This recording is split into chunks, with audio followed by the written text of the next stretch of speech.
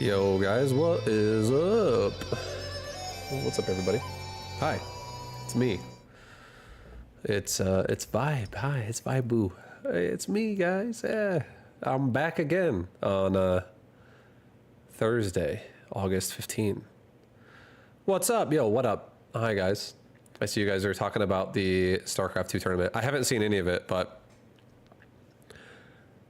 that I'm glad to know my boy Cyril is crushing again. You know, the Zerg god of Legacy of the Void. Or actually, he said Clem beat Cyril. Never mind. Good for Clem. Clem's really good too. Clem's actually insane as well. I just got booted by Clem. Yeah. Yeah, no, Clem's insane as well. I've already known Clem is insane for a few years too. That dude, and I whenever you play, or whatever, not even that. I was going to talk about Battle Aces, but it's like I already knew that before Battle Aces. Whenever you see someone play and they're just so just fast and consistent, like, and accurate, it's pretty impressive. And Clem's definitely a really solid player. Clem with the amazing hair now. Oh, nice. Hell yeah. Good for him. That's cool. I'm glad the tournament's going well. I'm glad you guys are enjoying it. That's sick. What's the prize pool for that tournament, and where is it actually happening at? Anyone know that? Battle Aces felt so good. Excited to play more. I am too, honestly. I want to play some Battle Aces as well. I'm actually going to make a video right now about Stormgate. $1 million prize pool. Really? Holy fuck. That's yeah, that's actually 400,000 for first place. How many people are left? Is it like in the final like 8 or final 4 already? SC2's on the rise, yeah. I mean, that is sick. Good for the, I'm happy for the people that are still playing, because holy shit, that's a lot of money. They have 2 of the final 4 already. Okay. I wonder what you make for being like 8th place in that tournament. It's like, oh, you got 8th, you still get $75,000 or like $50,000 or some shit. That's insane. Why does your camera look so good today? Thank you very much, Rawazoo. Because the light's on, and it just does. If there's light on properly, it has no grain. But if the lights are off a little bit, there becomes a little bit of grain. The tournament is double elimination. You can lose a series and still win. Yeah, it's always double elimination. It's very rare when a tournament. God, my nose is running. Oh. It's very rare when a tournament is single elim, especially with like how substantial that tournament sounds. $1 million prize pool, and everyone's like flying out for it. Definitely gonna be a double elimination. 8th place is $20,000. Dude, $20,000 is more than they gave for a prize for first place for like all of Wings of Liberty. Except for BlizzCon. BlizzCon is an exception to that. BlizzCon was definitely an exception to that. BlizzCon was kind of a large. BlizzCon was like a $200,000 prize pool. All right. Anyways, that's sick though. I'm happy to hear it. That's cool. I haven't been watching it all, but I do think that's cool though. I can appreciate that. What's up, yo? What's up, Alexius of Twitch? Guys, here's the plan for today for me. I'm about to make a video.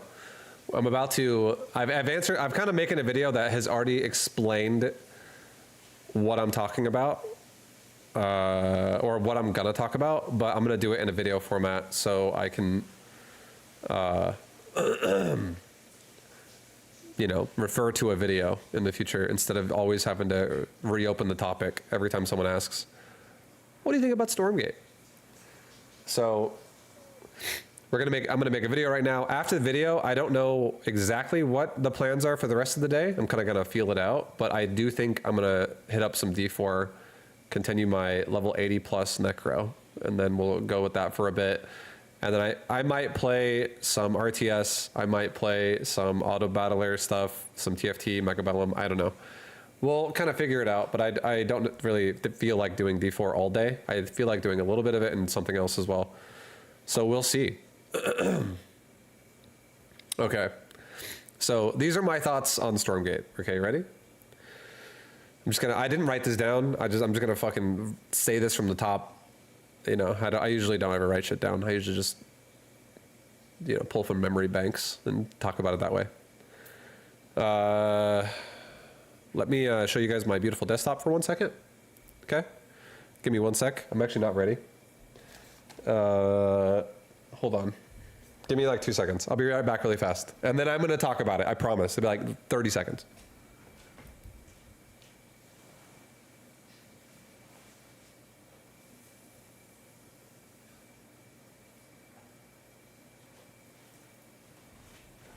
Okay, I'm back. It wasn't even 30 seconds. It was more like probably 13 seconds. Okay. So Stormgate, guys. Stormgate. Let's talk about Stormgate right now for a minute. I think the game needs some work. Okay? I'm just going to straight up put it out there. That's going to be the underlying thesis for this video, like just kind of what we're going to talk about.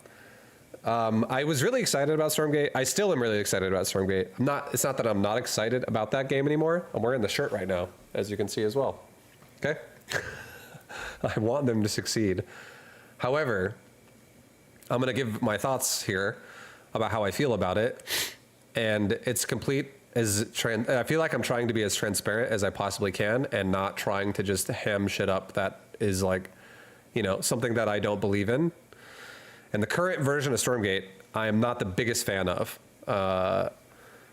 Just to throw it out there, I feel like straight up everyone understands this. I'll just address it really fast. I feel like the game overall is unfinished, and they've even said that it's not finished. Like it feels it when you play it. I feel like that kind of a thing does come with patience. Like it'll be developed more over time. I hope that they get to a point that they're proud of with that game. You know, I have a lot of optimism for them because I think they're capable of doing that. So that's all fine and well. I'm not going to address for too long about the fact that I feel like, you know, that is a big concern for me and, you know, I imagine other people that have played it. The game feels rough. One thing I think that should really be looked at is like the way that units attack in that game. I feel like that is probably the most annoying thing what I deal with when I play that game is how units are their like interaction works when you auto attack with them. And what I mean by that is a lot of times in that game, if you reissue an attack command that's not even clicking on a unit, you would, even if it was clicking on a unit, like that would make sense, but it wouldn't make sense if it was the same unit you did multiple attack commands on top of. Like if it was just one unit, you told your units to move on like 3 times in a row. But here's the problem. This is what it is. Repeated attack commands will reset your attack animation of your units in that game. And my God, that is so annoying for anybody that tries to play at, you know, a higher spammy APME threshold, if that makes sense. Like if you, it basically, the game I feel like punishes you if you tell your units to attack twice. And I'm the kind of person, I don't know about you guys, but I'm the kind of person that will sometimes spam a bit. It does happen. And I absolutely hate watching, like the most obvious one is a Hellborn. I hate watching that unit just like restart its 45-second attack animation every time I'm like, I spam something like that. And I'm like, oh my God.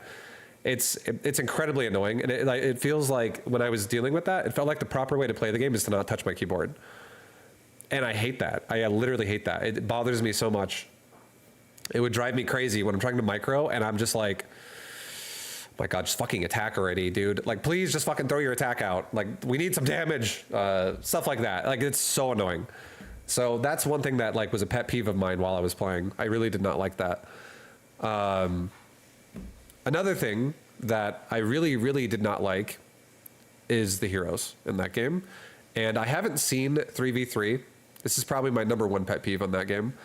I haven't seen, outside of using the units, like as a game as a whole, I think heroes in that game are really bad. I feel like I was really hoping. I'll just say what I want instead of what I thought would happen and didn't happen anyways. So I'll just say what they did do and what I want out of that. That makes more sense.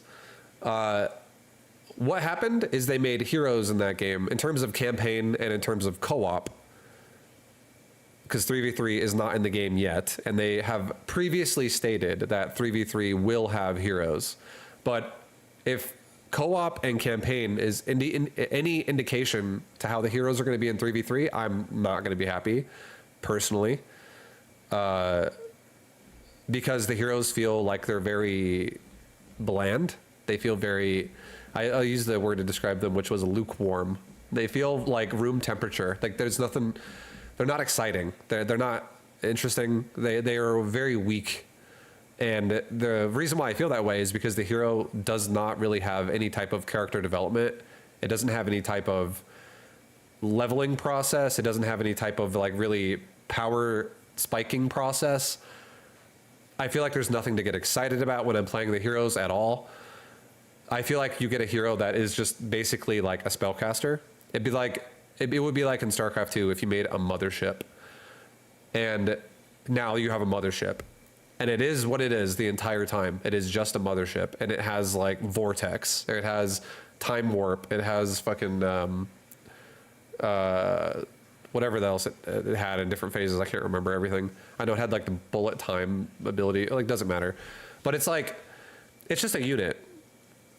And I don't know if that's what their plans are going to be for the rest of time with heroes in that game, or if these are kind of just like placeholder heroes. But I hope to God that they're placeholder heroes, because if this is how heroes are going to be for the rest of the time, I will say right now, I will probably never play that game. Actually, I will probably never play that game enough to actually put like 200 hours into it, even if that's what happens. Because I feel the whole, like, I think 1v1 is fine and everything like that, the way like it where, okay, to not be confusing, 1v1 has been a mode that has been addressed by Stormgate that is not going to have heroes, like, period, bottom line. Maybe they'll rethink that in the future. And me personally, I'm okay if 1v1 does not have heroes. Like, it's fine. I've said many times on my stream before in the past that when Stormgate was like asking for advice from people where like, should heroes be in the game or not be in the game? My advice was heroes should be in the game, but they should just be in 3v3 and not in 1v1, because I feel like a lot of people are very torn on heroes in RTS. Like some people hate Warcraft 3 type gameplay. Some people love it. You know, I personally love it. As you can tell, I'm a hero lover. But I understand the idea of people don't want to have heroes in the game in 1v1, and they like the StarCraft 2-esque, like just unit control, micro, macro, whatever, blah, blah, blah. And it's just like you have an army, and it's like nothing super overpowered, and like the whole army like is centered around a hero or something like that. And my advice was, I was like, okay, maybe heroes can be in 3v3, not in 1v1. And I feel like that is actually a decent way to go about it, because then you could also balance team games around heroes, and which would make it easy to separate balance of 1v1 and 3v3 as well. It would make it easy to have 1v1 be balanced and also 3v3 be balanced. And that was my advice I gave them. And they actually went with that. That was their overlying, I'm not saying I was the only one with that advice, but that was overall my advice. I felt like it was like a general way to please most people. And that's why, like, 3v3 is not in the game, like I said earlier, but the heroes are just really, really, really not interesting, in my opinion. I feel like they're just really boring. So my thoughts on if they're going to be added into 3v3 still, and whenever that mode comes out, probably next year sometime, the heroes should be, in my opinion, the best way to describe what I think would be really cool, and the direction I really feel like they should go is something along the lines of the hero can still have like a max level, so you can't just like consistently become more and more and more overpowered. Like I feel like the way, for instance, Warcraft 3 did it, where you have limited skill points per level, and then you have to like invest into like something else. You can't just do the same ability repeatedly, so you have to get a little bit of variety. So you can't just like get a level 3 ability right away. At like level 3, you would have to be level 5 to have a level 3 ability, because you would have to alternate your point allocation. I feel like that's a great system to create a level of balance. I liked it a lot. I feel like that's a great system overall. And I feel like having an ultimate that you unlock at level 6 feels like a power spike for a lot of heroes. I feel like that's exciting to be, on the threshold of like getting there or getting it, and then it changes fights a bit because you have a power spike. I feel like situations like that are really interesting. And to take that even further, I feel like the way that they should design heroes would be like taking Warcraft 3 as a baseline and just going even the next step with it. And I feel like an example would be how, like, if anyone here played a game called Last Epoch or something like that, like an ARPG game where you have abilities, and abilities can be modified by it's like, okay, this ability is a physical damage ability, but if you put points into it this way, it now becomes frost ability, and it not only does that, but if you put more points into it, it can freeze targets or something like that. Fire, and it can burn targets, whatever. Like you just have like rotations with abilities that you can customize for however you like to play. And let's say each hero had each ability had 3 different ways it could be customized or something like that. And you could maybe even also make hybrid versions of it, where you don't go all the way down one element or something like that, but you do a mix and match where you get specific things that you think would be really useful with how many points you're offered.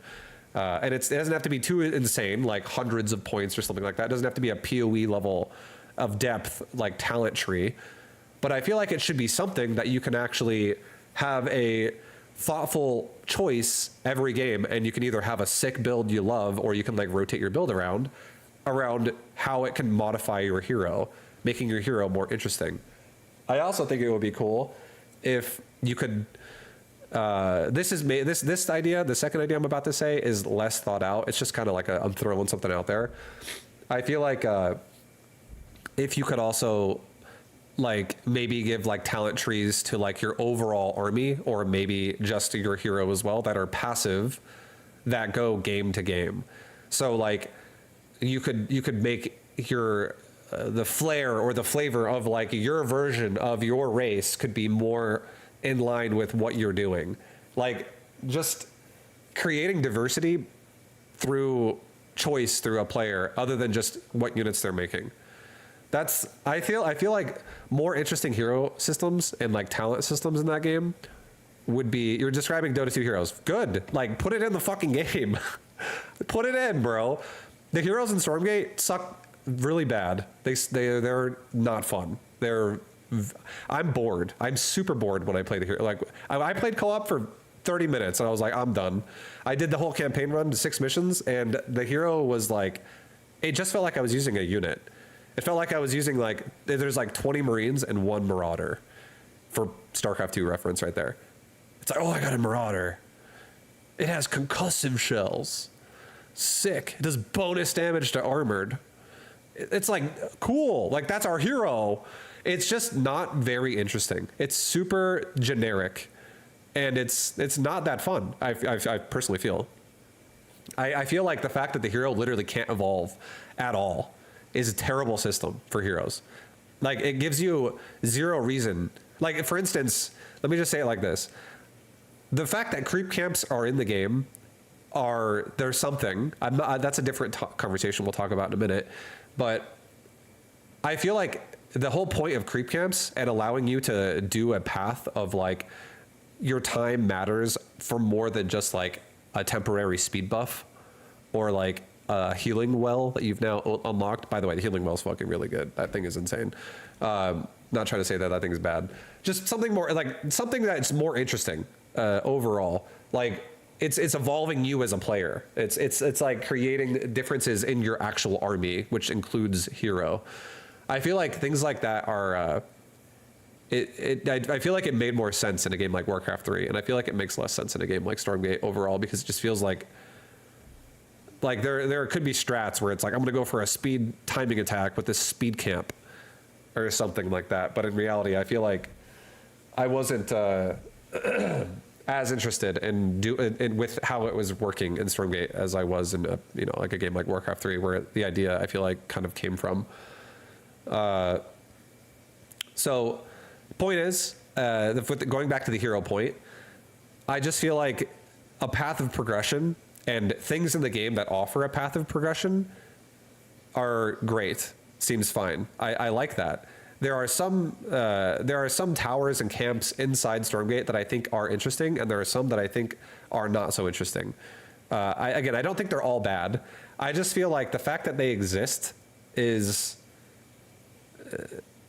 I don't know, it just does not feel as interesting. Like, I don't feel like it feels as rewarding as I want it to when you kill them. Just in general, that's not even like, oh, and creeping is all of the game. Like, fighting your opponent as well is part of it. But again, I'm not trying to say heroes should be in 1v1. That was an original point I was making. I feel like there's going to be a lot of people that would have a growing pain with that. I feel like heroes should definitely not be in 1v1 going forward, especially if they're going to try to incorporate a 3v3 scene, because I feel like they would be more. I feel like they would make more sense in 3v3. I feel like it would just, the gameplay in Stormgate in 1v1 seems like there could be a way you could set it up that would be interesting and really like high level, thought out. Like everyone's doing some, like, it's like StarCraft 2 is it'll go through the cycle of like StarCraft. It could, where you just have a bunch of build orders and you have a bunch of like styles, and like different maps can change if something works better or not, blah blah blah. I think that's totally fine. But I feel like team games in StarCraft were, in Brood War, I think they were great. In StarCraft 2, you guys can call me crazy if you want, I feel like team games in StarCraft 2 were not very good. I was not really a huge fan of team games in StarCraft 2, and I feel like the trajectory Stormgate's going on right now, if they make heroes either not in team games at all, or if they make them very lukewarm, very, very weak in terms of like how interesting they are, I feel like it's going to be the same process that's going to happen with Stormgate team games, where it's just going to be like kind of like forgotten about by a lot of people, and people just play it for complete casual purposes only, because no one cares. And I know I don't want to see that happen to Stormgate overall. But I feel like if nothing changes, that's what it will be. So again, heroes definitely need to be reevaluated, in my opinion. I think they need to be way more interesting. I think they need to be a lot. There needs to be like a complete overhaul on how heroes are in that game. Touching on creep camps, I guess. I feel like creep camps they're fine. Like, some of them are fine. I think the Zelnaga Tower creep camp is fine. I think the resource generation and like the healing well and like the mana well creep camps are fine. I think the creep camps that spawn a unit are a little bit weird, and I feel like that needs to be relooked at a little bit, because those units, I don't know. I feel like it's just kind of like, you don't want to have a unit that's too strong that like if you just protect it, it means you're just going to win the game, like straight up. And also if a unit is like so weak that like if you, I don't know. It's like, it's just a weird thing where like if your build is set up to do a timing attack, and then that also includes a unit coming with it because you've unlocked it by doing a creep camp, then that would be fine. I feel like they seem a little weird right now, but I feel like that's something that could be more like tweaked throughout time to actually feel like it's in a good state. But I feel like, I don't know. They're just like some camps that like a speed camp, for instance. If there was like a situation that exists where if you don't have control of the speed camp, and now the interaction of these units is going to mean that you get kited all day, or like you just get run down, like stutter stepped all day, and like it just kills you because you didn't take the camp, and it forces you to take it every time. I feel like camps like that seem kind of silly. I feel like they don't enhance gameplay. I feel like they worsen it. I feel like if you have like, oh, you didn't take care of the camp right away, you lose the game now. I feel like there should be options. There should not be forced paths in a scenario like that, because if there is a forced path, it creates like a really dumb level of gameplay in terms of like you don't feel like you have choice anymore, and you feel like you have to just do X before you can have choice then. So I think sometimes certain ones should maybe either be kind of taken out or moved on. So creep camps they're okay. I feel like they could be reworked a little bit. I feel like they maybe should be reworked a little bit, but you know, the current version of what they are in the game, in terms of 1v1, I wasn't loving them entirely. I was not the biggest fan. I was more on the side of not a fan of them than am a fan of them overall. So but I feel like it's not so I'm not dead set on that. I feel like time would be willing to, you know, change my opinion on that possibly. I don't know. I'm not hard set on my feelings about creep camps in that game. It's just not the biggest fan of the current version of what they were entirely, and including like the entire gameplay experience. Then when it comes to like graphics, stuff like that, I feel like that's stuff that will just increase over time. I'm not too picky. The graphics are not the biggest concern for me. I know a lot of people have talked to me about graphics in that game, like throughout my streaming experience with that game, have been telling me they don't like it. They dislike it for whatever reason. I think the graphics are not the greatest, but they're not like terrible either. I think they're fine. And I think that they will get more polished over time. So I think that's something to just kind of like not be too concerned about right now. It's not a big concern for me. But I really want to talk more about 3v3, but I can't play 3v3 right now. I really, really want to see 3v3. I'm most interested in 3v3 in that game, personally. Just for the sake of talking about myself for a second, I just played StarCraft 2 1v1 for over a decade, and I was getting to a point towards the end of it where I was just kind of like happy to go another direction and play something else. So I wasn't really loving the idea of going down another like 10-year tunnel of 1v1. That's more of a personal thing. Not everyone's going to share that opinion. That's mostly why I am actually more interested in 3v3, because I just don't want to. I don't think my gaming repertoire or whatever is focused only on 1v1 RTS gameplay. Like, I enjoy it, but I like having some variety. I enjoy doing something else as well. And one of the biggest things that was a huge disappointment to me in StarCraft 2 is how I really wanted StarCraft 2 to have more of like a community experience. I really wanted it to, in terms of like team games and like clans and stuff. And just baseline stuff that was like ingrained in me from coming from Warcraft 3. Because I started on Warcraft 2 and Brood War, or StarCraft 1 before Brood War. And I thought Brood War did some things great. I thought Warcraft 3 did some things great. I genuinely thought Warcraft 3 was like a level up on Brood War. Not only like, it just in a lot of ways, especially with like BattleNet interface. And I feel like a lot of that stuff was lost in StarCraft 2.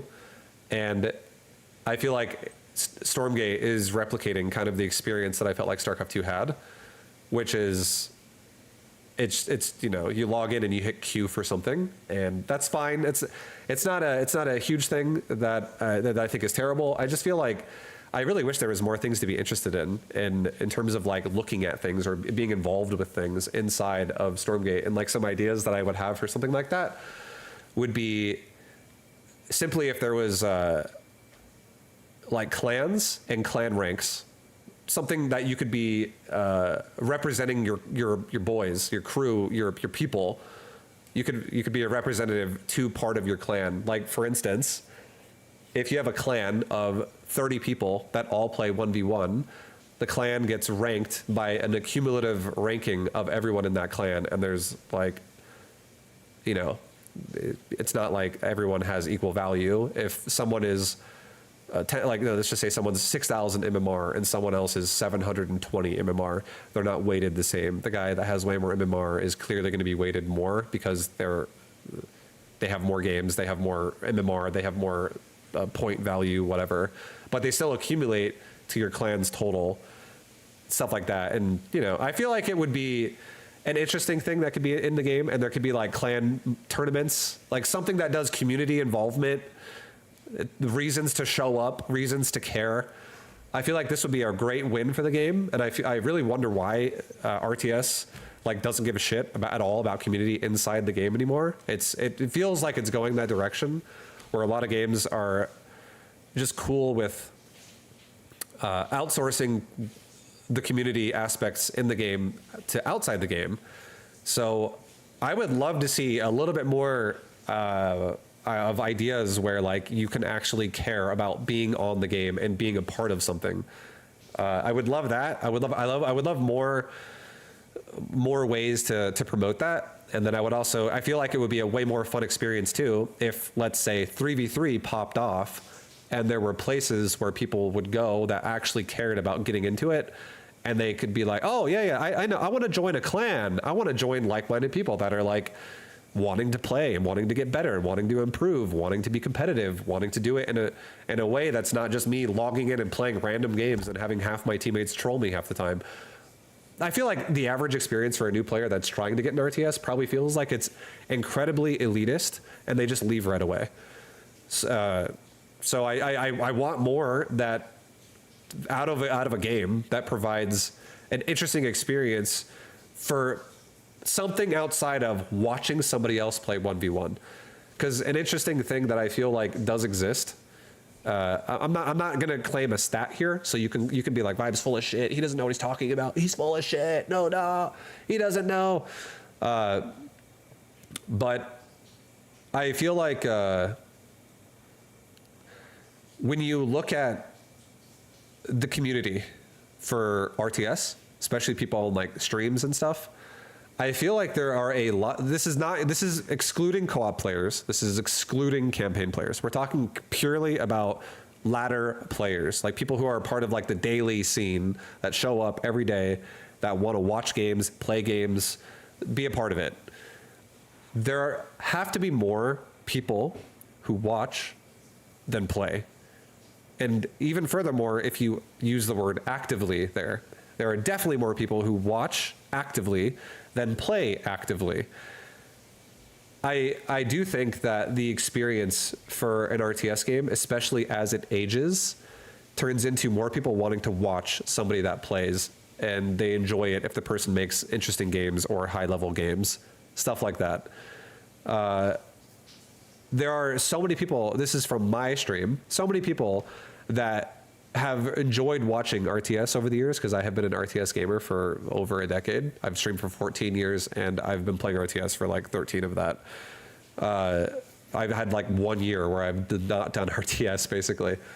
But so many people in my stream would say stuff all the time, like, oh yeah, I haven't played the game in 6 months, haven't played in a year, but I love watching games though. You know, it's just too exhausting to play it all the time. I don't got time for it. You know, my peak one time in Heart of the Swarm, you know, like this is something that happened like 9 years ago, or like, you know, depending on what year it is. It happened in the years of like 2013 to 2016. So long time ago. People just don't play as much as they watch, and that's totally fine. I think that's completely fine, but I do think that this creates a problem if your game makes people not want to play it that much, and instead they would just rather watch it or just not play it. Because when you're somebody who does play it, you get to this point, and it will only get to this point even faster if there's no ways that the community is like incentivized to grow.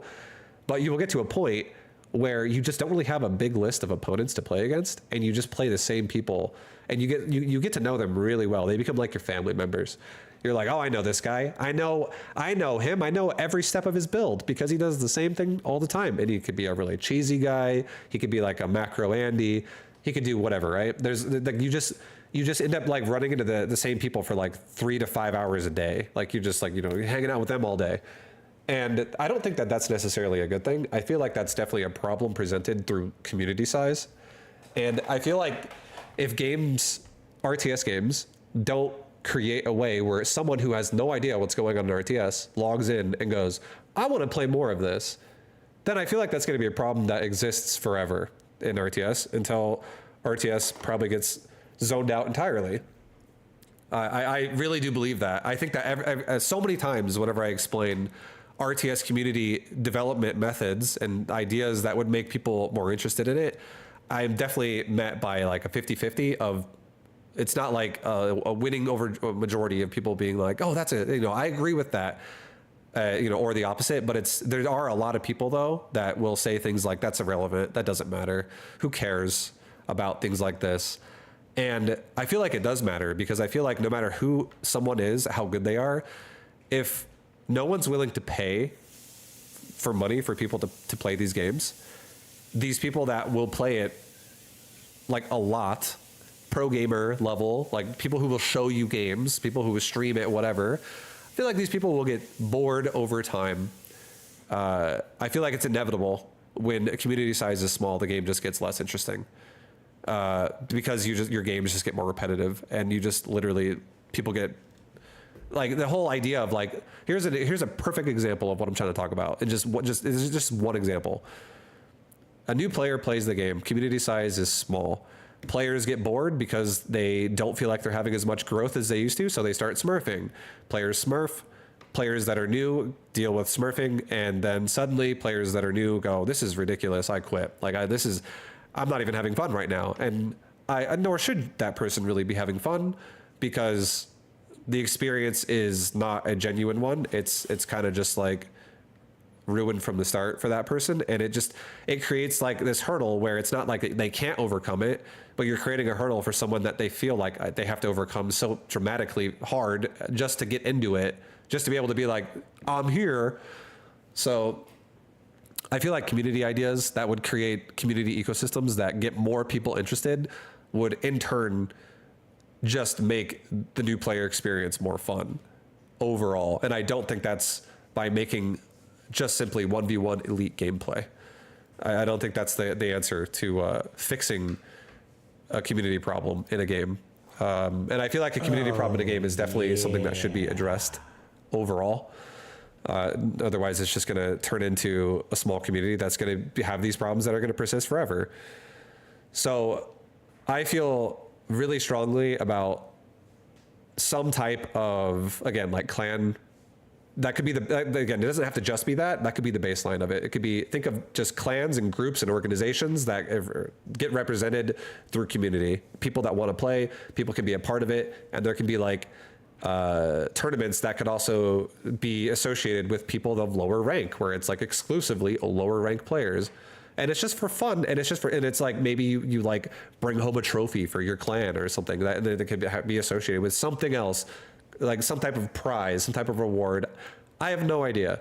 These are things that you could definitely take time to think about, but I feel like community aspect things that need to be in the game do need to be in the game in some way. I don't think it should just be as simple as you log in and you just are already looking at the screen that says, what race do you want to play? Zerg, Terran, or Protoss? Or if you're playing co-op commander, what commander do you want to play? And then you have like a list of your characters. It's like you log into a queue screen, and all you do is after you log in is you hit a button, and now you're like in the game mode. I feel like that in itself, just straight up, when you're playing RTS, and if someone is playing co-op that's not like a seasoned veteran of RTS, and they're probably like a little bit slower, they're probably more overwhelmed by easier stuff, which is totally fine. I feel like that's not really a time when people are going to like get to know each other and talk to each other and become like community mindset focused. They're probably going to be more like, hey, can you not talk to me right now? Unless it's literally about the strategy we're doing, because I'm trying to focus on the game right now. And you just create like it just feels more isolated, feels like an isolated experience. And I personally feel like it matters a lot, because I feel like these are ways where people will actually be interested in being a part of the game. The game needs to be more interesting, needs to be more fun, it needs to be more like open to inclusion of reasons why you want to be a part of something. Like looking at something and going, oh, that's an event I want to be a part of. That's cool. I want to participate. Not just things don't mean anything. Like, if I play unranked a ladder and everyone goes, "What rank are you, Vibe?" and I go, "I have no idea," because I'm just playing for funsies and nothing matters today and ever. I don't ever rank myself. No way ever. It's not going to be as interesting. Like, things aren't going to be as interesting. Things are not going to be that exciting to talk about. Like, people might enjoy watching it, but I just feel like it's more interesting. Things need to be there overall is all I'm trying to say. So I would love to see something like that, especially like rolling out with like 3v3, if possible. I think that would be really good for the game in some way, or some level of that. I feel like it shouldn't just be ignored, and it should just. I don't think that the most that we should do here is just add a tab that says 3v3, and it looks exactly like 1v1, and it just has Vanguard, Celestial, and Infernal, not in that order, obviously. The Celestials are on the far right, next to Random, which is on the far right. But I feel like if that's all it is, it's just a cube screen again, and you're looking at your race and you just hit Q. And it's like the only people you will play with that are pre-made are your friends you already have. That's not a good system. I feel like that's going to make people play and then quit and then not come back. And then if they really like it, maybe they'll play for a while. Maybe they'll play casually. But like, I feel a good majority of people that will try the game will probably quit the game and not come back and not care anymore. So I think that is something that should be addressed seriously, like heavily. I feel pretty strongly about the fact that that should be a concern that gets evaluated. Other than that, I feel like at this point, those are, like, I definitely want to make more videos about what I think about things with Stormgate and you know, stuff. But the way the way I'm about to end the video here, and after another point I'm going to make, but the way that I want to wrap it up is, these are all things that I feel. These are all things that I think. These are things that I want to share with people, with, you know, my stream, people who want to watch my stuff. And if you don't agree with anything I said, that's totally fine. I'm not saying that I'm 100% correct. You know, you can have an opinion too. It's totally fine. You can tell me what your opinion is, and I can, you know, see what you think too. And that's cool. That's completely fine. But I feel like the way everything I've said are reasons why I personally am not going to play much Stormgate right now. I do think I'm going to go on a bit of a hiatus from Stormgate. I'm going to chill out on that game because I'm not really enjoying it. I'm not really having fun at the current moment in time. And I do really like the idea of Stormgate. I do really like the people that are making Stormgate. I'm going to give that game more chances going forward. I'm gonna come back to it, and I'm gonna play it in future patches, especially ones that are adding things like 3v3. But I don't really want to play it right now. I don't really feel like it's giving me a positive experience when I play the game. I actually feel like it's the opposite. I feel like whenever I play that game, I feel like I'm just not having fun. So this is why I'm making this video, because I feel like it's going to be confusing, because people are thinking, Vibe, you're the StarCraft guy, so now you're the Stormgate guy. And I don't think I want to be the Stormgate guy right now, simply for, you know, those reasons. And there's more as well that I would say I'm not, like, I didn't touch on entirely, but I'm just not having fun. And I'm going to come back and I'm going to experience the game more in the future, you know. So I'll probably come back to this game like 10 more times, 15 more times. I have no idea. However many patches they want to make that are going to like optimize the game and improve the game, I do want to try them out, and I want to experience them. I want to play them. I want to get my thoughts on them. And I hope that my thoughts help in any way for them as well. Maybe it gives some feedback that they like. I have no idea. But, you know, I'm just trying to, I honestly, at the end of the day, I'm an RTS enthusiast. I love RTS. It's definitely my favorite genre of all genres. I've played RTS since the 90s.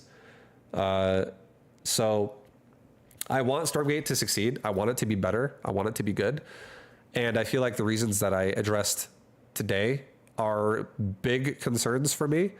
And I don't want to see what happened to you know, to like, I don't want to see what happened to me and my friend group happen to like other people with Stormgate if they're going through something similar, which is I played RTS with a bunch of my friends for so many years in Brood War and in Warcraft 3.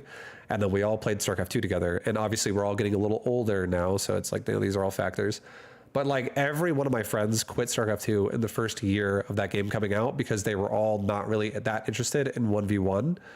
And I feel like that game did not really do anything for a player to make you feel like, your time is being spent the best in the team experience in that game. I feel like the team experience in StarCraft 2 was not that great, especially if you came from Warcraft 3. The Warcraft 3 team experience was so much more fun than the StarCraft 2 team experience. And if you never got to experience the Warcraft 3 team experience, it's kind of what I was talking about earlier in like the whole like clan thing. Like there was actually a lot of pride from players and different clans and channels, and people would go there and talk. There was limits on the channels and capacities. And I'm not saying that has to be that way exactly again, but like the idea of just like people representing their clan and people wanting to join the clan, and then clan clashes whenever you get into like multiplayer, like 3v3 games, whatever, stuff like that. Or just like storylines would develop with like people in their friend groups, and like you want to beat them or they beat you, but everyone was like interested to be there. It was fun. And then sometimes you'd have the occasional like, hey, well, how about I 1v1 you, and stuff like that. It was just a fun time to be a part of that. I feel like Brood War also had its own flavor of fun in terms of team games, but StarCraft 2, I feel like just forgot about team games. I feel like it was just an accessory. It's like this is a 1v1 game, and you can play any mode of team games if you feel like it, but like no one really cares. That's what it kind of felt like throughout the course of that game. Like map pools were so similar for so many years in that game, and the balance in that game was definitely focused around 1v1, as it should have been, I feel like. But like team games never really got much love at all. And there was just like, I feel like the team game mode in StarCraft, it has it had like the potential to be fun at times, but a lot of times it just kind of boiled down to like not very exciting. And I feel like the current trajectory of Stormgate, if they just like keep it on course for what they're already doing, I feel like the exact same thing is going to happen in Stormgate. So I don't think that like StarCraft 2 is a great representation for a good team game experience. And I hope to God that that's not what happens, because if it is, I honestly, like I said before, I probably just will, not play a whole lot of Stormgate then. And I don't even think I'm necessarily a team game full on player. I just feel like it's a great way to like bring community together in RTS. And I feel like that in itself, like community gaming is super fun. So yeah, I feel like I've rambled on a lot. I think I'm probably going to end it there, because at this point I'm just going to keep rehashing. But yeah, those are my overall thoughts at the current point in time. This is also just to tell you like my experience with the game. I played for about 7 days in February. I did not play at all since February. And then I played early access that came out July 30th. And I played that for like 9 days or 8 days or something, another little bit over a week. And this is how I'm feeling about it. And I just, I am happy to wait for more at the end of the day. I want to come back to it. I want to try it again. But at the current point in time, I will play something else and I will wait.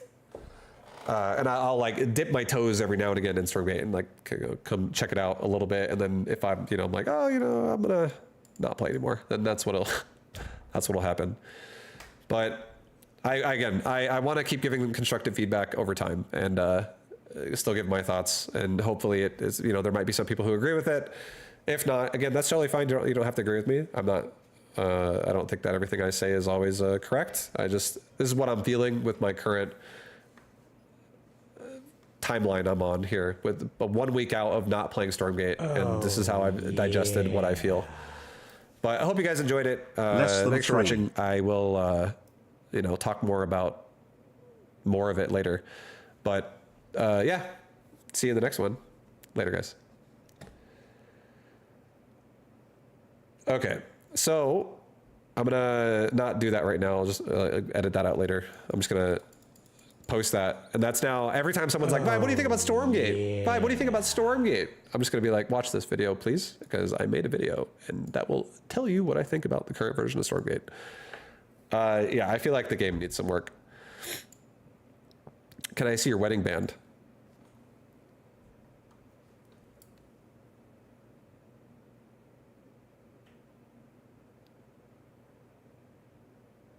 There you go. The fuck, you're married? I am, yeah. I got married in February. You're doxxed. I like the black and silver. Thanks. What's his name?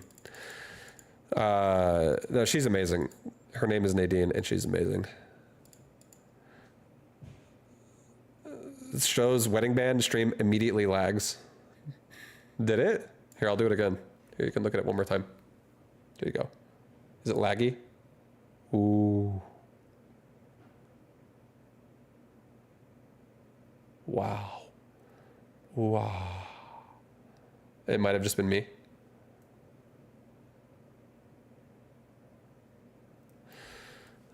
You just crashed my PC. Oh, fuck.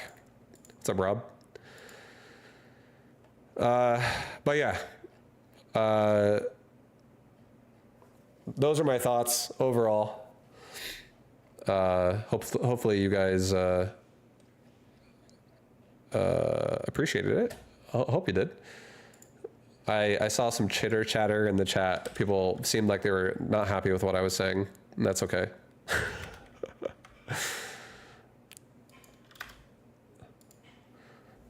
Have you read any of the recent Battle Aces dev posts? I have not. There are some pretty significant changes that I'd love to hear your thoughts on. I actually have not been looking at it. I want to try it again. I want to play it again. I think I'm going to... Vibe, you have thoughts on Zero Space? Do I have any tattoos? I don't have any tattoos. Here, I'll make a Zero Space video. I'll make a short Zero Space video right now. It's at 1 hour and 2 minutes. So you guys want to hear me talk about Zero Space, huh? Well, let me talk about Zero Space. I think Zero Space, I honestly might be remembering this incorrectly, but I'm pretty sure the last time I played Zero Space was February. Let me see. Zero Space, last played March 28th. I don't know if I was actively playing in March. Maybe that's when the game was being played. I have no idea. But I played Zero Space, here, as you can see on stream right now. I'll show you. I played Zero Space on March 28th, last played, so before March 28th for a bit, for a total of 48 hours. I played for, I feel like, about a week. It was similar to my February Stormgate experience. And my those are the thoughts I'm going off of. I have no idea. I have not been keeping up with Zero Space. I will still try Zero Space another time again when something substantial happens for that game. But I don't really want to play it actively daily. Main reason is similar with Stormgate. I just feel like I was in a state with my stream that was feeling like it was getting kind of stale for me, where I was playing StarCraft 2 ladder like every day, all day. And I was doing this since 2010. And there were definitely phases where I loved it. But towards the end, like 2018, 2019, 2020, 2021, 2022, every year that went on further and further, like the B to GM vibe era, essentially. I was like kind of getting tired of the content. I was getting burnt out. I didn't even finish my last B to GM series because I was just like, fuck this. I wasn't enjoying myself. I was hating it. I was genuinely not enjoying it. And I feel like I got out of it. And I've been kind of like reinventing myself with my stream, just allowing myself to figure out what I like. I still do love RTS. I still want to play RTS. But I don't really want to play the 1v1 isolated, like every day all I do is I log in and I play 1v1 ladder. And that's all I do. Especially when it's like a small community. I don't really want to go down that road again. So I haven't really been too invested in Stormgate, in Zero Space, sorry. Stormgate and Zero Space are like coming out at the same time and they're both similar in their situations right now. But I wasn't really wanting to go down that road again. And Zero Space, when I played it, the experience did feel like I was playing a StarCraft 2 level of experience. Like, it felt like it was heavily influenced by StarCraft 2. There were hero units in that game that were if you guys watch my Stormgate video, I would refer you to go to that. And I'm not going to go through the whole thing again. Because I you know, it's a long-winded conversation about how I think heroes need to be more interesting. I'll give you the TLDR version. Heroes need levels. Heroes need progression. Heroes need power spike moments. Heroes need to be exciting. Heroes need to be more interesting. I think when a hero is just baseline, what you start with, and it never changes, I feel like it's really fucking boring. I don't like heroes when they're like that. Like Warcraft 3 is a good baseline for what I think makes an interesting hero, and it doesn't need to be an exact copy of that. You could work off of something like that as your guiding point, though. I feel like, and it would be a way more interesting version of a hero. That's the TLDR version.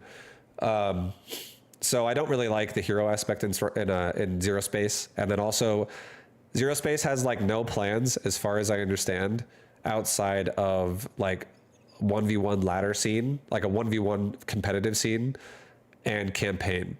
And I know there's a lot of campaign lovers out there, and that's completely cool. I know I'm not going to say that you're wrong, but me personally, I honestly don't care about campaign. The campaign part of Zero Space does not interest me in like at all. I really do not care about campaign. So I care about like versus modes and competitive modes and stuff like that. And I feel like that game is just it's very similar to like, I'm going to just play like a StarCraft 2 alteration.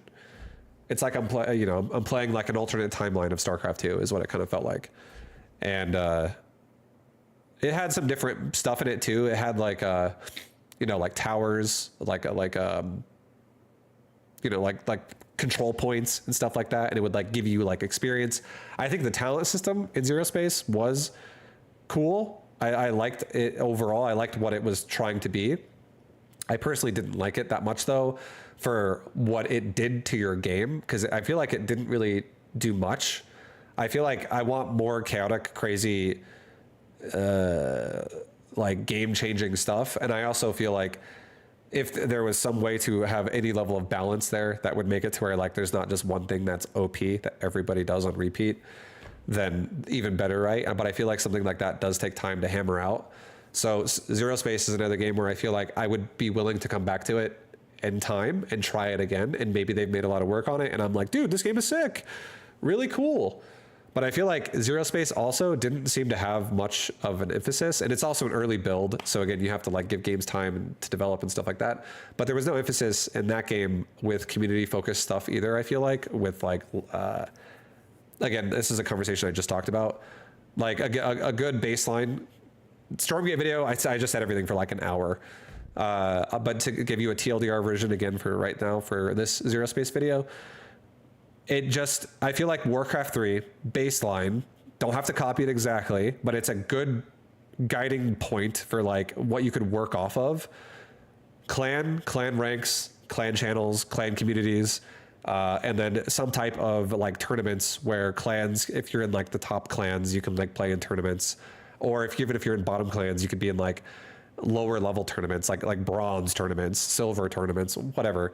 Just things that would be fun for you to like represent your clan with, represent your community with, ways you could have pride, ways you could, things that you could be interested about with other people who play the game. And this also creates an ecosystem of people where you can meet and play the game with, while not having to meet someone while they're currently in the middle of a game with you, while every time you type to them, they're probably like more or less saying, STFU, I'm trying to play, stop talking to me. I don't want to talk to you right now. I'm in the middle of trying to play the game as well. Like, it's a horrible community feature, I would say, when the only way you can talk to other players on the game realistically is if, number one, they're already on your friends list. Number two, it's just a general chat where everybody gets filtered into, and it's just one chat. It's like a cesspool, and no one wants to type in there because it always turns into people wanting to be edgy and just putting edgy chat in there, and everyone else is like, I'm not going to type in there, bro.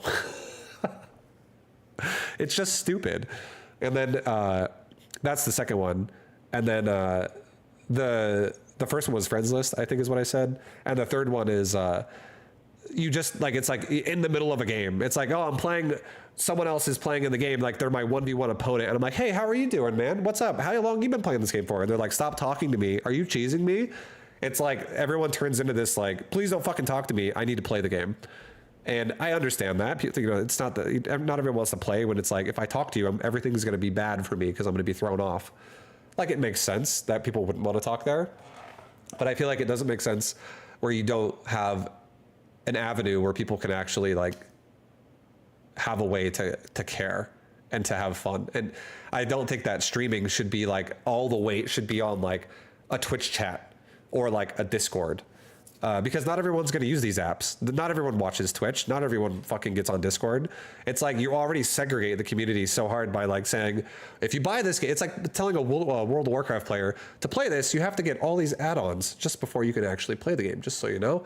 Like, it's annoying. Like, you don't want to have to like do all these extra variables so that you can be properly in the community now. And I feel like a lot of people won't even actually realize that's even happening, especially if they're super casual. Like, if you got a super casual guy that's like, oh, I bought the game, I want to try it. And then he gets on, he's like, what the fuck is this chat? And he has no desire to meet anyone in the game. And then he talks to one guy and he's like, fuck you. And you know, cause I don't want to talk right now. Cause I'm cheesing you at the moment, whatever. You know, it's just like a not good experience. So I feel like there should be some emphasis on like, and this is a conversation topic that I've had in the past, or like tried to talk about in the past, and it's met by a good amount of resistance. Like, people are like, Vibe, you're dumb. No one cares about that. And then we all wonder why like no one's playing RTS at the same time. I feel like these things do matter. And I feel like there's a reason why, for instance, even though I say RTS is my favorite genre, and it really is, I still have like fond memories of a battle royale game called PUBG, and I still have fond memories of a MMO game called World of Warcraft. Like, there's definitely ways that games can introduce community and ways games can foster a community, and it can be more interesting. Because I'm going to tell you right now, like, PUBG is a recent game that I played in the last like 6 years, where I had so much fun on it that it's definitely a top 3 game for me of all time.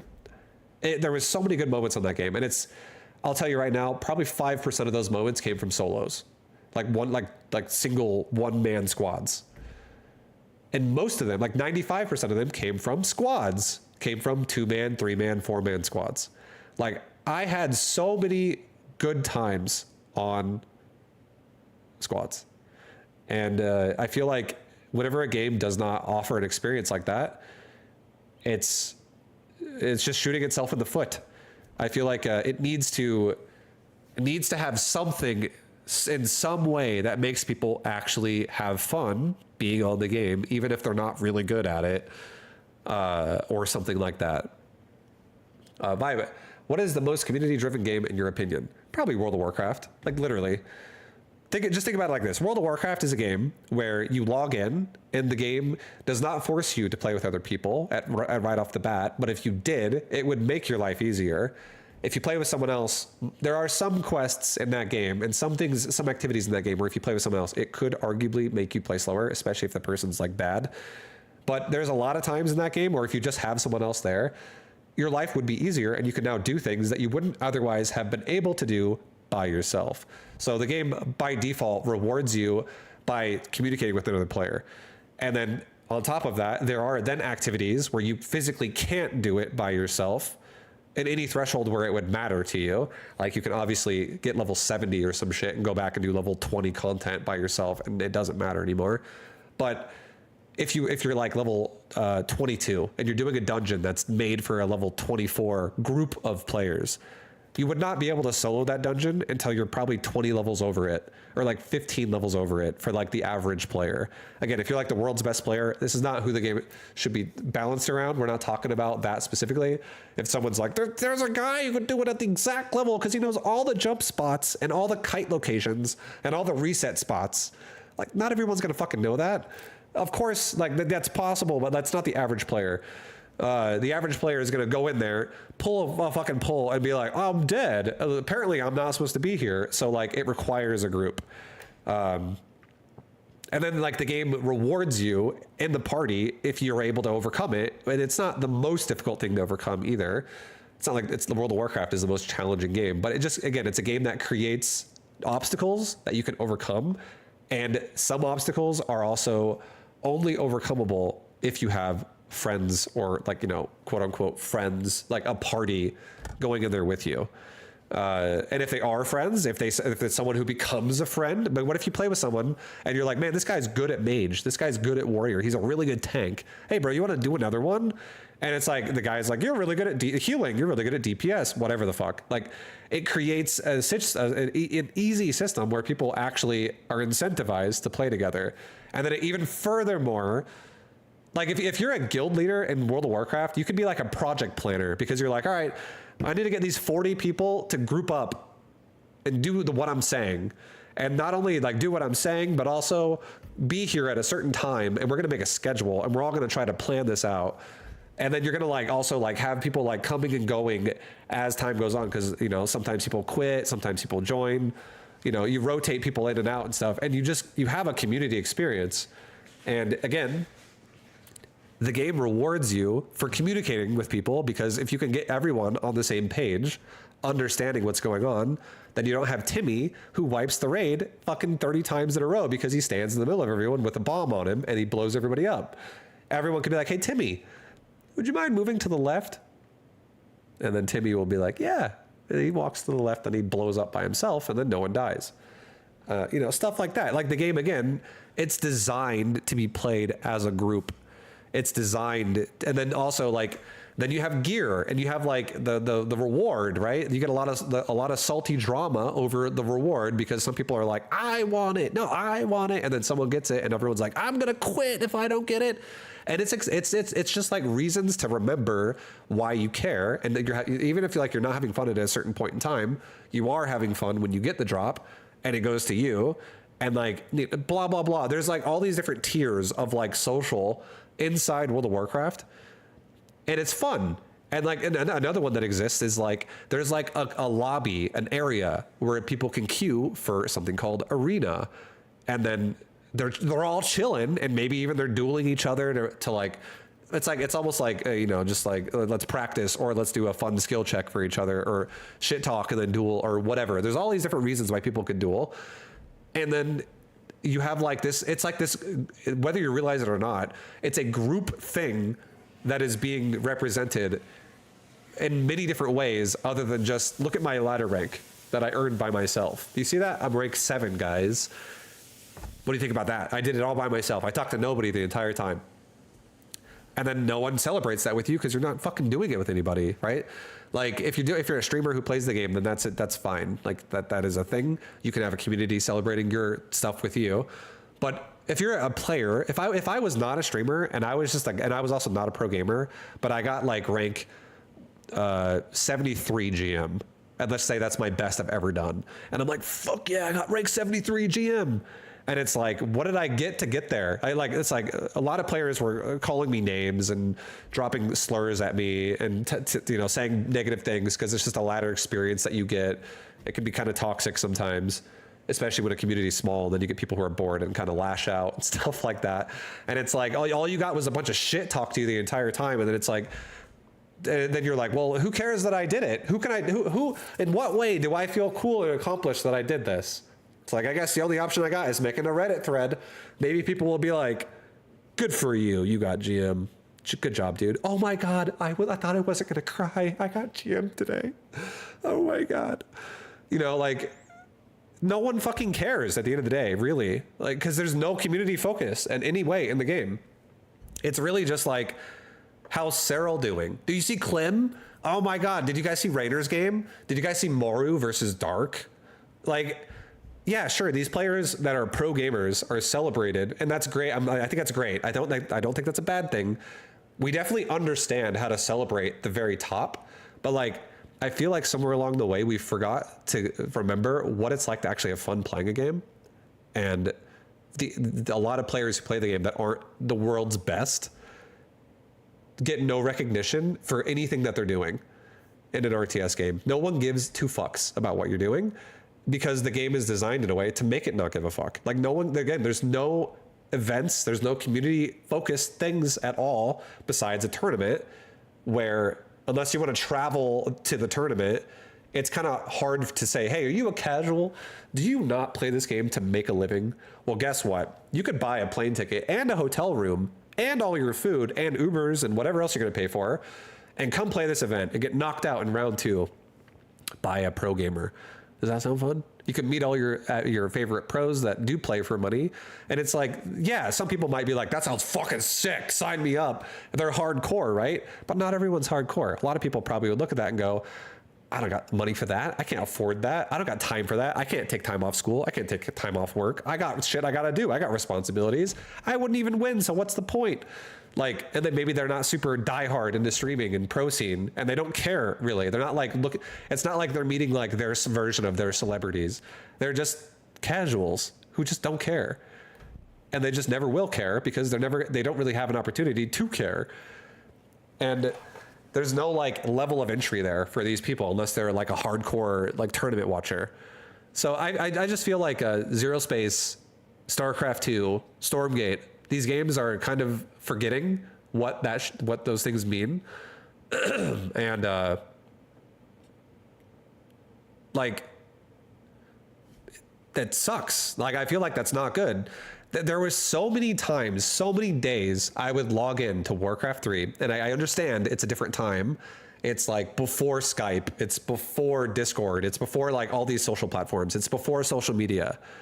But back in the day, back in my day, I used to log in to Warcraft 3 with the intention of playing the game, and sometimes I wouldn't actually play it for an hour because I would go to my favorite clan spot, Clan Lux, Clan Net, Clan whatever, Clan for show, baby. And I would sit there for an hour talking to somebody that's like, oh shit, yo, Cold Fusion, what's up, bro? Let's talk for a little bit. And I'm like, what up, man? And I just talk to them for a little bit, and maybe it's a friend of mine, maybe it's someone I already like, maybe it's someone I know, maybe it's someone who's talking shit, and I'm like, you want a fucking 1v1? You know, whatever. It's an interesting conversation, but there were like friends that I literally made because of this. So many friends that I made because of this. The friends list capacity back then was 25 people, and I made so many friends on the game without even having any form of social media, because it was just, there was like reasons to actually care about the people who were on the game as well. And a lot of times when your only interaction with someone else who's actually on the game is currently competing against them, you're not going to get to know them that well. Usually you're going to be like, you know what? If I would have talked to this guy for like 10 minutes, I probably would have liked him. But this motherfucker is 2 racks proxying me, and he's going Mass Reapers. I think he's scum. He's scum of the earth. He's a POS. He's a piece of shit. I don't like him. I hate him. And every time he talks, you're like, oh, that guy's lame. That guy's so annoying. He's such a shitty player. Like, you just like justify all these reasons in your head why you hate them, because you had your first experience with them is watching them cheese you or something like that. And I feel like people tend to negatively associate each other a lot in, you know, these 1v1 communities.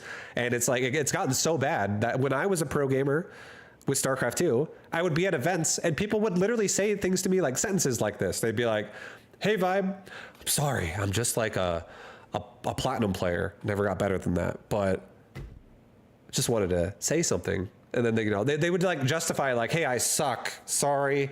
And I'm like, I don't give a shit. Like, that's fine. You don't have to like be of a certain league to talk to me. I don't care. Like, you're a human being. It's totally fine. You can talk to me. You can tell me your thoughts. That's totally fine. Doesn't mean I don't have to agree with you on what you say either, but like, you're more than allowed to talk. It's completely fine. And obviously they're going to talk anyways, but like they feel embarrassed because of their rank. And it's like, who fucking cares? Like, if you play more, you're going to get better. If you play less, you're not going to get better. That's just simple as that. But if the game actually felt like it wasn't such like a elitist experience just to get into it in the first place, which is kind of what I think Zero Space is doing, by the way. This is the whole reason why I'm talking about this. I feel like Zero Space is going down the elitist road as well, which is like, if you're not good, that door says campaign. Go play that. But if you are good, that door says multiplayer. That window says multiplayer. And that's for 1v1 badasses only. And if you're not GM, don't talk. Like, it's I like the tryhardness of it all. I am a tryhard myself, but at the same time, I really miss gaming with my friends. Whenever I play RTS, and the only time I play games with my friends anymore nowadays is not on RTS. I auto battlers, I'll play with my buddies. MMO games, I'll play with friends. FPS games, I'll play with friends, but not RTS. RTS is definitely like, hey, dude, let me ask you a question. Do you know the 34 things that you need to be covering in every single game you play within the first 3 minutes? And there's something about, I don't know. I don't know what that means. What are you talking about? Well, I don't want to play with you then because you're too bad. Like you're not good at this game yet. You need to go learn that. Let me make a Beta GM series for you. It's so fucking elitist, and I feel like we've normalized how elitist it is. And again, I think that it's great that games are hard and you can excel with skill and you can shine and there's a high skill ceiling for player expression. I love all these things, but I feel like it's not the only thing that matters. And I feel like when it becomes the only thing that matters in most people's heads, it's when everyone gets in the mindset of, I'd rather just watch. I don't really want to play. I'd rather just watch someone else play because, you know, that sounds exhausting. I don't really feel like putting myself through that. And then when you're the one who does play, you're like, oh my God, it's you and me. We just played 13 games yesterday. Let's do it again today because no one else is playing. It's fucking true. I feel like that is actually real. So I feel like Zero Space needs to, what does Zero Space need to do? Zero Space needs to, I don't fucking know. Make the game, honestly, I want the game to be more interesting. I want it to be less of a StarCraft 2 clone. I want it to be, some form of making me care about things that are not just like the absolute being the best 1v1 player in the world, because when you put enough time to be that into that, it gets lonely when you get closer and closer to the top. The more you get close to the top, the more lonely it becomes, and it happens sooner than you might think it does when the community is already small. So I want more things that incentivize people to actually play the game. And actually, like, you know, more than just saying, I'm going to play the campaign. I think campaigns are totally fine. I have no problem with campaigns, but I feel like if we just like start an RTS thinking that like, oh, the campaign is for everyone who does not try hard, like, or co-op, those modes fucking suck. Personally, to me, I think they suck. I feel like they're fun. The campaign is fun one time. I do not like speedrunning campaigns. I do not like replaying campaigns. I don't want to do the same thing repeatedly where it's like, hey, Commander, we got Marines only. Get over there and kill that base, but make sure you make 7 Marines before you do. And then only use Marines because that's the only thing we can do right now in this campaign mission.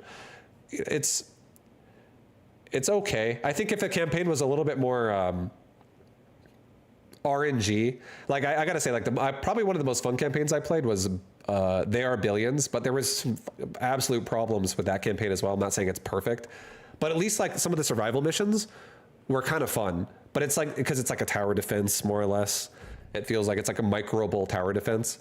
But then once you figure out what works, it gets boring. You're just like, oh, I already know how to beat it. And there needs to be some like another one would be like The Last Spell. That game has a campaign. That actually is an even better example. The Last Spell is fun.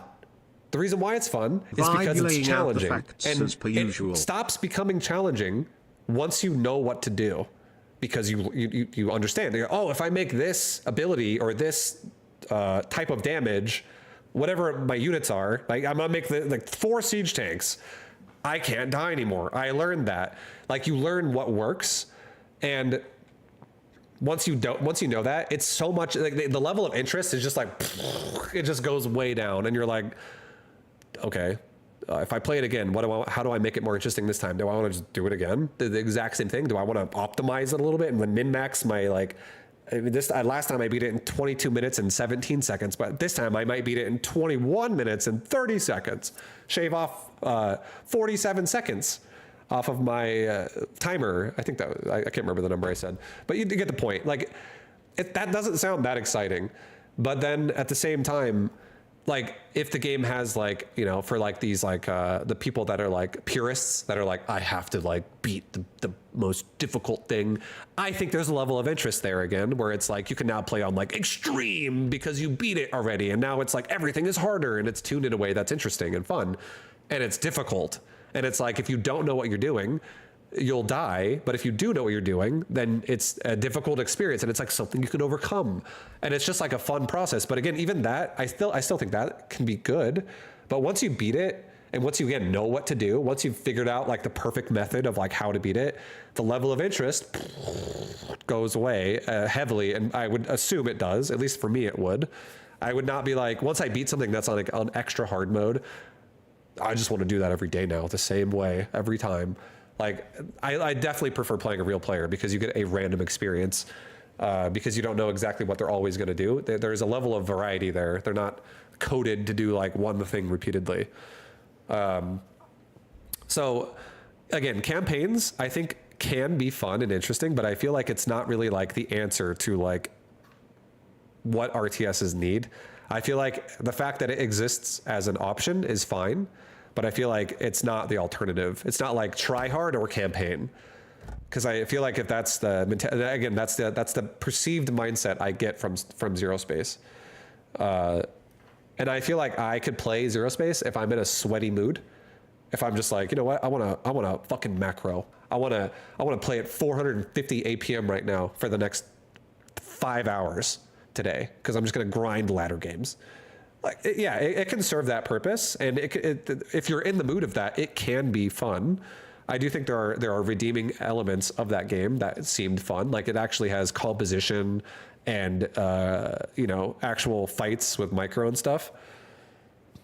Like it exists in that game, but I really do feel like these things. Another example I'll give you is I had so much more fun playing ladder as a ladder player. I had so much more fun playing ladder in Wings of Liberty than in any other version of StarCraft 2 in terms of just my personal experience. And the number one reason why is not because of the units that existed in the game. It's not because of the abilities. It's not because of like factors that were literally in the game, as much as the community size in Wings of Liberty was enormous. You would play ladder, and it was rare to play the same person more than 2 to 3 times in the same day. Like you get on, you play 30 games, and it's like you will genuinely have 25 different unique opponents. And when you play in 2024 or like 2022, if you're at the upper level, you'll play and you'll have 5 unique opponents in 25 games. You'll play one guy 13 times. You'll play one guy 6 times, blah, blah, blah, blah, blah. We're at 19 right now. You could add it up to 25. Like you'll just play a lot more of repetitiveness, and it's not as exciting when it's like that. Stormgate SC3? So, JKJK. The repetitiveness is not a great thing, and the elitist aspect of it all, where like you just I can't speak anymore. You disincentivize people to like get in the scene because it's like, they got to overcome a hurdle right away just to be involved. I feel like it's no worries about that mess. It's fine. Once you get like, it just basically the point I'm trying to make is more people make the game more interesting because you have a lot more variety. Less people make the game less interesting because you get a lot more repetitiveness, and you can really feel it. And then you get players that like start getting really bored, and they start hitting these like brick walls that they never really overcome. So they start going on this like, how many accounts do you have right now? I'm on my 47th account today because at least I have some semblance of progression, even though I'm just repeatedly going from new account to where I was over and over. Like it just gets boring. And I feel like that's where every RTS game is going to be going down that tunnel again if we never really recapitalize what creates a community in a game. So Zero Space needs, just like Stormgate does, more reasons why a community would care, I feel like. And the game itself also, I really think that game needs a rework on its own hero design. I feel like the heroes in Zero Space are not fun either. And yeah, just time for development is a huge one for both of them. But I don't know. I played. It's harder for me. So I'm doing this also just to say it out loud right now, just so you guys understand. I'm doing a Zero Space video as a request for people because I just did the Stormgate video. I recently played Stormgate. I have not played Zero Space for the last 5 months though. So this is all from memory. Maybe I should have made this video a while ago. My bad. But yeah, I don't really feel like I'm doing Zero Space as much justice as I should be. It's just, it does have similar problems to what Stormgate does, where it feels like they're just trying to copy like StarCraft 2 as like a baseline, and I feel like that's a mistake. I feel like Warcraft 3 is such a better baseline for both of those games, and then work around it. And yeah, it's people who didn't play Warcraft 3. I wish you could have back then. It's not the same experience nowadays in Warcraft 3 as it was when Warcraft 3 was actually like the main RTS game that people were playing. There was like a fostered level of community that existed there that was a really fun thing to be a part of. And then it evolved into like a custom game scene as well. And this evolved into other games that you probably know a lot more nowadays, like Dota 2, for instance. Like Dota was literally a custom game community in Warcraft 3 before it became Dota 2. Which is it was so fun to be a part of stuff like that. So I really want some more community aspect-y stuff in these new RTS games that I kind of just explained a little bit, just to start. Like we can definitely theorycraft and deep dive these things more and more and more and come up with a lot of ideas from a lot of people, but baseline, there's like no semblance of community in these games, and I really wish there was, because I feel like it's just going to keep the game forever small, and it'll alienate most people who even want to play, and they'll just recede to I'll just watch. Which is kind of what's happening, I feel like, in RTS a lot lately. So those are my thoughts. That's kind of what I think overall. I love RTS. It's my favorite genre overall. I have had so many cool moments with RTS in my life that made me the gamer I am today. And I want RTS to thrive and succeed. But currently, I don't feel like it's doing it. And there's a lot of reasons for that. But those reasons would maybe push it a little bit, like one step further in the right direction, I feel, if they were addressed. But anyways, I guess I'm going to leave it there on Zero Space. It's the game itself, honestly, was fine. I just feel like it was too similar to like what I was experiencing in StarCraft 2 in my 1v1 ladder days. It was just like I was playing that again in a new skin is what it felt like. And it just by default had like a small community, because it felt like a lot of people that would probably approach that game would probably be really confused, and they'd be like, I don't know the fuck's going on. I have no idea what's going on in this game. And it's a lot.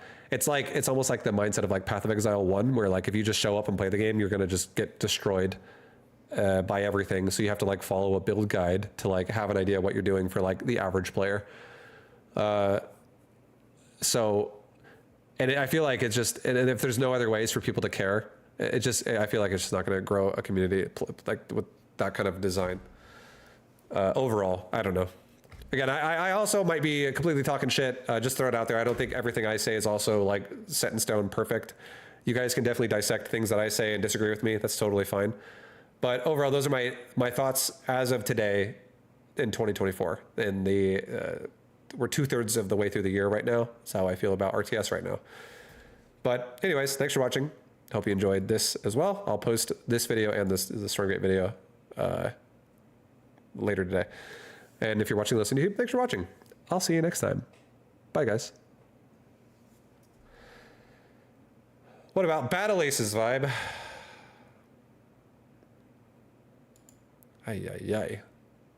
Okay, you guys want to talk about Battle Aces now? I kind of did talk about Battle Aces a little bit, but I can talk about Battle Aces now as well. Here, let's get some music going.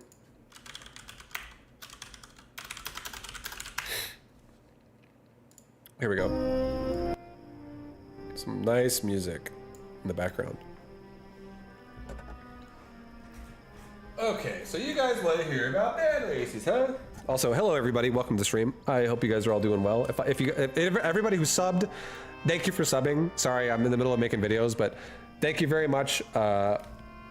Quanta Twitch, or Iguana Twitch, sorry. I thought that was a Q for some reason. Iguana Twitch, Dandarin, thank you very much as well. And Raven Spawn, thank you very much for the 14. Un tubo de troppo, thank you for the 7. Waldor, thank you for the 81 months. I appreciate it a ton, guys. I love you very much. Thank you for supporting me. I appreciate the love. Okay. You guys want to talk about battle aces? Is everybody gonna go back to SC2? No, no one's gonna go back to SC2. If I'm telling you right now, in my opinion, RTS is gonna either die, go dormant, or stay small forever until these things get addressed, in my opinion. But I do not think people are going to regress and just go back to SC2 unanimously. I do think some people will go back to SC2. I'm not saying that's not going to happen for everybody. Some people will, but like the scene overall is not going to just like go back to StarCraft 2. I feel the only way that's going to still keep happening is if Dubai is like, you know what? For the next 20 years, we're doing $1 million a year to this tournament, and everyone who plays in it gets like a salary. Maybe then. Maybe it'll have like what it has now, like a tournament life where people can watch it. But like in terms of people playing the game and the game actually being alive, and we're back to like 100,000 plus people watching it on Twitch daily, and you got like 74 people streaming it, and the top streamer has like 27,000 viewers or something like that. That's never going to happen in StarCraft 2 ever again. Like the scene will never be alive like that again. General Duke, thank you for the 61-month resub. This is gonna be hard to edit this, dude. Shit. I need to, 1 second. I'm gonna get a notepad out here. Write down some numbers here. What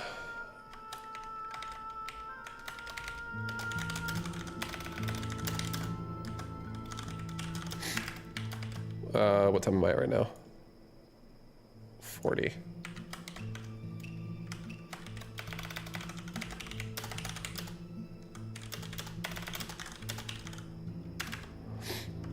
And then what am I at now? I'm at 142.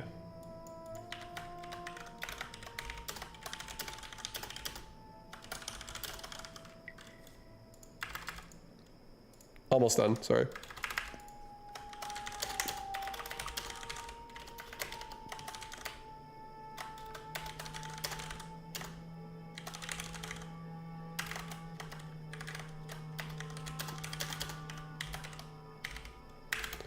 Okay. Did I play Immortal Gates of Pyre? I have not played that yet. I have no opinions on that game. I have not. I've looked at Immortal Gates of Pyre for all of 60 seconds. I haven't done anything. All right, we're going to talk about battle aces now, starting right now. Hey, you want to talk about battle aces, guys? Let's talk about battle aces, okay? Let's talk about the current state of RTS games, and this one we're gonna look at is battle aces. I don't have any graphics for you to pull up right now, sorry about that. But I would say battle aces is, in my opinion, really fun. It's really good. I am curious what the, like that game is gonna evolve into even more with how it's going to be developed. But I feel like Battle Aces at its core is a fun game. I feel like the best way to describe Battle Aces in a really simple way is it feels like a custom game inside a StarCraft engine that is like a micro arena. It's like a bunker war, or it's like a zone control or something like that. It's kind of like you have like a spawn point, and if you just hold down one button, you can like turn it into like, you can make a unit every like 2 seconds, and it just spawns out of your base repeatedly, and you're just constantly trying to like battle your opponent, and you guys have the same amount of money. It's not like one player has more than the other. It really just depends how you invest it, like if you expand first or not. But it really does feel like you have an 8-unit capacity, an 8-unit limit, where that's kind of your build, and your opponent has one as well. And the fact that you can see your opponent's units, like, you know, there's no tech structures in that game, so there's no signifiers to be like, oh, he's got a starport, he's got a Stargate, he's got a robo. Like, you don't know what he has because no one has anything. He either is going to make one of two things that gets announced, and it's like he's going for tech number 1, he's going for tech number 2, and it literally announces it, and it shows you a graphic if you hit spacebar or whatever that shows you what units are being unlocked for the fact that he's now doing that. So essentially, there is no scouting and there is no surprising your opponent in terms of tech in that game. There is, however, still scouting and surprising in terms of where you decide to move your units, because there is fog of war in that game. So you still do have to scout, despite what a lot of people were saying, where you don't have to scout anymore. You do, because you don't know where you're going to get attacked. And positioning is honestly really important in RTS. So I feel like it's developed in a way that's a little bit more approachable. It's a little bit more casual oriented. And I feel like that's actually a good thing overall. I don't think every single game that gets made in RTS going forward has to be super casual, but I do think games need to have something that allows it to be approachable by a player in some way. And I feel like the method that Battle Aces has used, where they've really like made it no longer a problem of having to build or manage an economy or make a build order, or realistically, the build orders in Battle Aces, the build orders in Battle Aces are so simple. It's like you hit Z and you've now expanded, or you hit like X or whatever and you've now teched. Well, if you have the right amount of money, it's super, and it does it for you. It like it presets locations and stuff. It's super, super, super casual. But at the same time, the game also has micro. The game feels very polished. It feels as good to micro units in Battle Aces basically as it does in StarCraft 2. Like, the units are very responsive. They look clean. They move cleanly. It feels like it operates how it's supposed to. Like, the game runs correctly.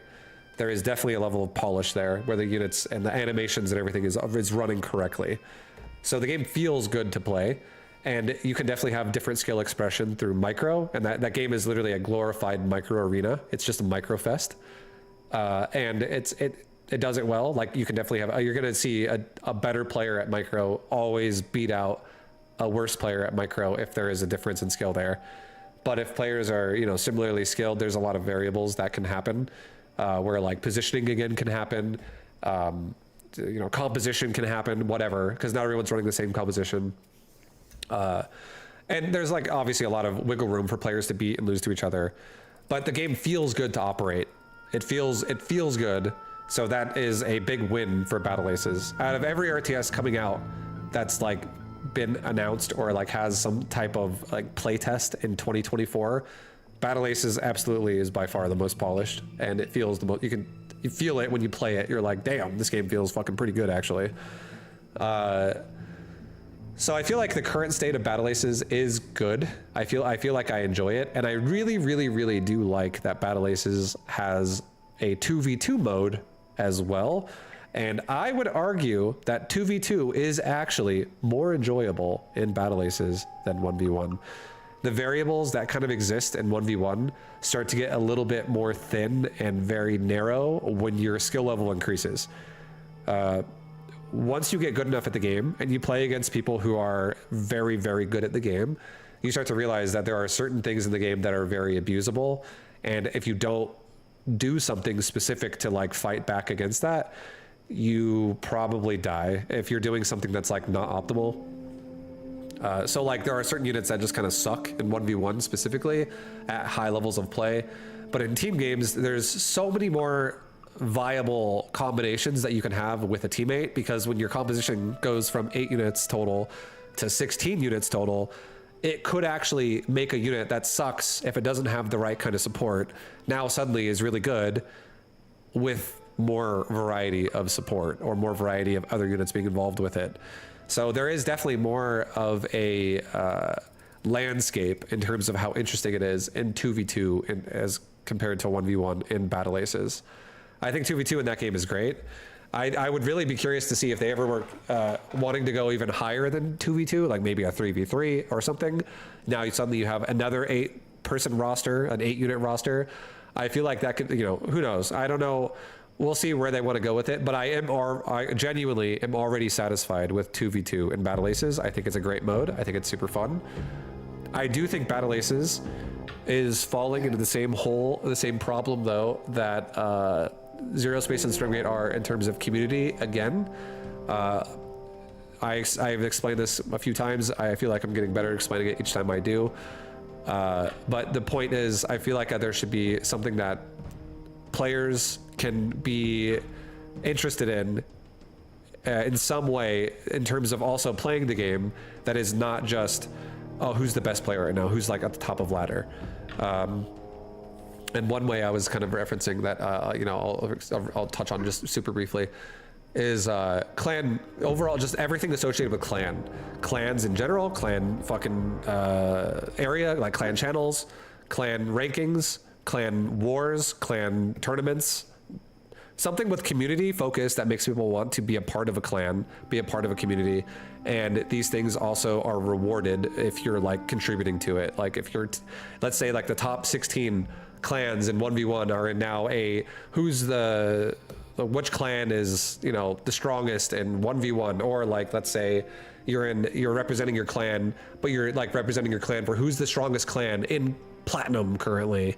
And now you're like, oh shit, I'm representing the boys in plat right now. I'm in, guys. Like, there's just a way for people to root for you, and you to root for yourself, and you to root for your friends. Like, I feel like things like that need to exist in RTS games a lot more. Some of the most fun memories I had in StarCraft 2, which is zero community focus unless it's for tournaments, was when I played a clan war for like you know, there's like a clan league, and it's like whoever wins the league gets fucking $5,000 or something, and there's like 20 clans in the league. And some of the most fun memories I have in StarCraft 2 are literally me watching some of my teammates play in a clan war where I'm like, we gotta win, dude. Or if like they're like, hey Vibe, you're next, and my teammate is losing, and then I go in, and now I'm playing, and everyone's like, oh dude, like good luck, I think he plays this way, this is sick, like sharing information, we're all talking about it, and it's like, all right, let's go, like let's fucking do this. It was so fun because it's like, it's a community event where like you're representing your team, and it's still 1v1, but it's so much more interesting. And 2v2 can be the same way. So I feel like there needs to, and a game that kind of does that in a way that I feel like is more modern day, more interesting, is literally like Mechabellum. Mechabellum is a mech-based auto battler game where you can literally play in tournaments that are predetermined on certain days. And if you sign up for it, it puts you in a bracket. There's no clan stuff in it, but it puts you in a bracket of like your skill level. And StarCraft 2 did the same thing as well, but like, the StarCraft 2 tournaments, the reward for it was ladder points. Like no one gave a shit. No one played in it. I feel like these, like, if there was some reason why it could be interesting, community-wise, like some type of reward, it could be in-game stuff, it could be cosmetic things, it could be something else, I don't know. It could be some reason why you go, man, that's cool. I'm glad like we won that. I'm glad this is, I want to do this. I want to be a part of this. It sounds fun. So I feel like Battle Aces does need to maybe do something in some way with community involvement. I think all of these games need to do something like that. All these RTS games that are coming out, like Zero Space, Stormgate, and Battle Aces. And none of them seem to be doing that. And I feel like that does create a problem if no one really focuses on things like this, which is, every time you log into the game, all you're gonna do is you're genuinely gonna play it right away. You're not gonna do anything to associate with other people really, unless you already know them for the most part. I feel like there needs to be some type of common ground where you actually like get to know who the hell else is playing the game, even if they're not a streamer or a pro gamer who's being like represented in tournaments because they're like some of the world's best players. There needs to be like a way where you can meet your fellow gamer in a fun way that's not currently being annoyed by them because they're cheesing you or they're doing something annoying to you strategy wise, so that people can actually like feel like they're having fun playing the game and not just watching the game. I feel like whenever there's no focus on things like that, it turns people more into like, they just kind of like over time get anxiety, or they just kind of dissociate with it, and they're like, you know, I like watching it more than playing it. I like the game, but I'm not really someone who wants to be like the try-hard sweaty guy, so I'm happier just to watch. Battle Aces does have a bit more of an approachable gameplay style, which is still really fun at the end of the day.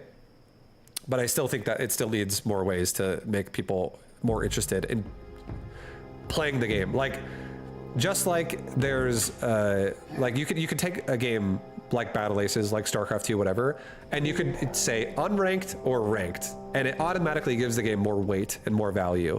Just like you can make like a community aspected event, and suddenly now 2v2 is more interesting than what it was before. Like I feel like there's this weird thing, like in StarCraft 2 was also where it was really prevalent, where if you play 1v1, it matters, but if you play 2v2, no one gives a shit. If you play 3v3, 4v4, nobody cares. If you have fun, good for you, but no one at the end of the day gives two shits about anything in team games at all. There's zero reason why people care.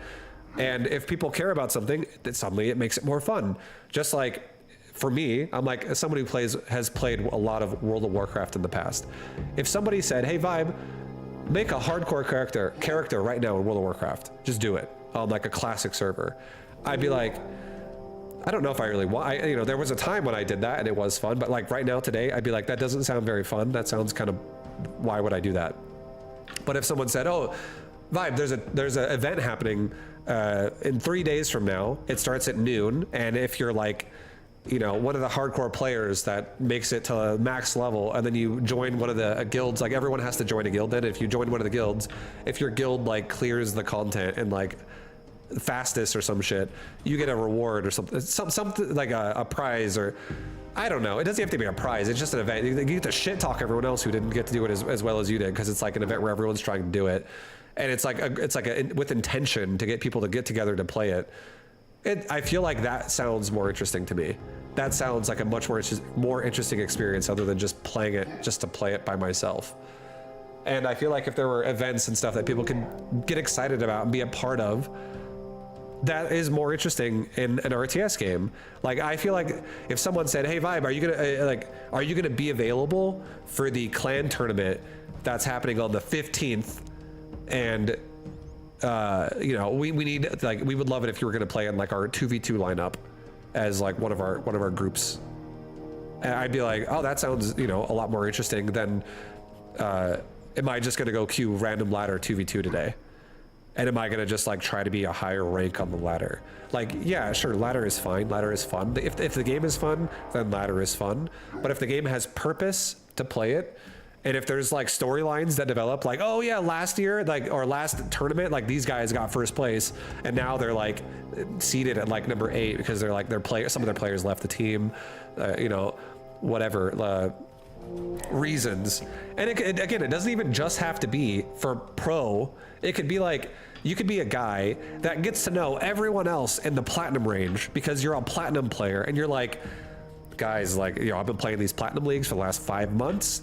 I know all these other people. People are trying to recruit me to their team to represent their platinum squad. And maybe you're on the verge of getting promoted, and you're like, bro, I might make it to diamond now. I've been having so much like tournament runs here, and I've been doing pretty well. I'm learning the game a lot, and now I want to join the diamond league, and I'm going to take a step up here in like my skill level personally.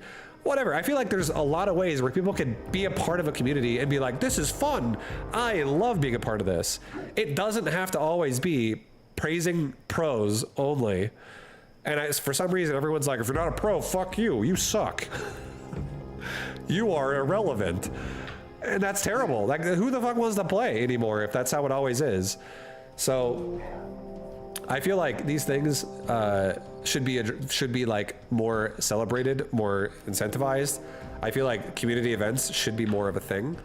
So I would love to see that from any of these games. But at the end of the day, I think Stormgate has, or Battle Aces, sorry, I've done 3 videos today. I'm talking about everything. Battle Aces has a good range of units in the game right now. It has a good range of options in the game right now. I think it is at the very least interesting gameplay at its core. I would love to see how the game evolves and develops with more balance and more units and getting added to the mix and other things that might shake up the game as well. I haven't really looked at recent balance changes that people have been talking about on the Reddit threads, so this is kind of like maybe a delayed video that I should have made a little, like maybe like 2 weeks ago or something. Either way, still making it. And I think Battle Aces to its core is a great game. I think it's fun. I would love to see more things that celebrate it even better, with more people being interested, and other than just, you know, only people who are pro. I feel like Battle Aces I feel like that game has wiggle room to kind of be creative and change up things that it already does, but I feel like the game does what it's supposed to do really well already. I feel like the game is designed to reach out to a broader range of gamer and maybe convert more gamers into RTS gamers, and also appease people who are already RTS gamers by giving a very sleek, like fucking clean gaming experience. Because if you've played Battle Aces, it does feel AAA. Like, it feels very good. Like, the units respond super good. They respond great. The interactions of units feel mostly good. And if the game gets more polished on top of what it already is, if there are like case-by-case basis stuff where it's like, this interaction's bad, let's maybe readdress this one specifically. Sure, that's very possible. But like the game itself to its core is actually pretty polished, pretty smooth experience. It's honestly fun. So I'm actually pleasantly happy with Battle Aces, and out of all the RTS games coming out in 2024, I do think I'm going to be playing Battle Aces the most. And we'll readdress other games as we go and try to, like, you know, give them a chance again. I still am not quitting those games. I'm still going to go back and play things like Zero Space and things like Stormgate whenever a substantial thing happens that like makes me feel the need to do that. But yeah, I feel like Battle Aces is actually doing things really well, and I feel like it also is not making a campaign, and it's not making other stuff, other modes essentially, and both Stormgate and Zero Space are doing that. And I feel like that's actually, like, you might say it's a disadvantage for Battle Aces, because you might think to yourself, like, this is like a number that is a thing. There are a lot of players that will play a campaign and will never touch multiplayer. And that does exist. And if these players buy the game to play the campaign and then quit, they still bought the game. But, or they still bought something out of it, like the campaign content or whatever. And that's fair and that's valid. But I feel like the fact that Battle Aces is not making a campaign, and they're not making other modes overall, like, maybe they'll make some in the future. They're focusing only on 1v1, 2v2 multiplayer only right now. I feel like it shows, because it's really fucking polished, and they don't have a lot of like work in other areas that they keep having to address to come back and focus on multiplayer, then make campaign, then make co-op, then make multiplayer, then go back to campaign. And then, like, it's just a lot of things to balance around your plate there. Zero Space instead is just focusing only on the multiplayer aspect, and it feels polished. It feels like it's actually like fully functioning good experience. So I'm very happy about that. And I would not be opposed to more things in Battle Aces in the future. But yeah, I feel like I really enjoy the current experience that Battle Aces provides. So I feel like it's really just like, I want all RTS games that are being developed to kind of readdress their mindset on what they even think community even means and why that matters, because there's a lot of negativity towards that topic for whatever reason. Like, I'm telling you right now, guys, as someone who's been playing RTS since the 90s, the 1990s, I have gone through a lot of experiences with RTS, and I do think Warcraft 3 was the peak RTS experience that I've ever gone through in terms of everything, all things considered, when it's like we're talking about the campaign, the customs, the community BattleNet interface, the ladder games for not only team and solo. Like, there are a lot of things that Warcraft 3 did that were W's, I feel.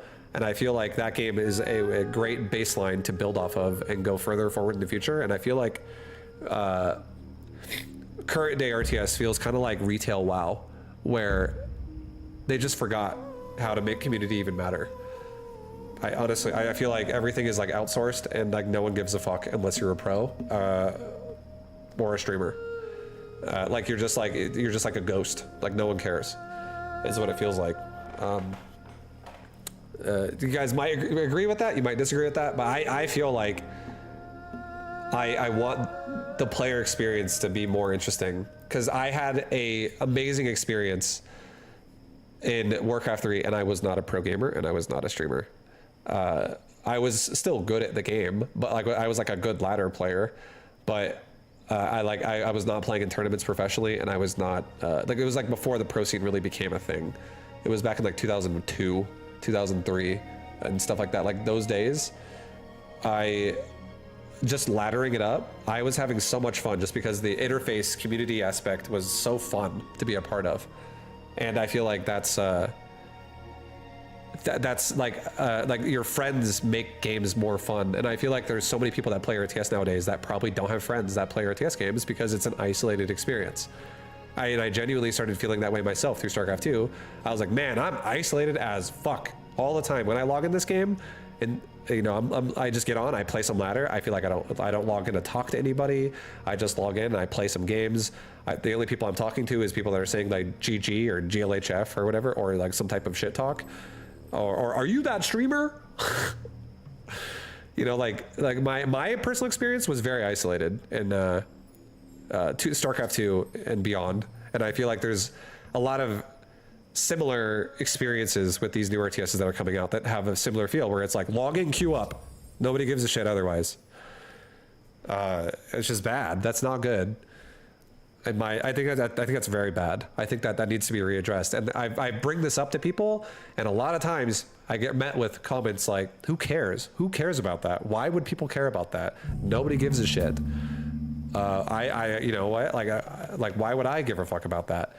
Like, it's just a lot of like zero inspection on the idea, and just lack of caring about like what it even means at all.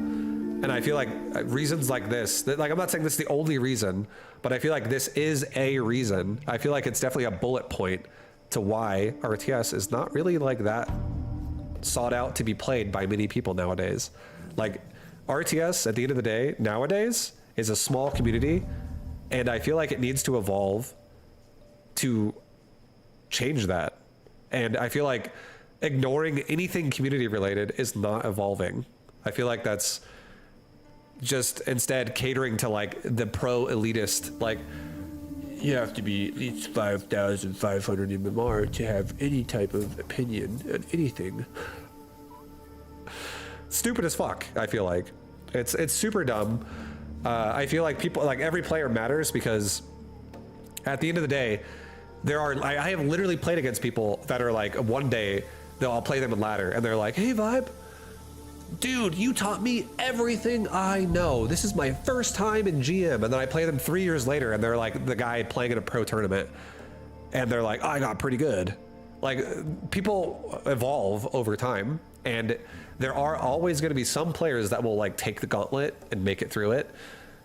But I feel like the current model of RTS, not many people think that gauntlet sounds very fun, and they just get turned away by it. They're like, I think I'll go play like Battle Royale, or I'll play like an MMO, or I'll play League of Legends. I'll play a fucking MOBA. I'll play something else, and you know, go spend my time that way. Because at the end of the day, I feel like the isolating experience that RTS is nowadays is not that appealing to a lot of people. And again, that's also another reason why I feel like a lot of people nowadays, there should be surveys taken over this, of like, hey, do you watch, or how much RTS would you say you play, and how much RTS would you say you watch? And which one do you do more of? When's the last time you played a game? If the answer is you watch more.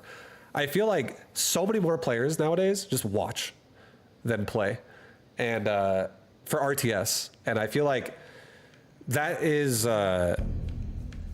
you know, I feel like I want more people playing. I feel like I think it would be cool if there was a reason why a guy who is platinum level would log in and have the time of his life and log out, and he wouldn't even know shit about what's going on in the pro scene. He'd be like, "What? Oh, who's Dark again? I don't even know who that is."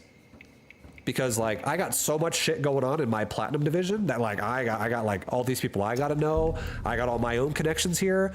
Like, I'm you know, I'm doing my thing and I'm having fun doing that. It's not like you have to be following the pro scene to matter.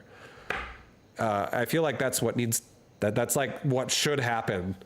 Because I feel like your time matters on a game. And if it doesn't, why the fuck are you playing it? Right? Like, if you feel like you log into a game and you're like, well, my time doesn't fucking matter. I'm gonna log off. That's fun, right? That's so fun. That's great. So I feel like that should be really like thought about. I feel like our RTS could evolve so much more if things like that mattered. And yeah, I would love it if some RTS devs start like trying to address that more, I would say. And then like, you know, if my ideas are terrible and no one ever gives a fuck, and it literally ends up like StarCraft 2 tournaments, which I feel like there was not really a lot of support for that at all. It was like a tournament every hour or something like that. What was StarCraft 2 tournaments like? Because that's a good example of a failed process there. It was like a tournament every 2 hours, and it would just seed you into whatever your ladder rank was. And then it would like, if your opponent no-showed, it would make you wait, and then you would just get a bye. And then it would be like these forced like every 30 minutes, and the next round would happen. And if your opponent didn't show up, you just get free wins. And the only point of playing in the tournament, and if you don't show, there's no penalty. If you just don't show up, there's no reason why that affects you in a negative way. But if you do play a game and you lose ladder points. And if you do play one of the games and you win ladder points. And the only reason why, the only unique thing you get is you get a trophy if you win the tournament or if you get runner-up. And it goes into a part of your profile that's like 3 buttons deep. That's like, click on you, view profile, then match history, then tournaments or something, then fucking tournament list. And then now you can look at your tournaments, your tournament like trophy case, and no one gives a fuck. Like people have to like deep dive and like fucking criminal background investigate you to look at your trophy case, and then they're like, well, what does that do for them? And what does that do for you? It doesn't mean anything. It's like, oh man, this guy has 23 gold trophies, which means he basically won 23 ladder games, because that was what the prize was. It was ladder points. Like nothing matters and nothing means anything. And I feel like one of the reasons why that was the case is because they were so fucking frequent that nobody cared. I feel like tournaments should be like at maximum 2 times a day. Maybe like try to like get some blocks of time here that are like high traffic for people at like 2 different parts of the day.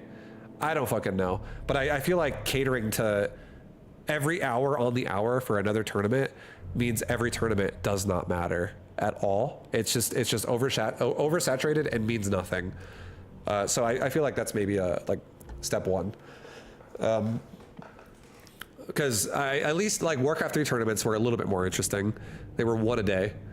But I also think that like just coinciding ladder games with ladder point, or with tournament games, automated tournament games with ladder points, I think that's a terrible idea as well, because it literally punishes you for playing tournaments sometimes. Let me explain to you an example of being punished by playing a tournament. I have played tournaments before on StarCraft 2. Automated tournaments where I am a GM player and I queue up for a tournament, and no other GM players queued up for a tournament, and barely anyone in Master League queued up for the tournament for this specific hour that I queued up for the tournament in. And it was, maybe I play 3 tournaments in a row, and every tournament is like this. But I'll play a tournament and only 8 people show up for like names on the list, and it's like 5 diamond players, 2 master players, and 1 GM player, and I was the GM player. And then it's like, I beat my first opponent in the tournament, and it's a diamond player. And it gives me +0 ladder points for the result, for the reward there. And I'm like, oh, so I essentially played a game here to not lose ladder points. If I win, I don't lose ladder points, but if I lose like -60. And then I play the semifinals, and I play against the another diamond player, because the Masters player no-showed, and he just didn't even show up. And now I'm playing a diamond player in the semifinals, and I get 0+0 again. And then it's the grand finals, and I have a Masters player who made it through the other side of the bracket. I beat him and I get +2, because his MMR is like fucking like 4480 Masters 3. And I'm like, like at that point, maybe I'm like 5,600, like top 40 GM. And no one's fucking playing because no one gives a shit. Because you just, you're fighting for ladder points, and all you're really doing is you're putting a timer on your ladder games. You're like, if I laddered, I could play a game and then play a game and then play a game, and there's no interruption in my flow here. But if I play a tournament, I have a 30-minute timer that exists that I have to make sure I'm available for, which means I might have to quit my current game I'm in, or I look at the timer and it's like I have 12 minutes until my tournament match happens, so I have to sit there and wait and just wait and not play anymore and just wait for 12 minutes so I can play that match. And then like the tournament comes around and the guy no-shows and you're like, oh, so now I just don't even play a game. There's just no game. Like it's just because he's in the middle of a game and he doesn't want to quit. He's like, I don't want to fucking quit this game to play that tournament. I'm just gonna say fuck the tournament because it's just for ladder points anyways. Like there's no fucking reason why you care. It's terrible system. There's zero thought into like making it interesting. So that's like a failed thing, and that's not what I'm saying is like what should be added into like future games. So yeah, these things are relevant to talk about because I feel like these things are community focused events, community focused ideas, and I really do, again, I'm gonna stress it one more time, feel like RTS games need something community related to where everyone doesn't just disregard everything besides pro, because I feel like all that really does is it just makes everyone feel like they would rather watch them play because nothing matters, that they do, because who gives a fuck. So yeah, that's my overall opinion. Again, I've talked about that a lot today with different videos, but I hope you guys, maybe, you know, whatever video you watched, whether it be my Stormgate, my Zero Space, or my Battle Aces video, I hope you enjoyed listening to what I had to talk about or what I had to ramble on about. I hope you found it interesting. But yeah, I think Battle Aces to its core is actually a great game right now, and I am genuinely happy to play more of it. I like the state that it's in as a game right now, and I feel like the biggest thing I would love for that game to just evolve it even more is more maps and more units and get some more variety, and that it already has. Get more, even more in there, and that would be fucking cool. And go from there. But otherwise, I think the game to what it is and what it's provided so far is actually really fun. So thumbs up for Battle Aces right now. I'm actually really loving it. It's actually a positive review. I gave a bit more of a negative review for Stormgate and Zero Space, but Battle Aces has actually been really fun. So thanks for watching. I will see you guys in the next video, whatever it is, whatever I'm rambling on about. And yeah, thanks for your time, and I will see you next time. Peace, guys. Okay, and then I'm gonna write that down really fast.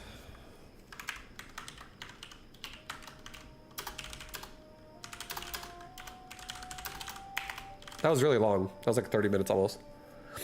Oh, yeah. Booty booty booty booty boot butt cheeks. Right? Right. Only pros know how true that is. Everyone else can go fuck themselves, goddamn noobs. Thank you, Cyphobia, for the 101-month resub.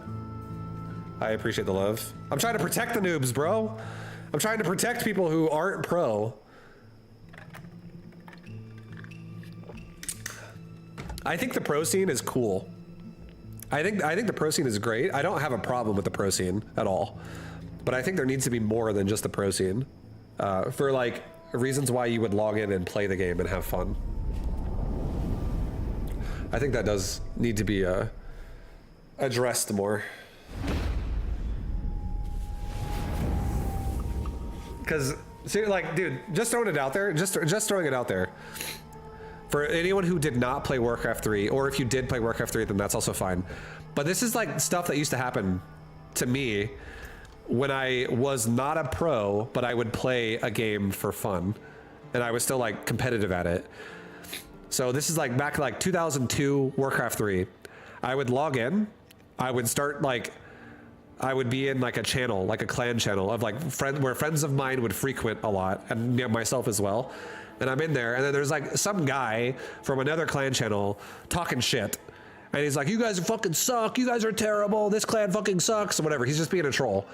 And then we like would, you know, somebody in our clan is like, you know, you fucking suck, bro. Let you know, you challenge him. You're like 1v1 right now.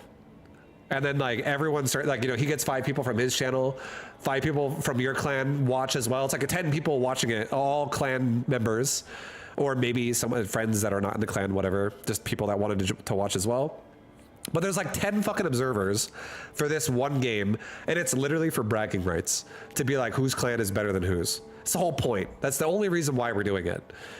It's for ego and pride, and it's so fun.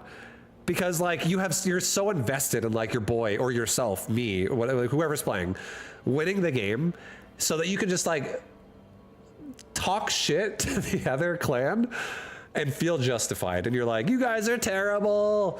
And it's like, it's obviously not trying to like bully people. It's all just like rivalry. But at the same time, you're like backing your squad up and like you're showing up, for like friends of yours. And like whenever you're not doing something like that, maybe you're having a more casual conversation with like your friends and you're doing something similar with like 5 people are watching, 2 people play a 1v1, just to like rotate in some practice games with people just because you're having fun. And you're like, let's see who plays right now. Like maybe winner stays and people rotate in and out. It was just like people actually would like put more time in to create fun little like mini ecosystems that would all come together over time. It was a really, really, really good time. And sometimes I would log into the game not knowing what I wanted to do, and I would get caught up for 5 hours doing something like this. It would happen almost every other day. Like it would happen often.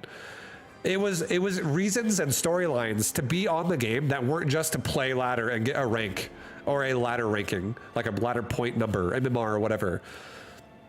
There's more to RTS than having MMR. There's more to any game than MMR. And RTS that is 1v1 focused, where everyone is made irrelevant unless you're a pro, is so fucking isolating. And it's so just like not interesting over time. People quit. People literally leave and they're like, this game's not that fun anymore. Or they remember when it was fun and they just don't want to play anymore. They're like, oh, I loved that game back then. I don't want to play anymore though, because I just don't have any desire to. Shit like that. And I feel like people don't, anyone who like says that community is not important, I feel like it's not really addressing a problem that exists. And it's not even just an RTS game, it's any game. If you log into a game and there's 0 reason why you give a shit why you're on it, it's not going to last a very long time then. There needs to be like reasons why you care. And sometimes the reasons why you care about playing a game are other people that play it as well. Like friends or like other people that are like associated with you in some way, that are in the same league as you or something. What will it be?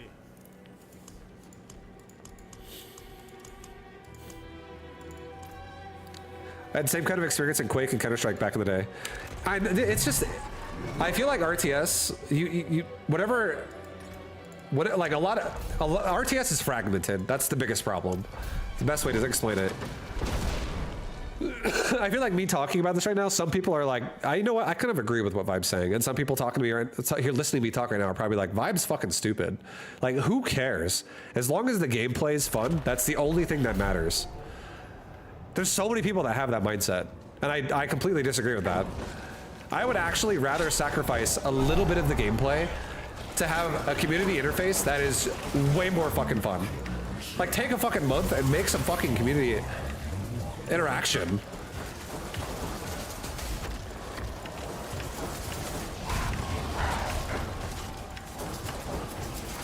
Again, I feel like another game that's like a good example for me to just like throw out there, and if you played WoW, then you would understand. But like, if I were to like, if there was people playing WoW Classic, and there was a brand new server, and a lot of people are talking about rolling on it, and it sounds exciting to play on, that's way more fun than just playing Classic WoW on a server that no one is talking about, that has been out for years, and you log in and there's like not even fucking 10 people that are max level that are online actively. It's like a dead server, essentially. You're playing the same exact fucking game, but you're not at the same time, because community is so much different on both of those experiences. At the end of the day, it's the same fucking game, but you're not playing it with anybody. You're playing just by yourself. Even Path of Exile, where it has like solo self-found modes, is a different experience when you make a character 2 months after a season has started versus the day the season starts. Doing something with other people makes it more interesting. Communities make shit more interesting.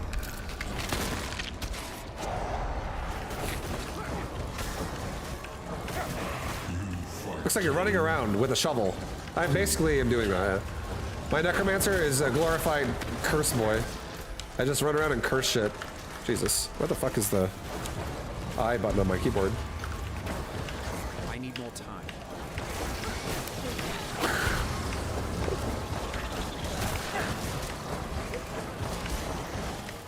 That's why I don't care what you stream. I'm just happy supporting by watching. I'm not ready yet.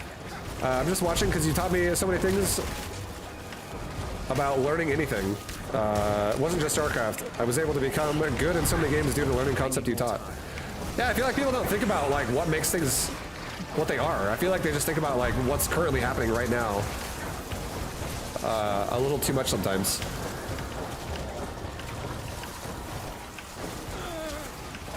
I honestly, there are some people in RTS that I feel like I'm like a kindred spirit with, and I have a lot of relatability. But there are other people in RTS that I feel so much different than, that, you know, just have different opinions. And I feel like sometimes it's kind of scary when people's opinions are like I have made, do you have any idea how many fucking years I've been talking about the community argument? I've been talking about the community argument ever since they released Heart of the Swarm. And like, I was literally so many times being like, can we get some fucking channels in this goddamn game in StarCraft 2? Because like, it's kind of sad. Like, the game launched without any fucking form of community at all. Like, on the game. Everything was outsourced. And the game was fucking sick. Dr. Dark Knight, thank you for the 66-month resub. I appreciate it. Like, StarCraft 2 was so sick when it came out, just because of the game itself and what it was. But the community aspect was literally zero development towards it. And at the start of that game's life, for a couple years, until they finally added some like horribly piss poor made channels that had like zero soul in them. Like they were awful. They were very bad, and they never got much better. The whole like community interface in StarCraft 2 is fucking crap. It's so bad, and it has never been good. And it makes me feel bad for people that are like, StarCraft 2 is one of their first RTSs they ever really played, because they're never going to understand until someone makes something that's not shitty in the modern day for community involvement.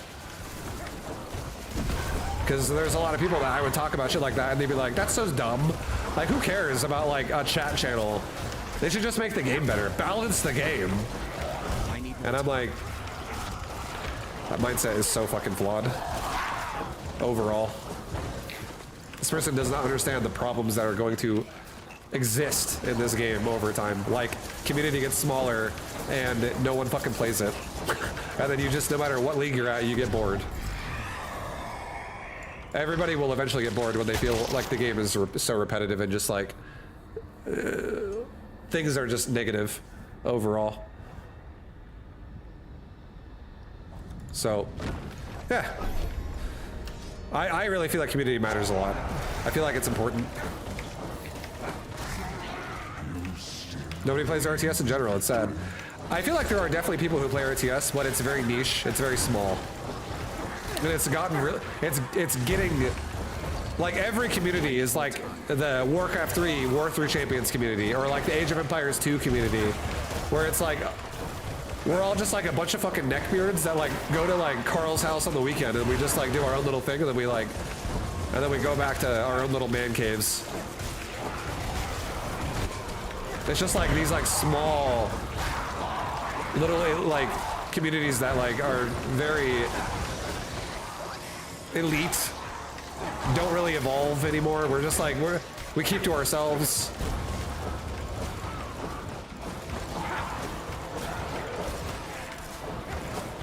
It's just, I don't know, it's kind of crazy. I'm not ready yet.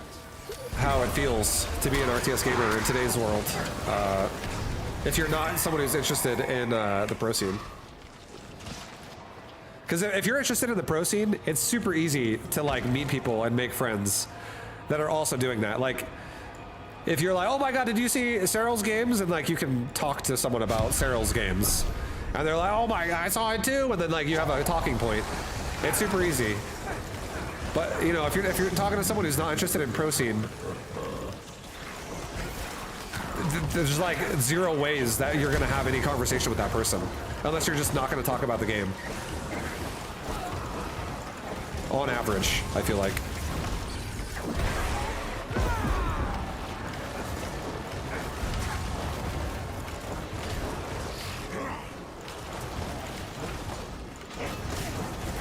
I need more time. And the amount of people that are like hardcore, like pro people, hardcore pro spectator or pro player, that community at the end of the day is, they show up for sure. Like, these people are here daily, but it's also the smallest number of players when you compare it to like everything.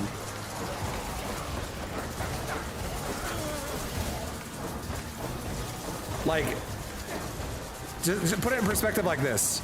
The amount of people that like watching pro StarCraft 2 and like watching like pro play and streamers like ladder games and stuff, and you like being a part of all that, if you're a part of like the social media culture of like StarCraft, these people are so much smaller than like just a person who would literally buy the game, play the campaign, and then never play it again. That's like those players are probably like 60% of the whole community of StarCraft. The campaign people that you'll never even hear a word from.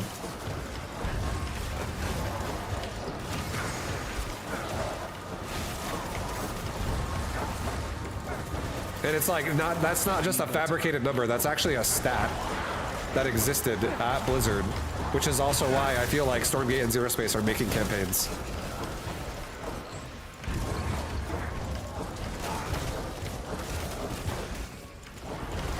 I'm not ready yet.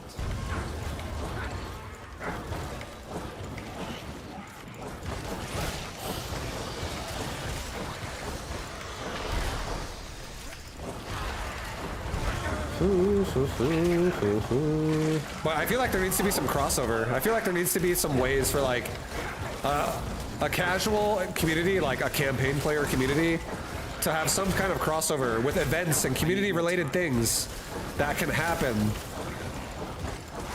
where people want to play and want to get interested and want to be a part of it. So you just get your cross-pollination of like everyone who's even remotely interested in the game at all.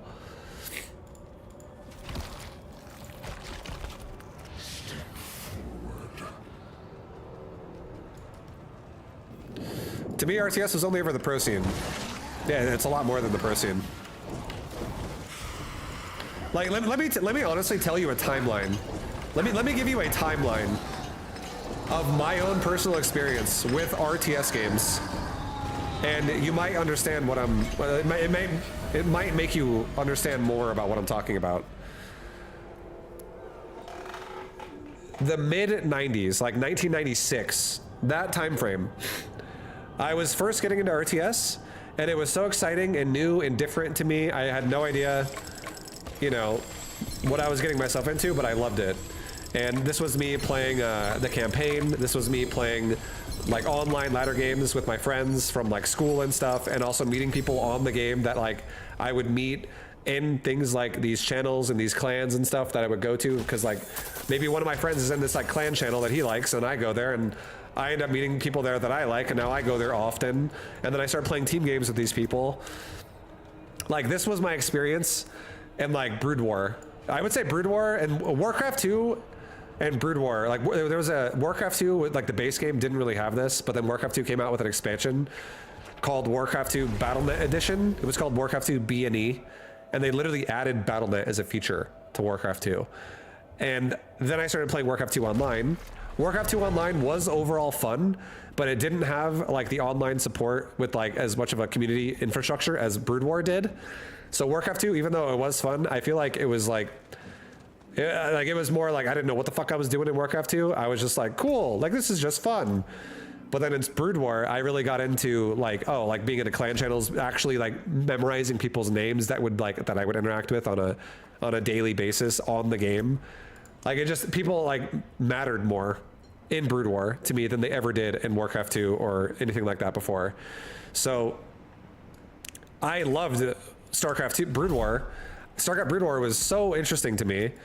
With like, I was actually starting to develop a friend circle online on Battle.net that was outside of like my friends I knew at school already and people in my real life. And like my friends list would be like 6 friends would be people that I knew in real life, and the rest of it was all friends I've met and made and consistently talked to online. And some of them I still talk to. Like there's a guy that comes to my stream called Tigerhawk. This guy right here. My friends and I all joke and call him Tiger Cock. We all make a joke that his name is Tiger Cock like that, but his name is actually Tiger Hawk. I've known that guy since like fucking 1999. And he lives in California. I've met him through pro gaming now because I would travel around, but I never met him for like fucking 12 years after I knew him until that like happened later. And he's like a really good friend of mine. And I met him because we would go to the same channels and shit in Brood War, and then like, we would like play together, and then it transitioned over into Warcraft 3, same thing. But in Brood War, that's when I first really started experiencing like meeting people and making friends and channels and communities and shit, and making myself like making an allegiance or something to like people I liked more, and like I became part of that crew, blah blah blah. I'm not ready. And it was fun. It was fun to just like, it wasn't like everyone was like, yeah, they hated each other, but it was like, these are just my buddies, my friends that I like to game with. And then every once in a while you'd have like something happen where like rivalry with other clans would happen, and like you and your boys are going in it together, and it was fucking fun. And then it evolved into Warcraft 3, and Warcraft 3 really honestly one-upped Brood War in every way in terms of Battle.net interface. Like there was actual like support built into the game for like things like this now. And that's when I really got like really hardcore into it. Now 2001, so go from mid-90, like let's say like 1997 is when I started really getting into like Brood War. Whenever the game came out, I think it was 97. And then this is carried over now into like Warcraft 3, which comes out in 2001, and Warcraft 3 did it even better with the community aspect of it all. And now I'm like you know, I have clan rankings and I have individual rankings, and I have like a bunch of pride in my own profile. I'm getting pretty good at the game, like RTS overall. I'm enjoying it. A lot of people are like, there's a lot of ways where like I go into a channel and I feel like I'm a fucking streamer, even though I'm not, because I'm in a channel and my record's looking pretty good, and people are like, holy shit, you're insane. You want to play some team games, dude? And like, I play team games on a daily basis, so it's not out of the fucking norm for me to like think that that's like I would never play team games. Like in StarCraft 2, I didn't give a fuck about team games, but in Warcraft 3, I played them daily because it was fun. It was like the team games were actually like maintenanced and managed, and it was just like, again, people played them. A lot of people cared about them. There were ways where people had community focused stuff around it to care. And I played literally Warcraft 3 solo and team games for the next like 4 or 5 years until like 2005 or 2006. And then suddenly communities started getting crazy for custom games.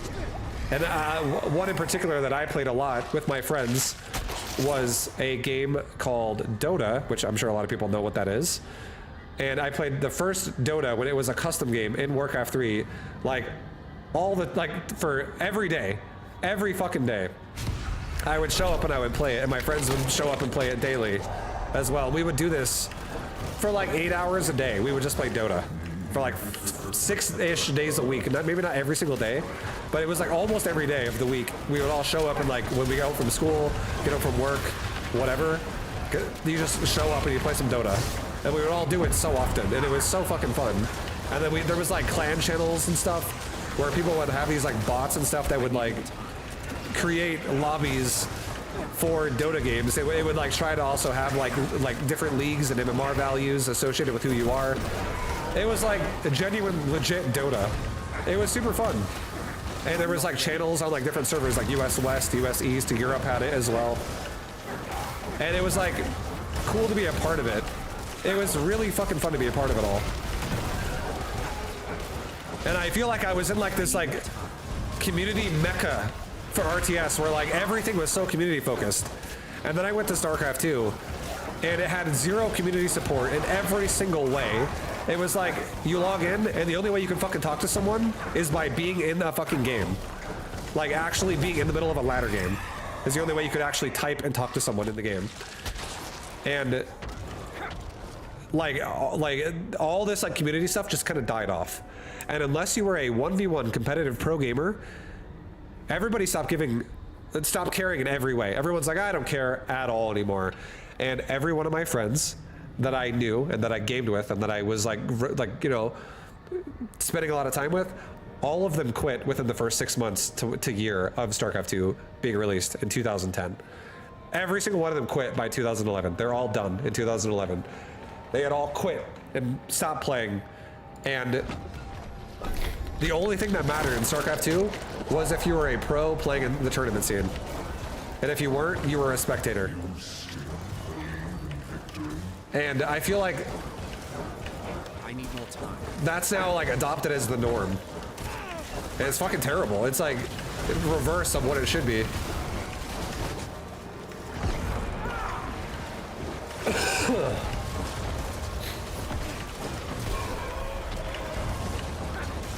I need more time. Now I just want to see you play some Warcraft 3.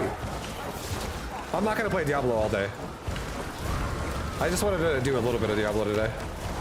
Maybe I'll get like 5 levels or some shit and switch over to something else. I need more time. I tried getting into Dota and Warcraft 3, but people would see me download the map and kick me because I was a noob. Yeah, well that's, you know, you'd eventually be able to get one of them. You would join a lobby, you would eventually be able to download it no matter what. There'd always be somebody, some new guy playing it and making it, and then you could join it and get it. But yeah, I agree, that was the thing. People would literally kick you if you were a noob because they didn't want to have a noob on their team. Because it was starting to get competitive. But there would still be, like, but it would evolve, like standard, just straight up, just standard whatever Dota games in the custom game list would be the more casual Dotas, and like clan channel based Dota that's associated with like a bot and a rank and like a MMR, those would definitely be more tryhard, and people would not, you know, you wouldn't even be able to play those because you don't have a rating.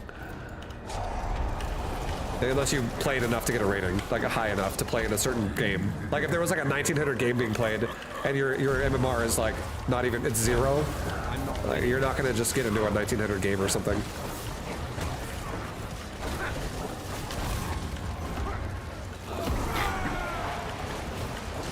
All I'm saying is, again, I'm not saying the pro scene is bad. Anyone who listens to me and says that thinks that I'm like a casual guy, like I'm a fucking pro gamer myself, I was one. I like the pro scene, but I'm just saying I think that it's a mistake to only focus on the pro scene, and that's the only thing that matters. And you make everyone who's not a pro feel like they're irrelevant, unless they're a spectator. I feel like that's bad. I don't think that's positive for game design and game development. I need more time.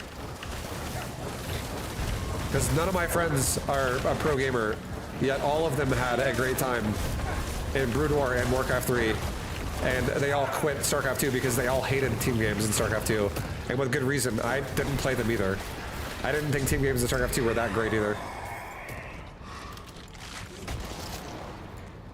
Like, it was just like glorified all-ins every game. It was like, hey, let's all proxy together. Let's all go mass air. Let's like, you're the Phoenix guy all game. Like, sometimes it's fine. It's not like it's all bad, but I feel like it does need some level of support where someone can log in and have fun if they're not associated with the pro scene. I think the whole feeling of being forced to be associated with pro or it's stupid is a terrible community mindset. And I feel like it's up to a developer to like create an ecosystem that provides that. Is your video up yet? No, I have to do it. I don't have an editor right now, so I gotta do it myself. And I'm gonna do it after my stream's over today.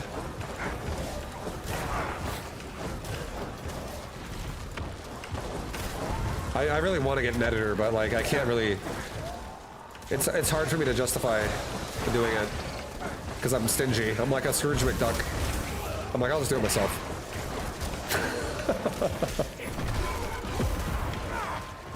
I really should get an editor.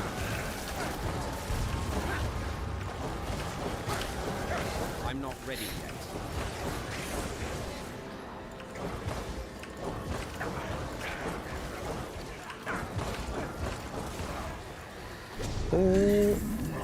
Deathmatch was the best mode in Dota, don't at me. Dude, there was a lot of fun modes in Dota. I actually thought there was like so many different modes in Dota that were fun. Like you had like the quick mode, you had like the fucking what the fuck mode. That was not obviously a mode we played a lot, but sometimes we would play it and it was just like literally like a what the fuck is what is happening right now. It was just funny seeing the interactions work that way sometimes. Like what the fuck meant, for anyone who doesn't know what that means, is there was no cooldown on anything. There was still a mana cost, but there was no cooldown on anything. So like, it was kind of a meme with my friends where whenever what the fuck Dota happened, if anybody played a character called Zeus, you just had to like make sure that guy could not level to level 6. Because if Zeus leveled up to level 6, he could literally just sit in the well and just spam his ultimate, which is like a map-wide nuke to everybody on the other team. It was pretty funny. Like, there were some stupid modes that were just fun, but they were fun. You didn't play them all the time, but they were fun.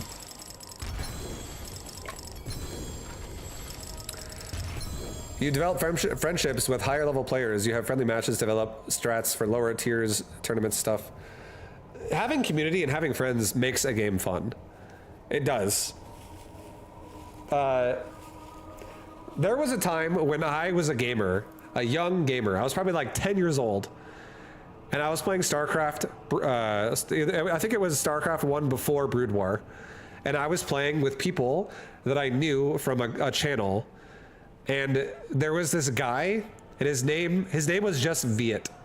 Like short for Vietnamese. His name was V-I-E-T, Viet. And he was a really good Zerg player. And I remember I thought I was good at Zerg at the time. And again, I'm like fucking 10. I thought I was good at Zerg and I thought I knew how to play the game. But my friends and I played a game with him. And he was so fucking much better than both of us that we were just like, okay, we suck. Holy shit, this guy's insane. This guy is actually so much better than we realize. Because you gotta realize, streaming wasn't a thing back then. Pro gamers were not a thing back then. Everything was like, the only way you're really gonna get a view of who's good or not is who's in your game. And this guy was fucking insane. Like, to put it in perspective of supply, I used to think I was good because I could hit like 80 supply out of 200 at a certain point in time really fast. But by the time I'd be like 80 supply, this guy named Viet would be like already like at 180 supply, and he'd have like a fucking swarm of Mutalisk because he just understood how to be more efficient than I did. And I was like, what the hell? Like, how can you even do that? What is he doing? Like, what is happening right now? How does he have so much stuff?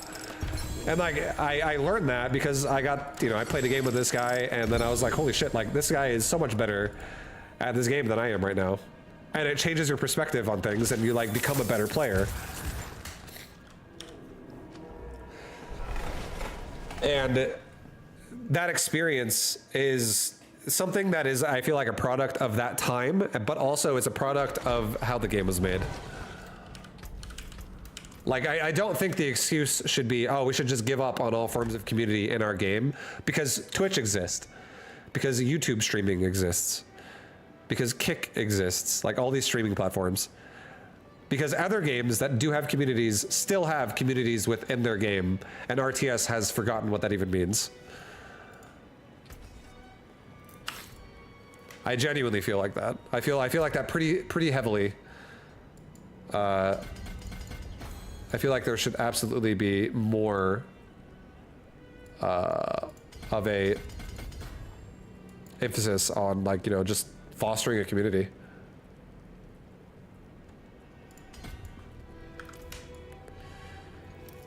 Does COD have a community? I feel like COD actually does have a community because it like you're constantly on comms with people, like, and you're also playing like with a group. You're not the only thing that would be like if all Call of Duty was a no conversation, no text really, just like a free-for-all every game, and it was just like you versus like 10 people in like a deathmatch scenario where everyone's just trying to beat first place. If that's all it ever was, and there was that every time you logged in the game and that you just queued into a game and that's all, you just instantly were playing the game. That's kind of what I feel like RTS is becoming, or has become.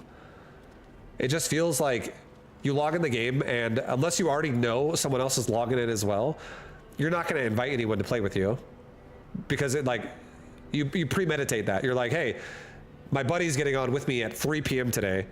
We're gonna play the game today. Then sure, you're gonna play with your buddy.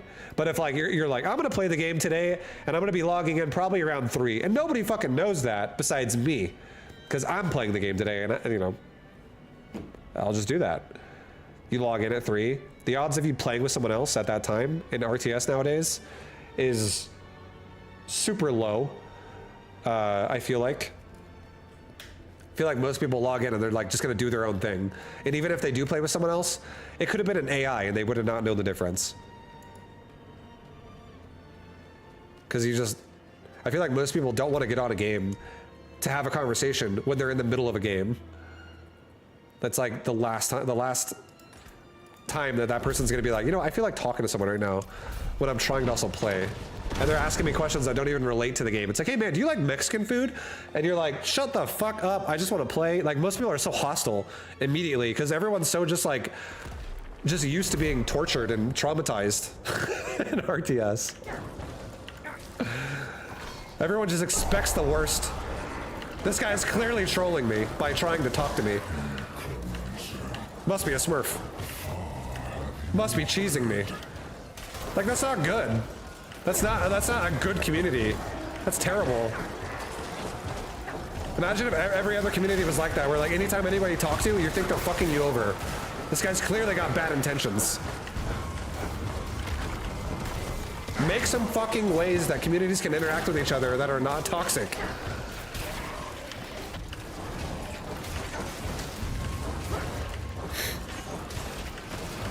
I need more time.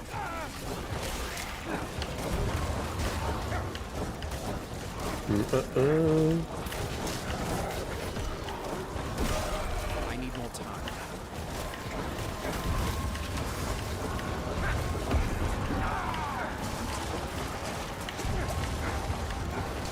Ooh.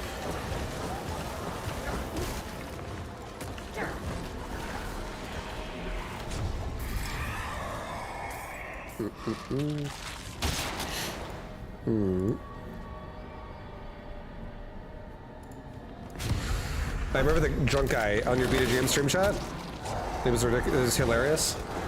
I don't even remember which guy specifically that was. There's been a lot of phases of a lot of people on my stream that have said weird things, like especially through like donos and stuff.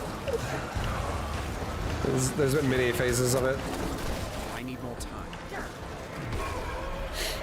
It's crazy. I've been streaming for 14 years already. And my stream's definitely gone through a lot of different ups and downs.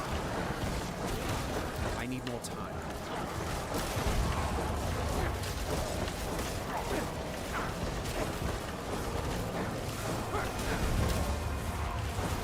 I need more time.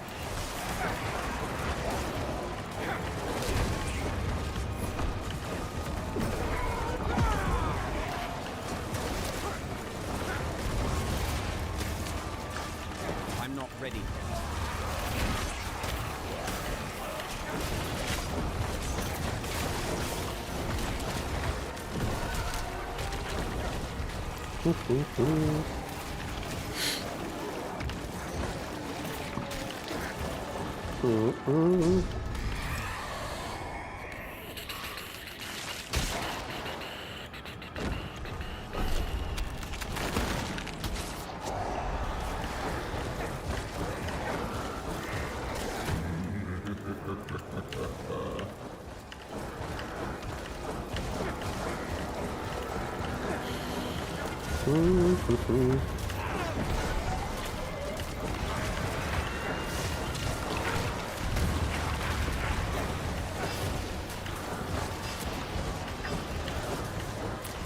But yeah, I'm really a firm believer in my personal experience as a gamer, and I've been a gamer my whole life. I'm 37, and I've been gaming since before I could even read. And I learned to read when I was like at least 30 years old.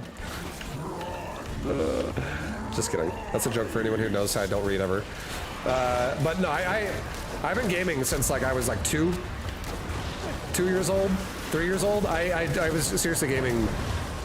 Like my older brother and my dad are both gamers, and they were gaming with me before I could even remember gaming.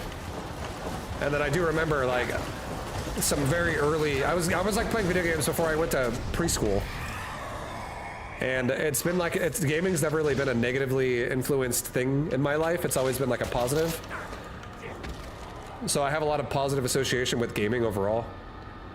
And the most fun I've had in all of my years of gaming are always with friends. In some way. It's never by myself. It's always with friends.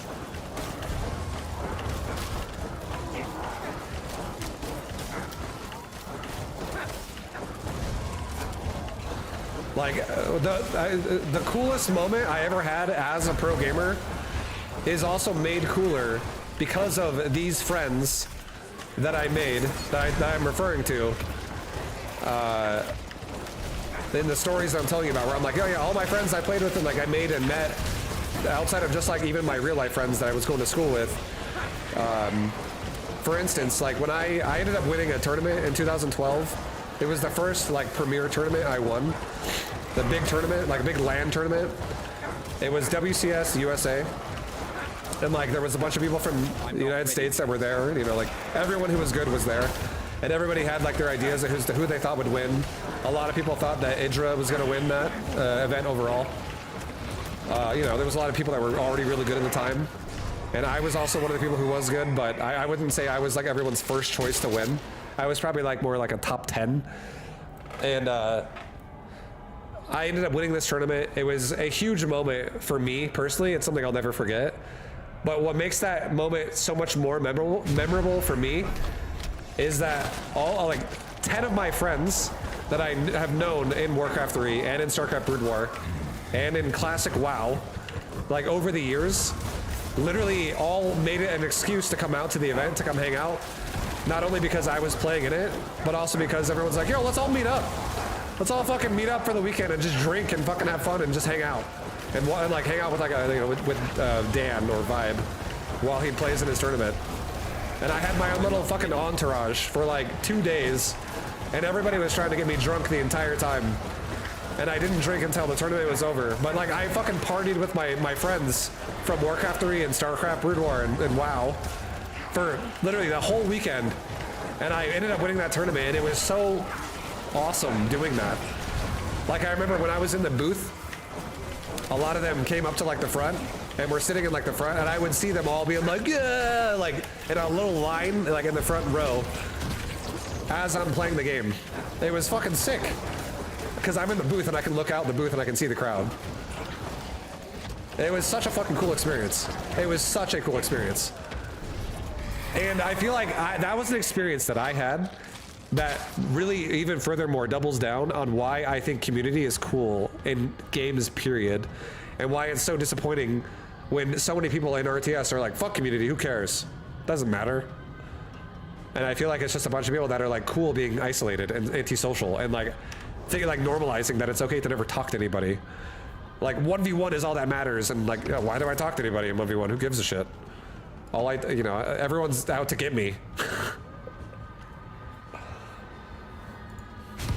It's just different. It's definitely a different mindset.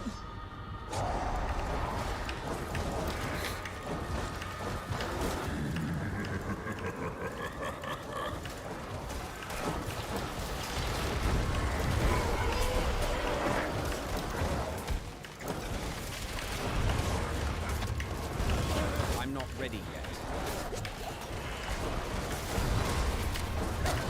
Everyone is out to get you, Vibe. Sometimes there are some days where that actually is true. Yeah, everybody has good days and bad days, and some days you do get a lot of people that are like on just like a troll spree.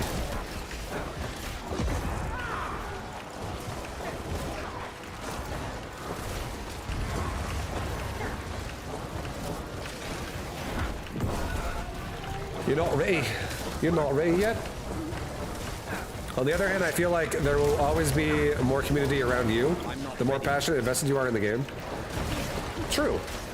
But all I'm trying to say is, I feel like, for me personally, the only problem I'm personally having, you guys can tell me again if you think this is correct or if this is incorrect, but I feel like, for me personally, the only problem I am having, like, that I'm trying to address, is that I don't feel like I have enough opponents to play against in an RTS game because not enough people like RTS. That's my main problem. But I feel like, and a lot of other things are filled in because the fact that I was a pro gamer and the fact that I am a streamer. Like, I create my own community and stuff like that. But not everybody wants to be a streamer and not everybody wants to be a pro gamer. And I feel like these things are actually problems for people that just are looking for a game to play for fun. Because the concept of RTS, I just feel like has become less fun over time. And it's way more elitist and sweaty and try hard. And it's like, you glorify it so much that unless you're willing to be a super fucking sweaty guy that's gonna just like grind it out and like copy the meta and like really just work on it, unless that's you, you're probably not gonna have a ton of fun. And I feel like that's a situation that should definitely be addressed in some way. At least I think it should be.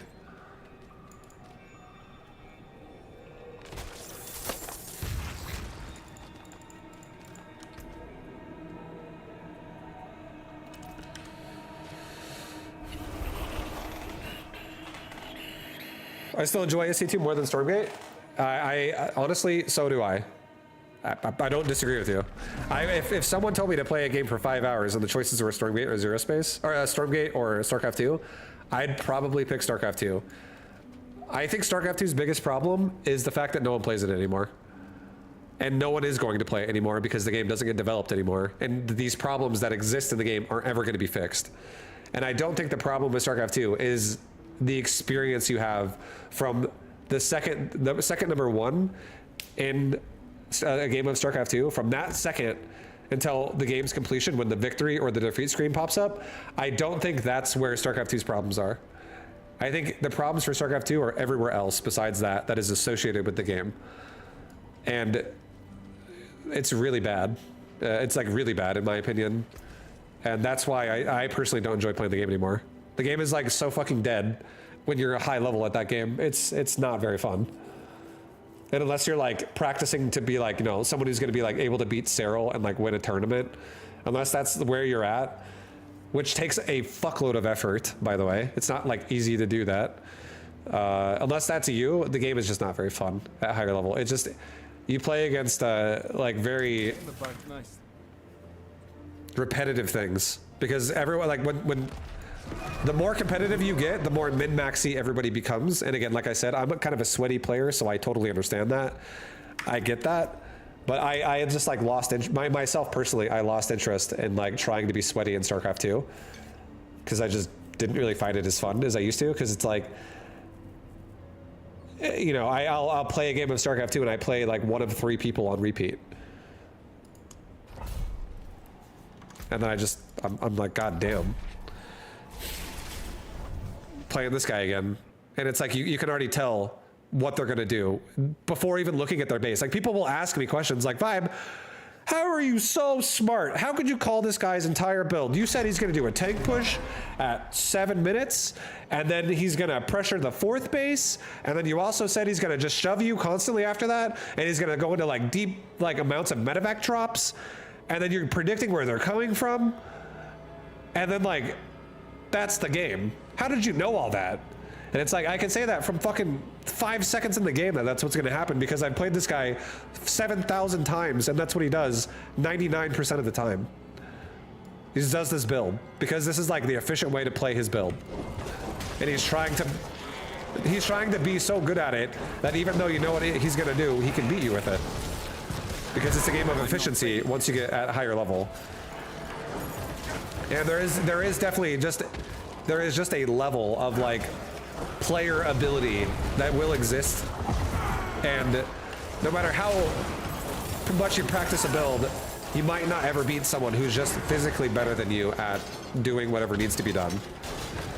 like the aspect of multitasking with accuracy. I need more time. Like I could play, you know, like 1,000 ladder games against random fucking Terrans on ladder, and it could be like maybe the same 10 people, mostly. And then now I have to go play in a tournament game against fucking Maru or like Beyond or something, and I'm just not prepared for that because Maru and Beyond are on a different level than the ladder players you're playing against. It's not the same kind of a game. I need more time. And then if you were like, well, what makes someone like Beyond or Maru as good as they are?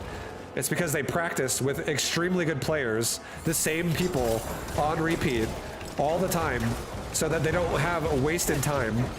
They're literally practicing with people that make it to where if they even make one mistake, they'll lose the game. So they have to play perfect, and they normalize playing perfect like so hard that they play perfect. And you just you just like have this like massive repetition. Did I watch the games today? No, I didn't. I haven't seen any. But it's like there is a level of like respect there for watching that. And if you were to wonder why someone like Cyril or someone like Maru or Dark or Beyond or whoever the fuck, why are these guys doing that then if that's not very fun? Because they're getting paid money to do it by the fact that they can win tournaments with prize pools in it. And they also have sponsors that they get represented by to play there. Like they're literally being paid to do that. It's paid practice to maintain top form to compete well in tournaments. But if that's not like what you're doing, if you're just playing ladder to play ladder, that is like some of the least fun daily experience you can have. Like the fun goes out the window pretty hard there, I would say.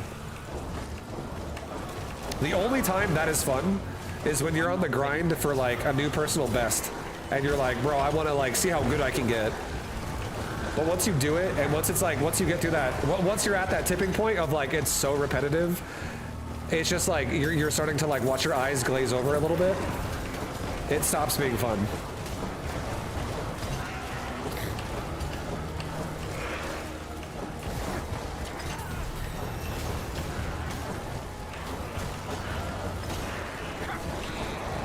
And you want to know the only way it stays fun? The word starts with a C. And I've said it probably like 400 times today already. It's community. If there's any form of a community that is apparent, that makes you want to be there, other people make the game more fun. And StarCraft 2 has, like I said, I feel like it has problems that just don't generate a community. The only way that game has a community is people in like a Twitch chat that are watching a tournament. Then it has a community. The people who watch and people who talk about the pro play, where they're like, I don't think he should be doing this or he should be doing that, or you know, it's like people watching like a professional sport. And that, again, that's totally fine. There's nothing wrong with that community at all. It's just that the game is never going to foster a community if there's no reason for it to exist on the game, of people who want to play it. And then if it's always just, again, going back to the whole, we only care about the pro play, everyone else is irrelevant.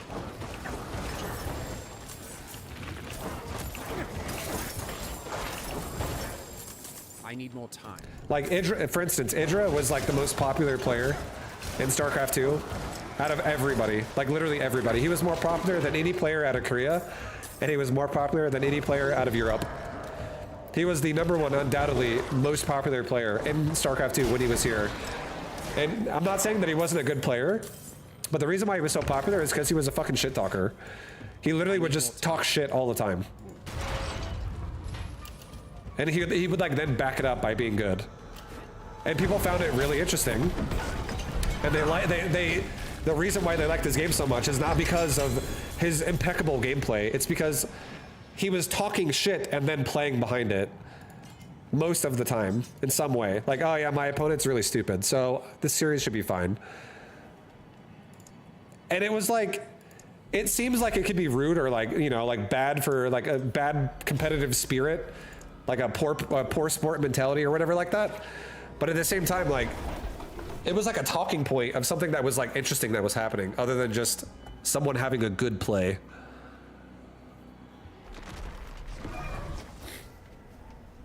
And I feel like then you have other people that are on the opposite end of the spectrum. That's like a Villo, where it's like someone who's not a competitive player and someone who's like incredibly toxic, calls everybody the FAGGOT bomb like every fucking 10 seconds. And like, you know, everything is an excuse. And it's like, you know, it's the complete opposite, where it's just a complete like negative spiral. It's like watching a toilet flush. It's just, you know, it's not really like productive at all. But it's still like, it's a form of community. It's like people care about that because it's like a talking point. And the game needs more forms of community. And so does every other RTS game. They're so like, I feel like just this community is so just like put by the wayside in RTS as a genre. And I really I feel like it's something that needs to be talked about a lot more. A lot more. Am I gonna grind the new D2R season? No, only because there's no in-game in D2R. And I don't like the fact that there's no in-game. Like the fact that in-game does not exist. And it's just like doing Uber Tristram. I've done it so many times. You hear they're supposed to make major changes? I did not hear that. Tell me about that. What is the major changes? If I ever become pro, I will trash talk in interviews and say Vibe told me to do it. There is a difference between being a asshole trash talker and being someone who can be like spicy trash talk. And if you're someone who can make spicy trash talk where people get interested, and you're willing to be vulnerable a little bit, where you put yourself on the line a little bit and your reputation could be damaged if you make yourself look like an idiot, or vice versa, people find it interesting if like you win. It's like a weird balance where you're not too annoying, but yet you're also like interesting and funny to listen to. Like if you can do that, people will love you for sure. If you're just a fucking asshole though, people will love to hate you, but they won't love you. Parting called classic at Baby Noob in an IEM tournament. Yeah, parting is great. Parting is so good at talking shit. Parting is, there's a reason why everyone's like, I love parting. Like I'll give you another example of parting. Something I saw recently. He played against a laser, and a laser got second in the tasteless tournament that happened in Korea. And parting beat a laser in a series where it was Celestial versus Infernal. And he beat a laser by doing 3 proxies, the same proxy 3 times in a row, basically. And then in the post-game interview, Parting's like, this build is not good. It's like my first jab. I do more after that, but all I did was the jab and the games were over. And then it was like, he's saying like that wasn't even like his strong play, but yet it was winning the game, and you know, Laser is losing to it. And you could take that in a way where it's like Parting saying, Laser is so shitty that you can't even beat like a little tiny poke. But then a Laser obviously is a good player. Everybody knows a Laser's a good player, and I'm sure he's had plenty of, you know, people talk shit to him over the years of him being a pro gamer, that he has a thick enough skin to not fall apart to someone saying that about him. And he's not like, oh my God, my whole mental fortitude is shattered because Parting said he beat me with 3 jabs. You know what I mean? And, but everybody who's listening to the interview of Parting is laughing their asses off because they're like, lol, he said he beat a Laser with 3 jabs. It wasn't even like 3 actual like games. It was just 3 little pokes and a Laser died. And that's like a good interview. That's like a good representation of just fun shit talk. No one takes Parting seriously anyways. Exactly. It's because he just makes a lot of jokes and shit. Like it's I feel like people like Parting are great for the community overall.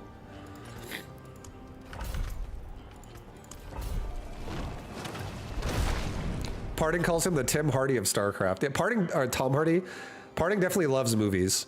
He loves movies a lot. He also says Sugar Bear, and Sugar Bear is something that I think came from Deadpool.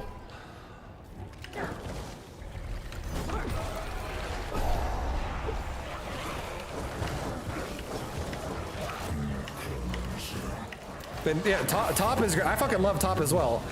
I literally play games with Top And he's I'm playing a game with Top, who is another pro gamer from StarCraft 2, and he goes, Vibu, you are my bottom. I'm not ready. And I'm just like, okay. And every time I do like an attack that's successful, he's like, oh, my,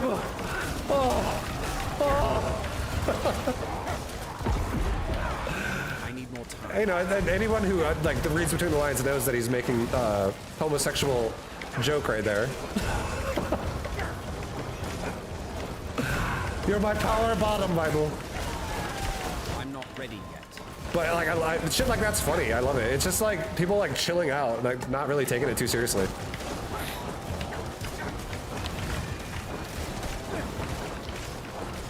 I need more time.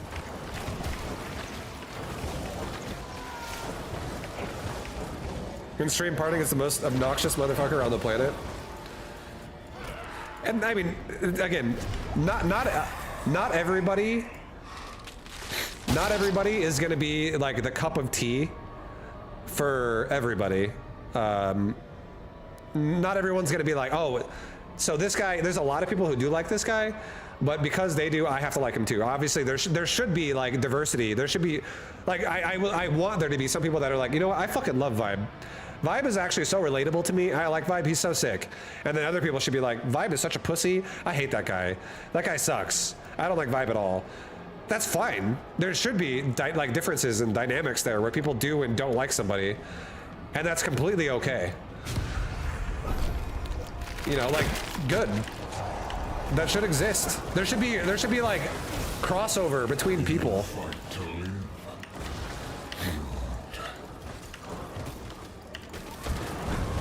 Vibe is such a pussy. I hate that guy. He should jump off a bridge. Yeah, like there should definitely be like positive and negative on both sides. Just like there should be positive and negative for you playing the game at whatever league you're playing at, and there should be people that you should actually like start to reference and know and acknowledge if you want to associate yourself more in the scene. I feel like the average experience for a lower level player inside the game is probably more like, I don't know anyone, and nor do I care to know anyone. But I feel like it should be, I'm starting to recognize names that are popping up in certain ways for me, and things that I associate myself with, and I either do or I don't like these people.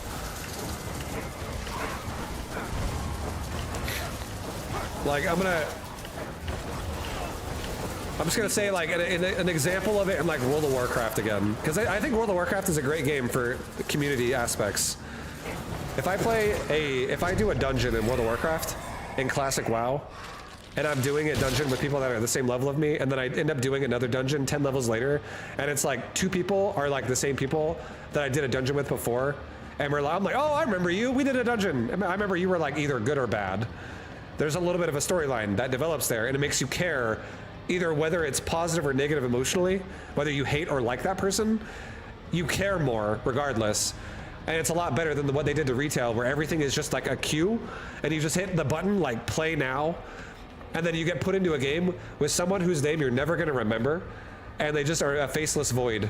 You get put in a void of faceless people, and like you don't remember anybody because you never get a chance to, and then you just play another game, and then you play another game, and then you play another game, and it's just like a bunch of fucking anonymous people, and then you log off.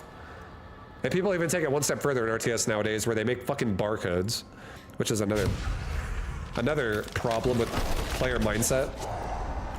It's, like barcodes are so bad for the game in every fucking way.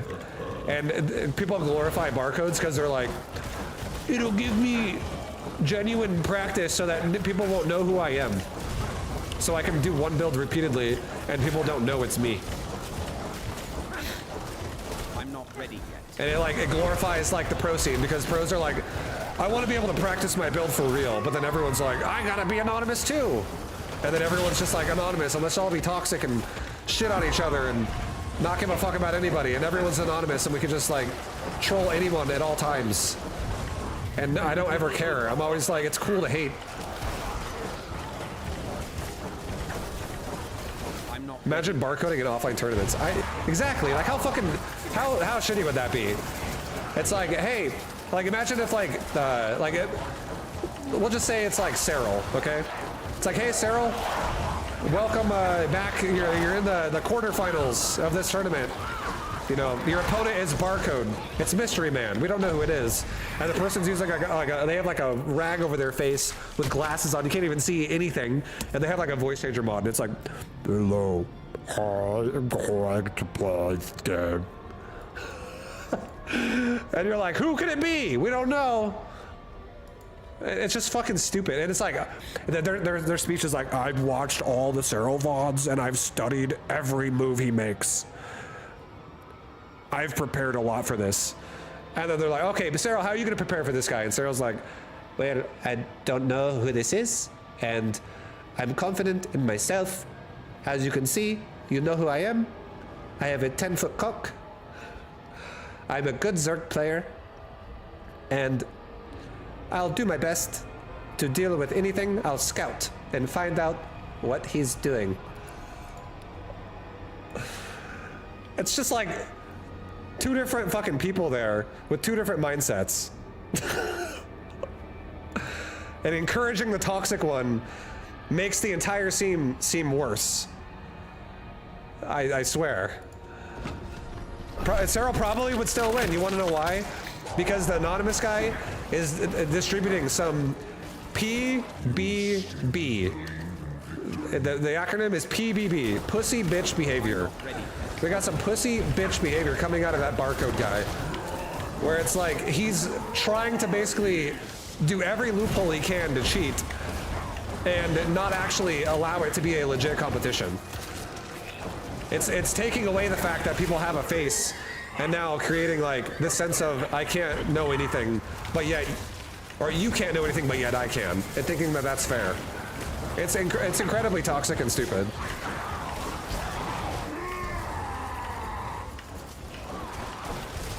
And people like glorify behavior like that because everyone tries to emulate it and copy it so often. I'm very much so on the side of Barcodes are ruining RTS games. That's what, in terms of the fact that it ruins the community. It literally is bad for the community. Because you don't even get to know who the fuck you play against. You have no storyline. You don't even, like, it's so much more interesting when you see someone when like they've beaten you 5 times in a row and then you finally get one back and you're like, wow, that felt good. Or if someone's a complete asshole, but you know who they are, like a Villo. Like at least that guy uses a fucking name. You can know who he is. You know what to expect. There's a brand there.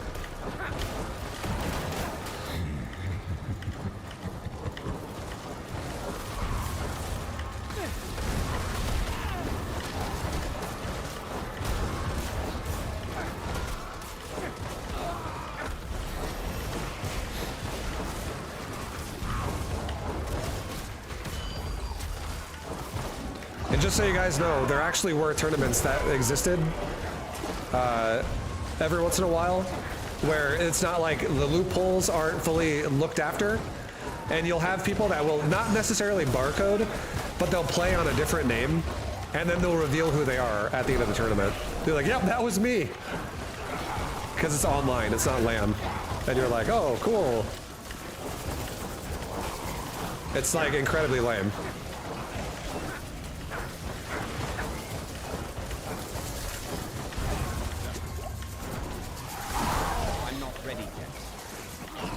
You don't like when he's making it happen? I think Avilo's problem is that he's just too, he has like maybe not nowadays, I don't know what he does nowadays, but back then, he had like 3 things to call you, and he would just call you those repeatedly for every instance of what's happening, and his play was always like, he'd hide in a little turtle shell and hope that you don't understand how to deal with mass ravens. That's it. That was it. Every game. And then he would also spam nukes. Ravens and nukes. And he's just waiting for that one moment. It's like he'll talk shit to 50 people, but one person will fall for a nuke one time, and then it justifies 50 more people to do the same process again.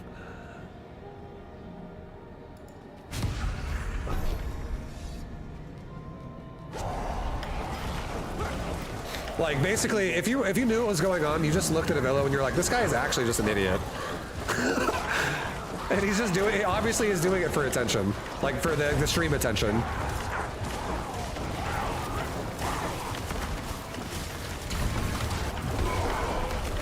I actually grew a lot of respect for him over the years because he got better at the game. I was like, I can't take him seriously in any way when he's this fucking bad. And then he got better. And I got worse because I stopped being a pro gamer, I stopped practicing. And then it started becoming more of actual games between me and him. And I was like, I respect him more now. I don't care what he's talking shit, it's whatever. Like this aspect does not matter to me. But at least he can like actually put more of a fight up in a game now. So it's not so much of a fucking joke anymore. I'm not ready yet. Because like whenever someone loses 100% of the time and they talk shit and say you're stupid for how you play, you can't take them seriously ever. Like you're like, okay. So I'm already on 7 bases again and this guy is still 2 base turtling. And he's just flying that pack of ravens around hoping that I run into it.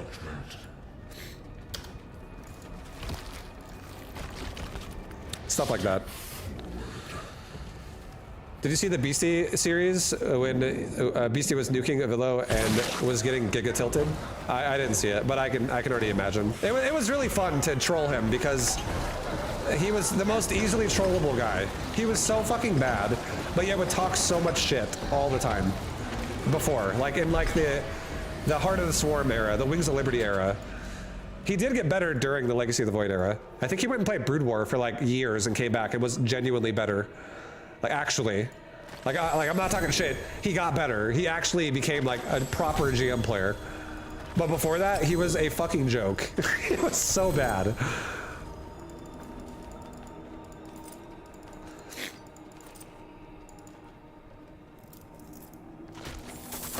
But he never, I would never say he got like the best though.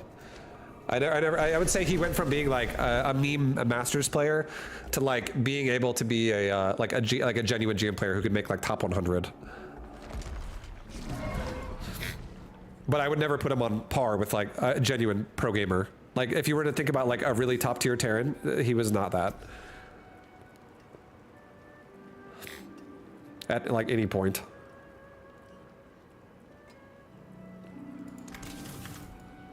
Could you die in Diablo? You don't seem to struggle a lot in this game. I definitely can die. I probably won't die because I understand limitations more now than I did when I first started playing this game again, like a few days ago, because I've died like 4 times already. And I'm not like pushing my character to like the most risk anymore. But I still think efficiency matters. Like basically, let's say it like this. If I don't follow all the patch notes in this game either.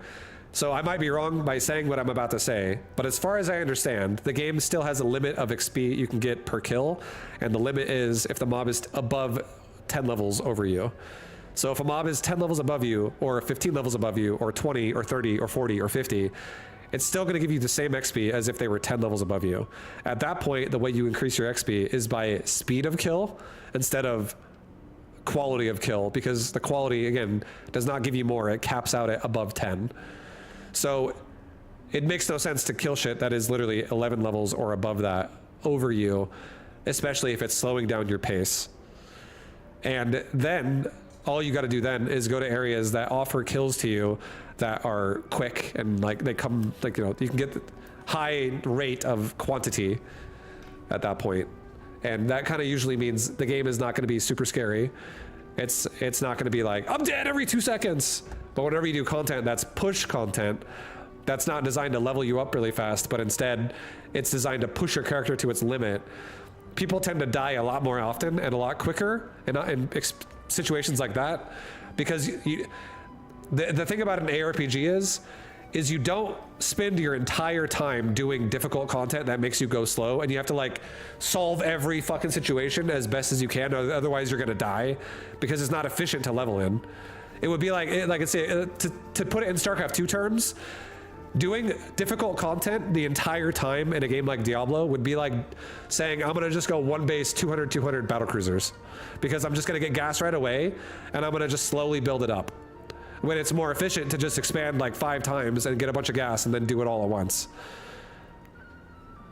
And you know what I mean? Like, it's just not efficient to do difficult content while you're doing quote unquote farm content. Farm content is a thing in games like this, to like prepare your character by getting gear and leveling and getting your abilities and unlocking whatever you gotta unlock and all that shit. It's like trying to do tier 3 tech off one base is pushing content that pushes your character to death almost before you're ready for it. So we're macroing essentially by doing content that is efficient at leveling me up and gearing me up so that I can get that whole process done faster.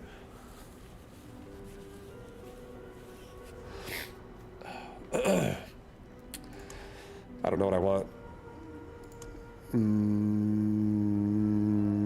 No. Maybe. Actually, I'll probably go this one. What does this one look like?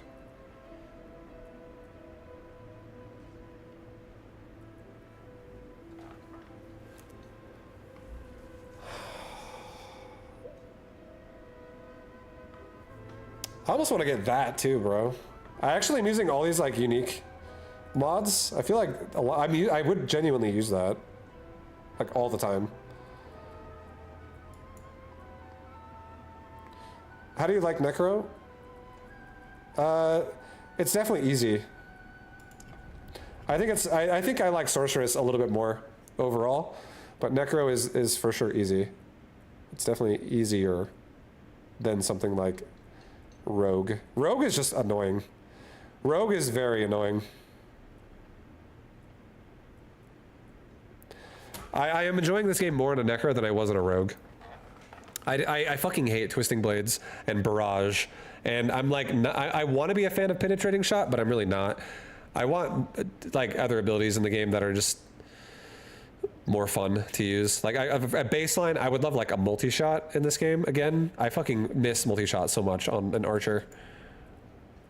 I would love multi-shot.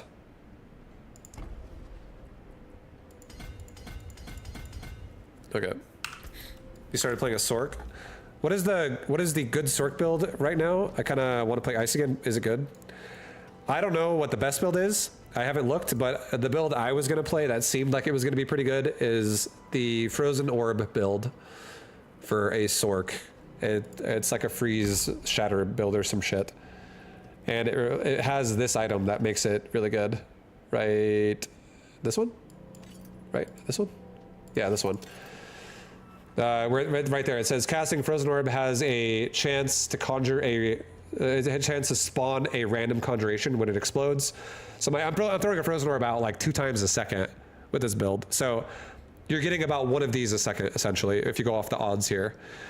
And then if it procs a lucky hit as well, which it has a high chance to do that, it has a 76% chance on the one I rolled here. This is actually, someone gave this to me, but yeah. Paul Moad gave this to me. Shout out to Paul Moad. It has a 76% chance to launch a Frozen Orb. So what this does, what this one item does, it's a necklace, an amulet, whatever. Every time you throw a Frozen Orb, there is like a 50-50 chance almost for it to spawn a conjuration. And then when that conjuration happens, it's something that just like exists and it attacks. And when it does, it has a chance to then spawn a new Frozen Orb from that. So you could be like throwing a Frozen Orb, and then like 3 seconds later, the conjuration that spawned out of that could throw a new Frozen Orb behind you at more mobs behind you. So you're just having Frozen Orbs go all over the place. And they're genuinely your Frozen Orb as well. It's throwing like your orb, and then also you can get a modification where like your minion damage or your conjuration damage does more damage. And you could have another modifier that makes your conjuration Frozen Orb damage probably do more damage than your actual own personal damage. So like your damage is doing damage, but then you're also doing even more damage when your little spawns that proc throw more damage out for you. So it's kind of like it's like a build that like ramps up and gets crazy after like a few seconds per screen that you're in. Because if you have like 4 active conjurations out there or something like that, they're probably fucking going everywhere, right? Shit's going all over the place.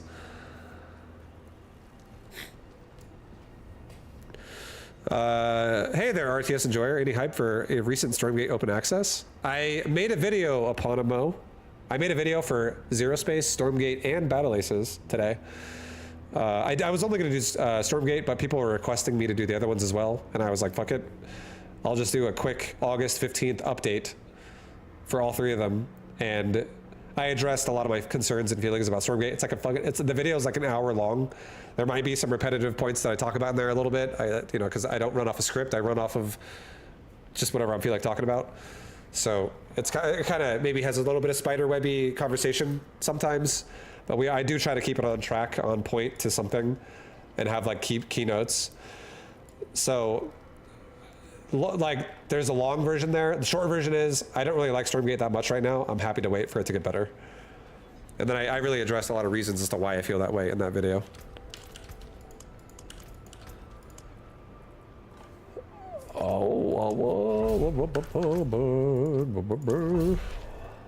When Vibe is like, fuck it, I'll fuck with it. Yeah. I'll watch a video right now. Well, if you want to watch it right now, the way to do it would be going back to my VOD that I have for today. And I think it starts probably around like 10 minutes, and I talk about it for like an hour. And then it goes right into the Zero Space one, and then it goes right into the Battle Aces one last. The total talking for all of it is like a little over 2 hours. I need more time.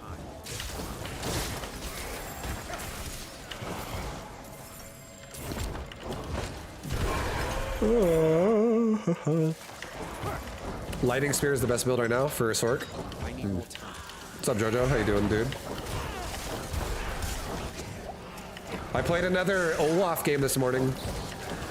Screwed myself. Top 3. Got a nice bronze. Got promoted. I got bronze, which made me go to bronze 1.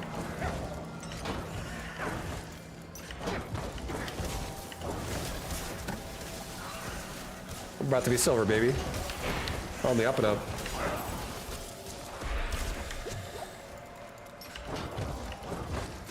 You get Stormgate every few hours?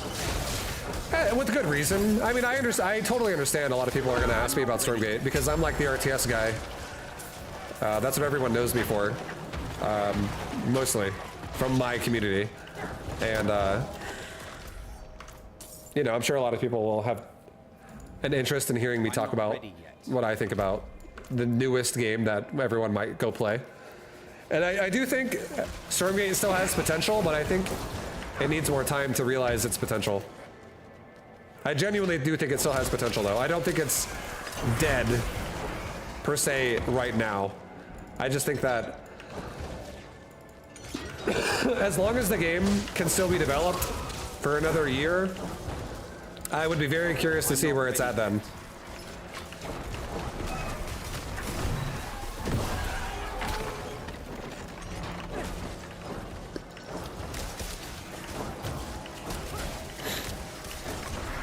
I need more time. Here, let's do a tier 3. Infernal Horde. After this. I kind of want to go in there and try it.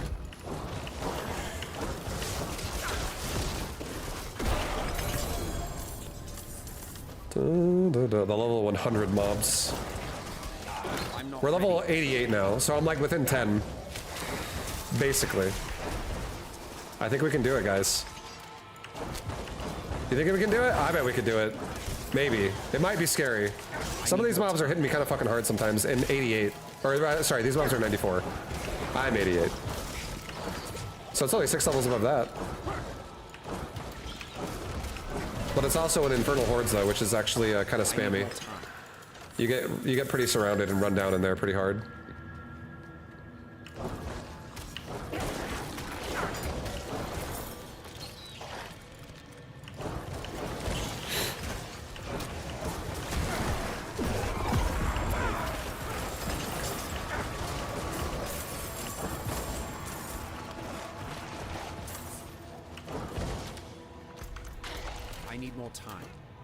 They don't even have any set plans for it to have a full release in 2025. Maybe then, maybe not. I really think they should have waited to have the early release with not even having an idea of when to do their full one. Yeah, I mean, I don't know. It's hard to say exactly, like, every reason as to why they're doing what they're doing. But I feel like there's always a possibility as well that they might realize there's a problem as well and their hands are tied. And they're doing the best they can. Which is, you know, it's fair. I do feel like I'm not ready yet. they are ambitious, I'll say that. I feel like they're very ambitious by making campaign co-op and also multiplayer all at the same time. Also while making a brand new company that makes games in the first place, like, which is Frostbite Studios. That's a lot to try to just accomplish all of that. And it's definitely feeling rough. What did I miss about Stormgate? I just made a video today about talking about my current thoughts on the game for like, it was like an hour long. I haven't posted it yet because it's still during the same stream I'm doing right now. I did it during, like I did it live during a broadcast. That's how, kind of honestly how I make most of my content. I just do it live on everything. I don't pre-plan anything. I didn't even pre-plan Bronze Jam. I just fucking did that live. I do everything live. I prefer it that way. I prefer improving everything and like doing off like what I know and what I understand instead of like writing a script or something.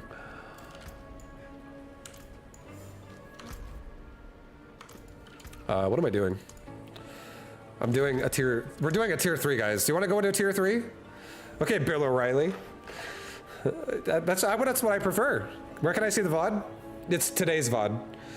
I don't have VODs exclusive to subscribers, so if you want to see my VOD, this is all you gotta do. You go to Twitch, you click on my name down here, Viblol.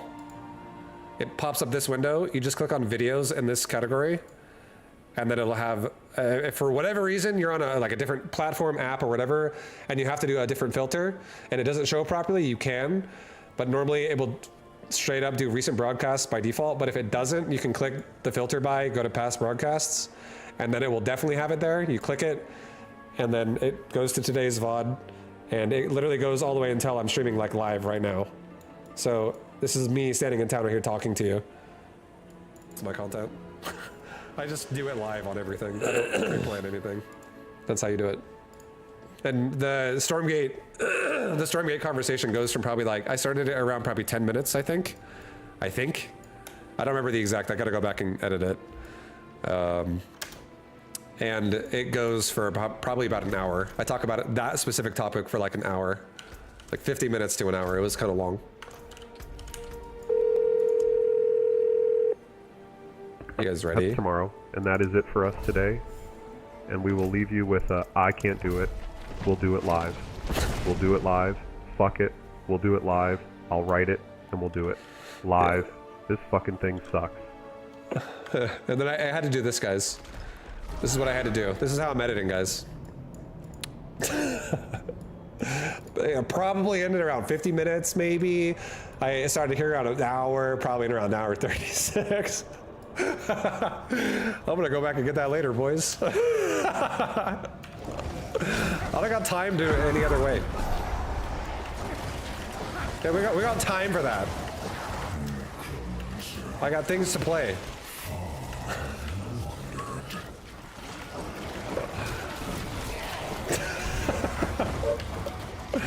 This is why I know I need an editor. 14 years job experience, bro. I'm a specialist, okay? I'm not a content creator. I'm a pro gamer gone streamer. I'm all about the live content. Fuck post-production. I need other people to fill that in for me. That's why I should hire somebody, but I don't do it because my stream's been a bit on the more humble numbers nowadays. So it's hard to justify that sometimes.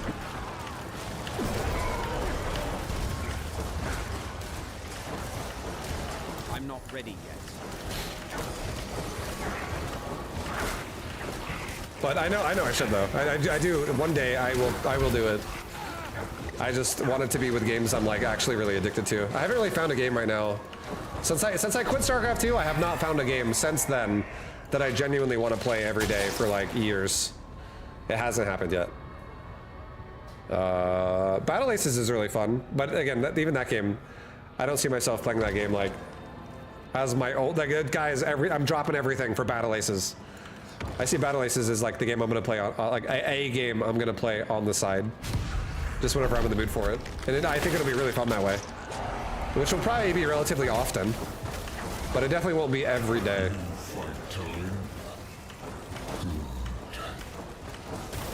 You talk about the community reaction on, or only your views on current state. I did not talk about community reaction. I just talk about my thoughts. I have, so you guys might be wondering why I am the way I am. I'm not ready. And I'll tell you as transparently open and honest as I can. But for the last, probably the last like 8 years of my life, I'm 37. So towards the end of my 20s, my upper 20s, I have been focusing way more on my my real life than I have on my career. Even though I still stream daily and stuff like that, but I feel like I've oh my god, I'm about to die. I feel like I've been kind of like getting myself out of like the social media grind as hard. And this is like not great for my career overall for streaming. Like social media presence is pretty fucking important there. But I've been kind of like, I kind of like took a step back from being Vibe and taken a step further into being who I am off stream. And it's really allowed me to like come to terms with how everything is and how everything is going and how things are, and work on my personal life and be happy with that, so that my stream isn't an escape from my personal life, but instead it's what supports my personal life. Stuff like that. So I've really disengaged myself from fucking everything. From tournaments, from forums, from everyone's social media thoughts. I barely interact with anybody in any way, unless they're like a friend of mine. Nowadays. And that's not gonna be like that forever, but that's what it has been for a while now. And I feel like I really needed it, because it was getting pretty fucking negative towards the end of my StarCraft career. Honestly. Anybody who was in my streams daily, in my StarCraft streams towards the end, probably is like, God damn, Vibe is mad every day. This guy is just fucking upset. And it didn't start that way. It did not start that way, but it turned into that towards the end of it. You were insufferable. I honestly, I feel like I was turning into that myself. I need more time. I was not happy.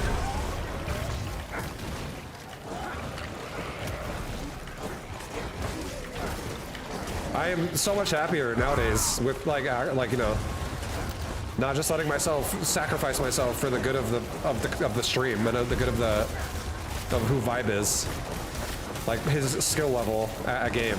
I'm not ready yet.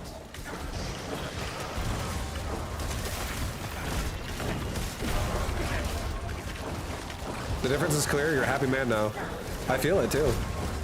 And I feel like it's the only way. Like I even like whenever someone's like, Vibe, how do you become a streamer? I'm like, make sure you do it because you enjoy it. Because if you do it for any other reason than that, you will give up at some point. Like you'll definitely, you can't guarantee anything. And if you don't even enjoy it in the first place, you're just gonna quit when things aren't going your way. And I feel like that's still very true. I still believe that to this day. And I honestly was getting to a point where I was wondering if I was gonna quit. T-Funny's back in the house. Good for the stream. Power to the people. What's up, man? I'll let you be you for a little bit. We'll see how long it takes. I'm not going to say anything.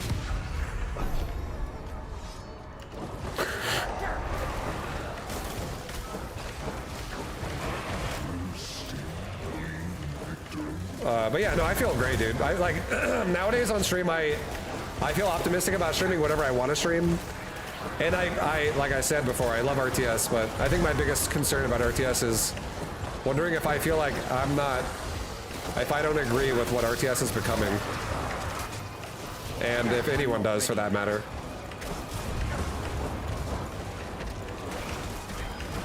You know, so addressing the concerns, which is what I talked about for the first 2 hours of my stream today. Which I'll post in videos later today. I'll have it posted on YouTube, it's guaranteed by tomorrow. I'm not ready yet.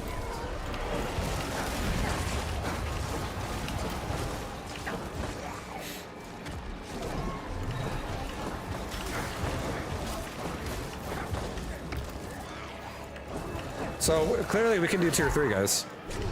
I can do level 100. Good for us. Our Necro is strong enough. This is where I got one shot on my last character. This exact area. Yeah, I'm not really that afraid. I think the only one I'm afraid of is maybe the Butcher, because he's kind of fucked.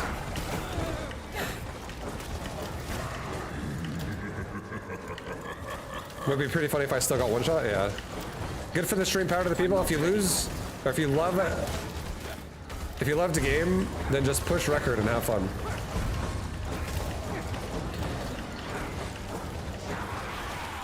I'm not ready yet. Yes. Yeah. Hell yeah.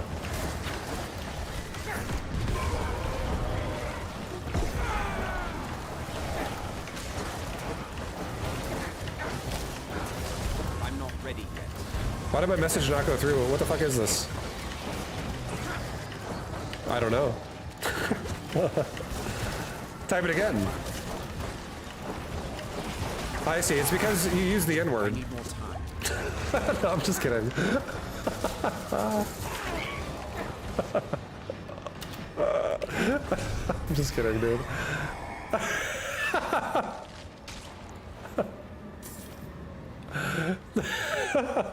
It still says failed to send. What word are you using? I can't even see it. I don't even see like something popping up. All I see is you saying, why did it not go through? It still says failed to send. That's all I see.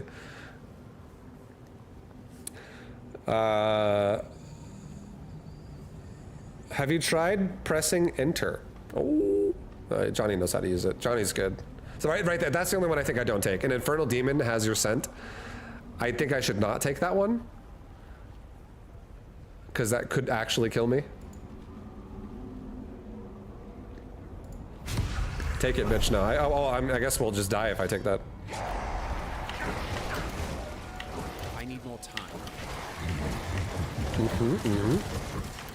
I don't want to die. What would be new if you died? I guess nothing, right? I'm trying to make a change, dude. Trying to get to end game. I keep telling you guys I'm going to play Path of Exile 2, and I feel like it's not a good look if I can't even make it to level 100 in Diablo 4. So we're trying to survive here. I need more time.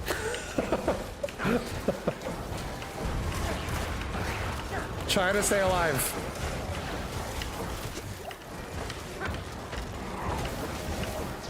I need more time.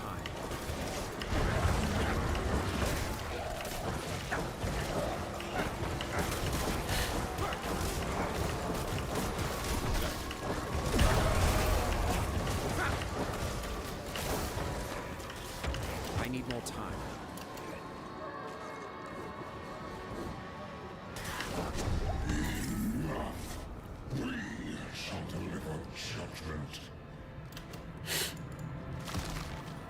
Nice.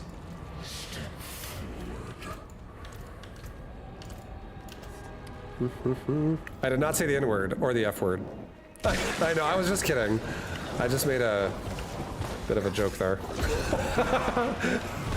And everyone knows he didn't say it. That's why I said it physically that he did not do that, because I don't want anyone to actually think you did. And then like be like they don't like you now or something.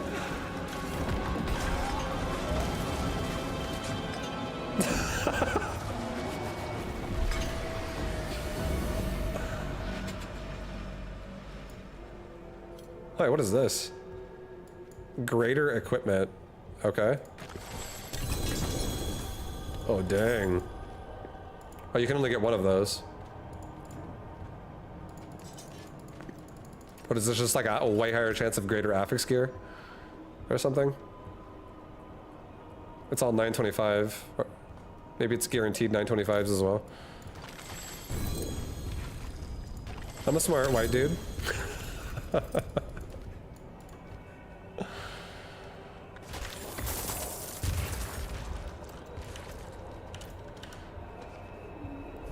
Who summoned all these mods out of nowhere? People just coming in and hanging out, chilling. Everyone just wants to talk. Everyone wants to hang out.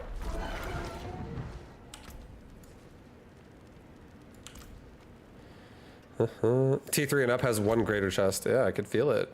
Felt good. I felt that chest was pretty great. I'm gonna salvage every piece of it.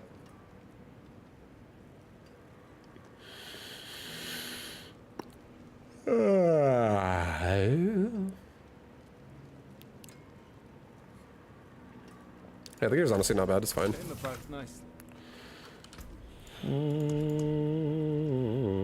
All right, I think I'm gonna level up to level.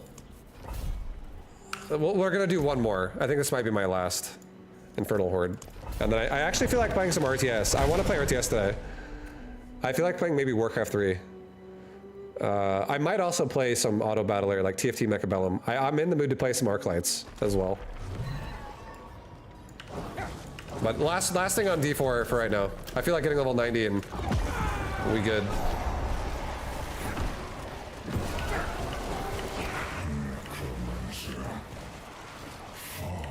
Today you have to kill blue. Who's blue?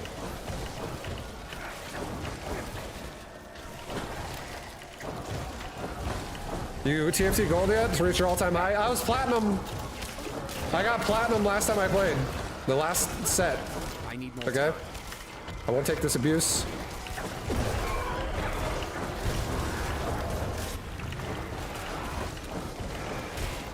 I need more time. Blue from the 2v2 game. That way AFK. Oh yeah, the guy that was lost like yesterday, Lost Temple. Or was it yesterday? I think it was yesterday. The guy that just like sat there the whole fucking time and then he finally left the game and I had to control him. And it was versus the 2 undead players that all they were doing is just like running around with heroes. And then the double paladin at the end to close it out. That was nice.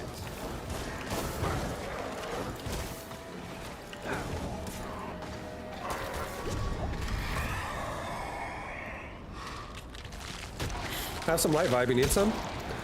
I'm happy to inform you that I've been getting a lot of light lately. Okay. Lot.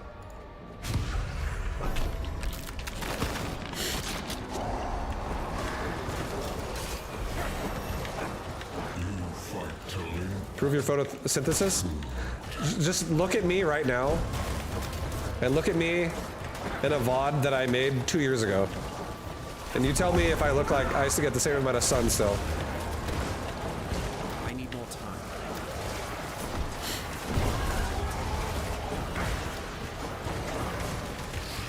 Touching grass has never felt so enlightening. I know. Guys, it's like, I don't do it every single day, but I do it often. Me and Nadine will literally go on a walk. I'll take a quick puff. We'll go on a walk for 45 minutes or something in the morning. And then I'm fucking chilling, dude. I'm having a good time. Having a little bit of a conversation and a walk. It's great. Great time. Holy shit, what is happening in this one? That's not... It's not good, guys! I'm out of potions. I think we made some difficult mobs or something. We have literally no potion. I'm not ready yet. Gotta not walk in those explosives. I'm about to die, actually. Oh! Regenerate, bitch! I'm gonna fucking die, bro! I got nothing! I'm not ready yet. I don't want to stop moving. We're regenerating. Get him, Skellies. Alright, we're good.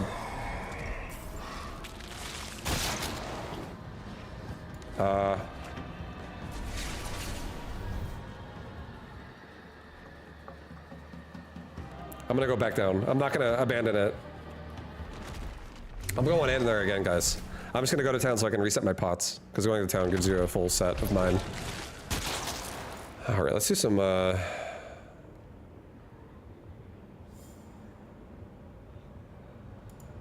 You had 9 to 9. Yeah, that was scary. I'm definitely not starting the next wave of 0 to 9.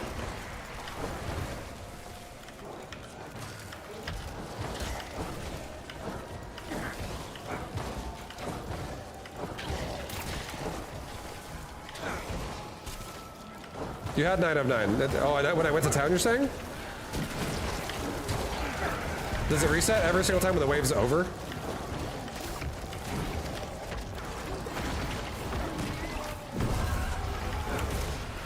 Oh. Well, guys, I had a near-death experience right there, okay? I was kind of scared. I was like, we need to fix this right now.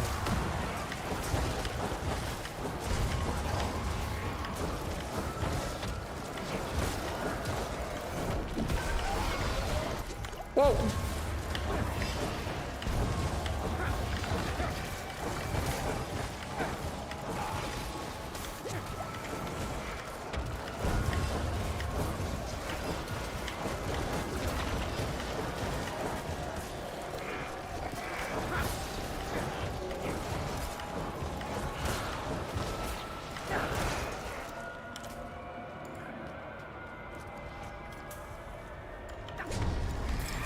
Yeah, I went back up to 9 out of 9. You're right. Okay. I do not want to be slowed. Aether Lords spawn. Aetheric Masses do more damage. I guess I'll do Aether Lords. I'm just gonna take it, like, that's scary. It's gonna make it harder. But... it's okay. I think I'm just gonna... do it a little bit more patient. Like, not just run left and right across the entire room all the time. I'm gonna kind of centralize myself.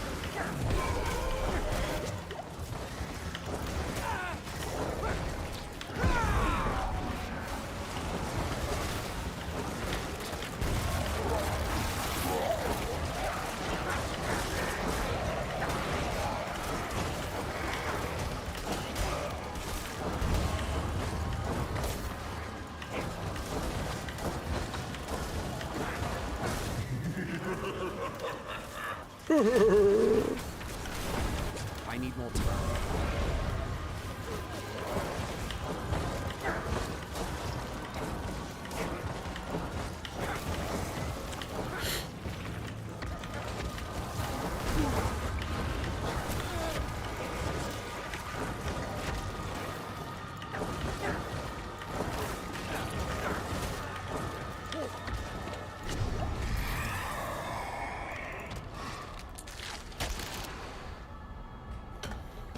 Skip Lords and only do Aether Hellborn mods. The Lords are way too tanky. It's okay. We got that Necro Deeps. We're gonna rock their world. We'll do mass damage.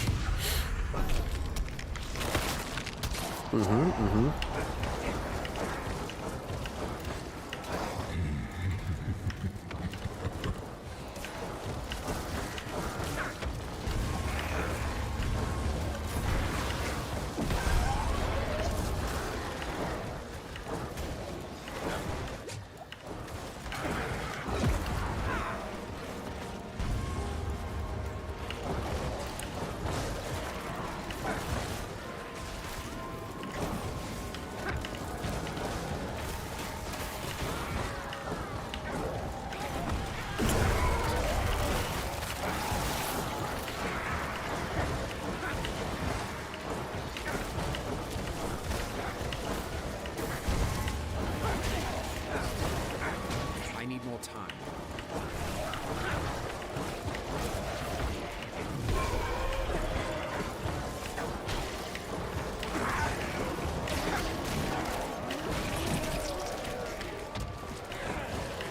I need more time.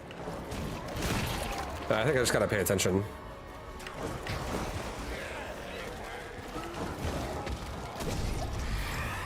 Look at reading chat constantly while I'm in here. I'm just running into a bunch of like shit on the ground. Is kind of scary.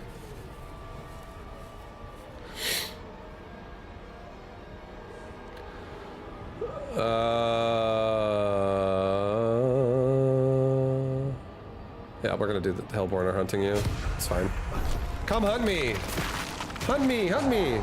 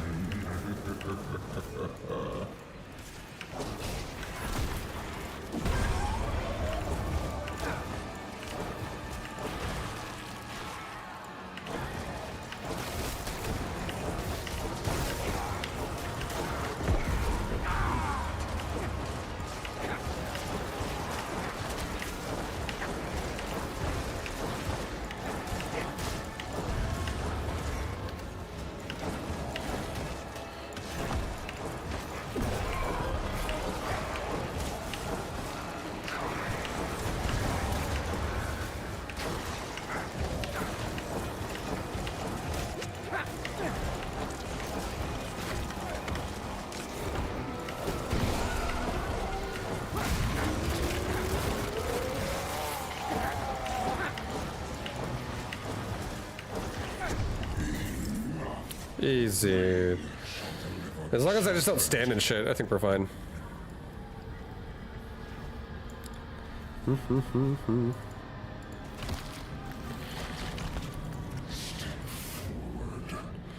Quinsar just banned 6 people. Was it like a bot or something? I didn't even see.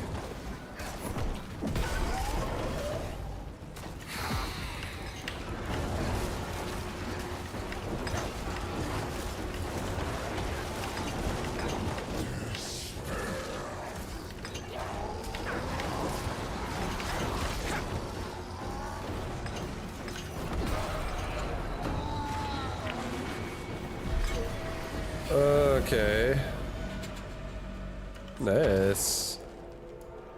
Get the big chest.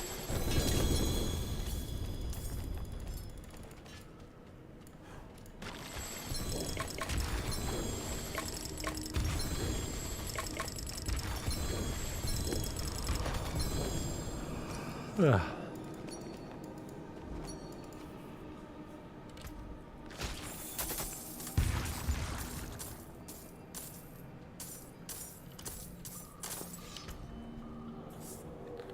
Wow, that's a greater FX life roll with also a really high movement speed roll.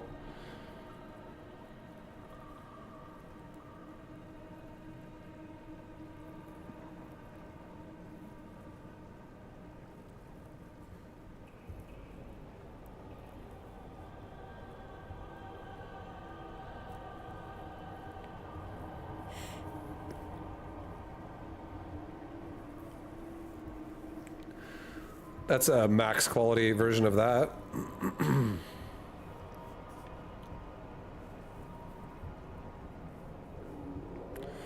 Mans doesn't even have compare toggled. How do you, oh, there you go. I mean, it's comparing anyways. Because Diablo 4 is simple. Negative red means shit item. Like, I can craft everything else in the item I want. The greater affix is definitely interesting to look at. But one greater affix is like kind of whatever. The life roll on that is pretty nice. I think that's actually the best item I found right there, the boots. Just because it has high rolls as well. Like it's definitely nice compared to my boots. The only question is, because I can craft the Iron Maiden thing if I really wanted that again. And it's not a big deal. The only question is, I definitely don't need the armor, so I'm gonna re-roll that. And would these boots re-roll into something good? That's the question. Because the armor is a dead stat to me. I have plenty of armor. Like I'm over cap. Because as far as I understand, 9,230 armor is cap, right? My current gear is definitely over, and I don't need even more of it.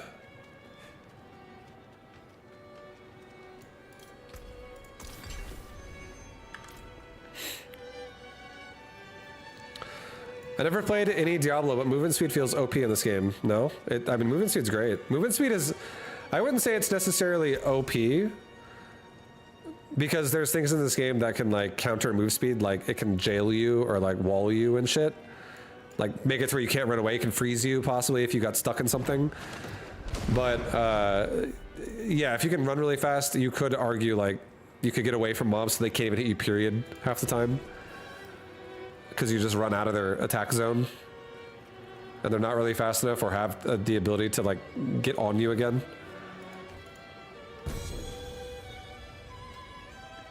But where I run also matters. Like if I just run directly through mobs all the time, you can't run through them. Like there is collision is a thing in this game. You can't just run through everything like whenever you want to.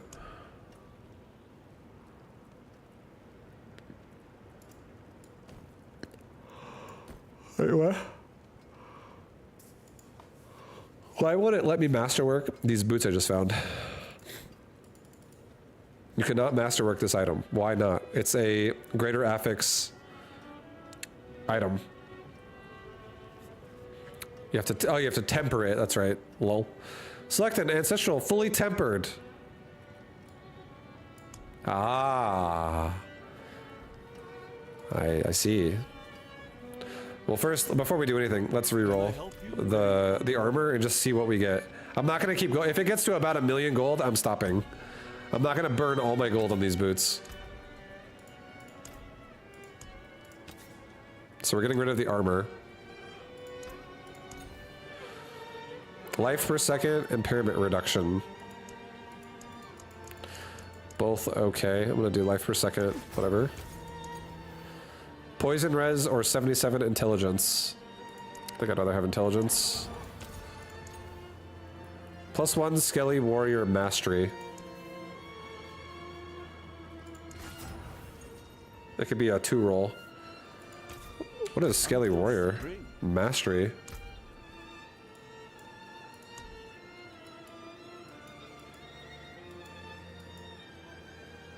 Where the fuck is this? Skeletal Mage Mastery.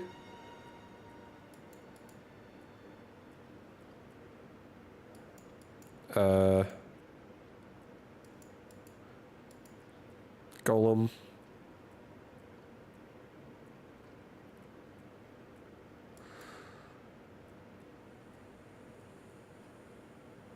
Here, let me just put these boots on. How's that sound? I'll put them on and I'll look at my talent tree again, see where it gives me the plus, because...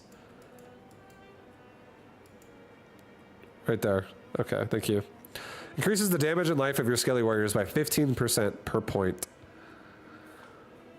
That's honestly not bad. That's actually... That's actually damage in my boots. Is my res still capped? No. Go to the jeweler. Jeweler, unsocket.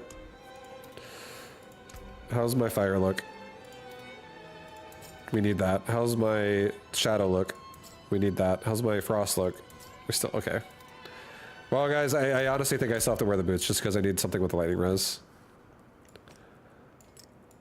to fix my current res problem. We'll fix that more over time, but I'm gonna save these boots. I'm not gonna get rid of them. We'll save them. Because I cannot temper res on the boots. I'm probably gonna have to temper some res on some more of my gear. Instead of some life or something. But overall, good piece of gear. Good shit. Let's actually get this.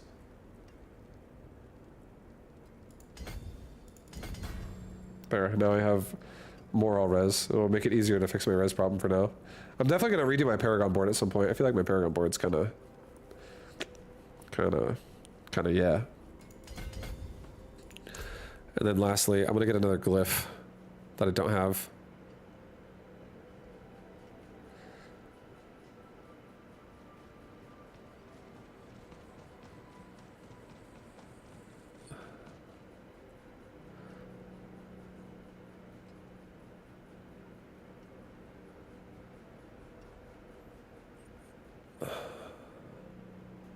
That one seems okay, because I have some ways to CC. I also like this one too, because this one, I can turn my skills into shadow skills, and I can make this actually give me damage reduction. 10% damage reduction is just really nice.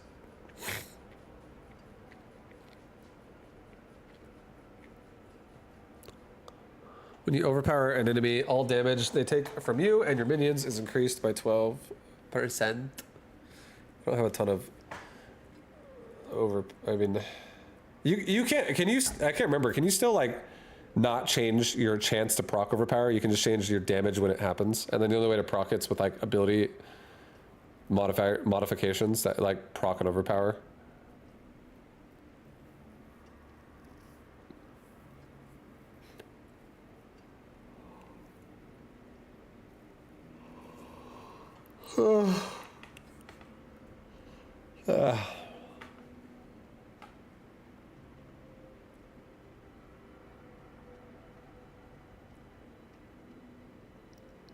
I like that one.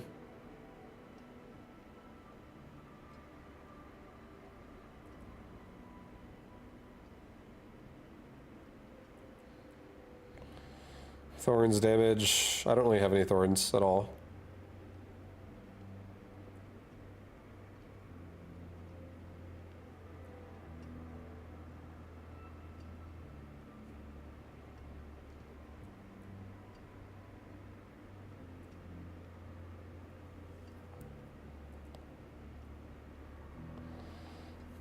I could also do warrior. Because my minions are starting to die. And I feel like that's a problem.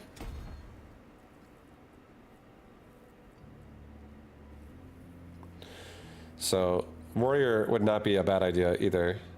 And then I think next time we play... level 1, level 1, level 1, 13, 15. I think next time we play as well, maybe we should do more Nightmare Dungeons and... You never summon the Scaly Priest, though, in fairness. You're talking about keeping this buff on? Number 4? Like keeping the bar on, right? What does summoning the priest even mean?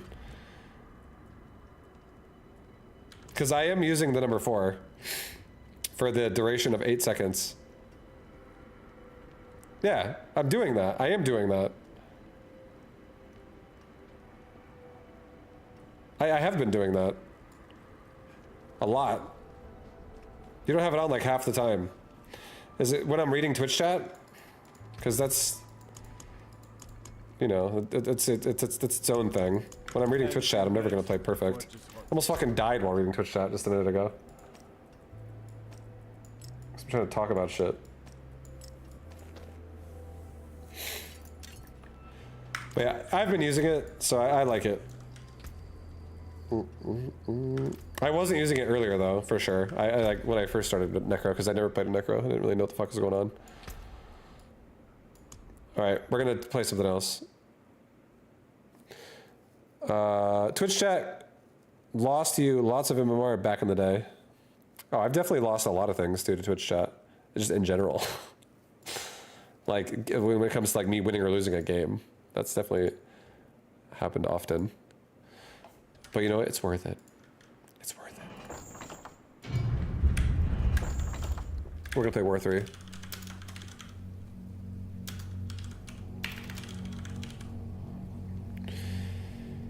War3, guys. It's Warcraft 3 time. I'm changing my titles in my game.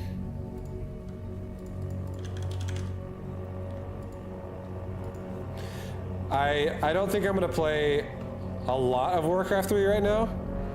I think I'm just gonna play for a little bit.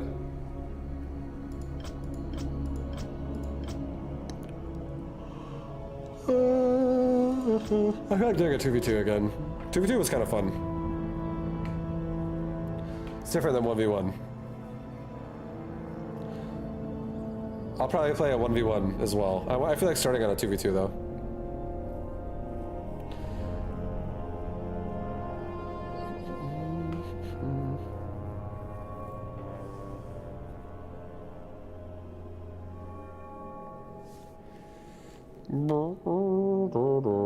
Did Twitch chat lose your virginity? No. Negative. Negatory. Nice race. Whose emote is that? For Jumbi. Oh, I'm human! I didn't get to see what people are. Onyx Tank and Punisher versus me and Martin. Martin is undead. I am human. Ready to work. He's a German Protoss. I recognize that name. I feel like I've seen that name before. It sparks me going, I know that name. But I don't really know that person though, really that much, I don't think. What? Yes, me lord.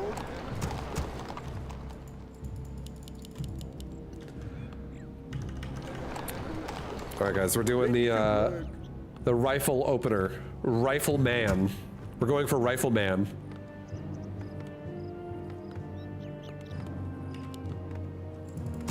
What? All right. Off I I go then. Ready to work. Yes, me lord. Right, what is it? Right, all work. He's a young player, new gen. That's probably why. Lord. All work. Yeah, I haven't been following the StarCraft scene for a while, Work. so that would make sense. You go, Pala.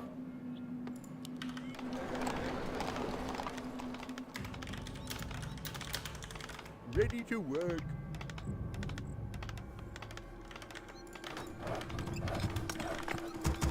What is it? Off I go then. Job done. Ready to work.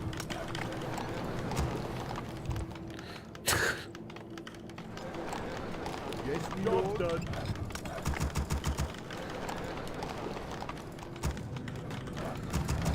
All right, boys, we're getting Mountain King. Job's done. Job's done.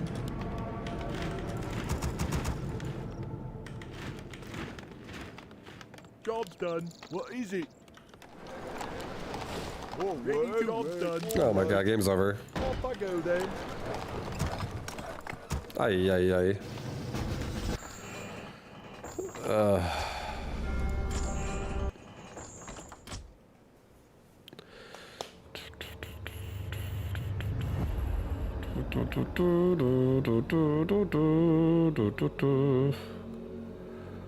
Well, we're going into another game. Going into another game, guys.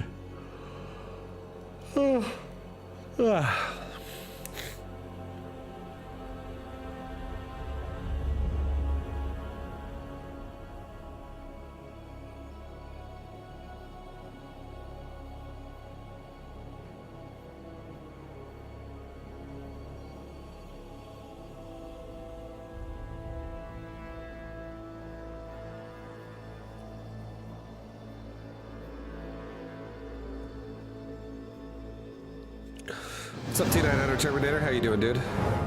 It's a War 3 night! Was it me and Martin again? It's me and Ghost versus Naked Girl 555 and Phil D's.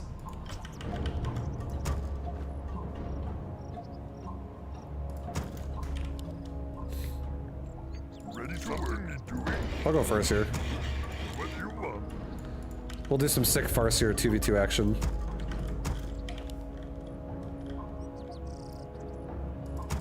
Naked Girl seems scary. Ready to work. Can't build there. Yes. Yep.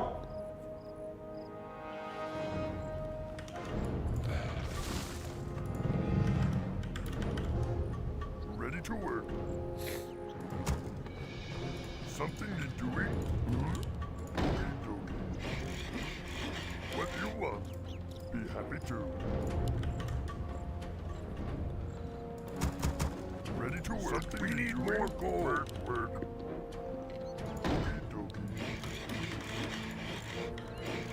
What do you want?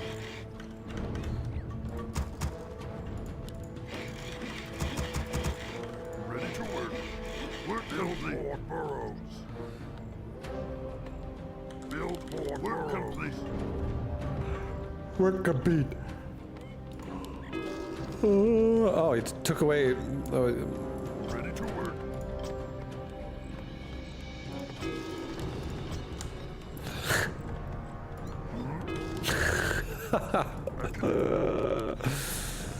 Happy to. Work. Ready to work.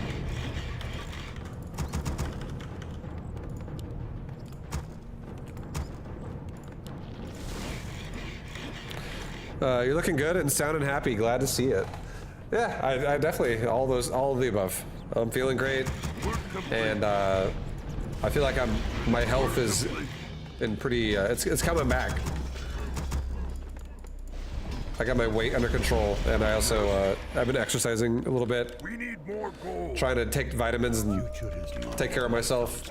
You know, Ready to work. doing things that I can do. Still haven't gone to the doctor because I don't have any health insurance, but one day, one thing at a time. I see. We're improving. My eyes just lost. And thank you for noticing. I appreciate that.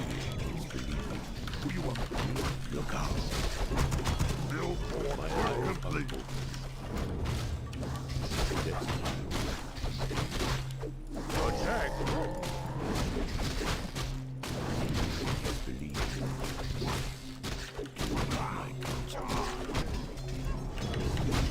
Warcraft 3, Vibe Warcraft 3 stream is best stream. Yeah, you love it. Watch out. Warcraft 3 is overall a good time. No, that should go down, go down. I don't think I should expand outwards. I think I should expand inwards.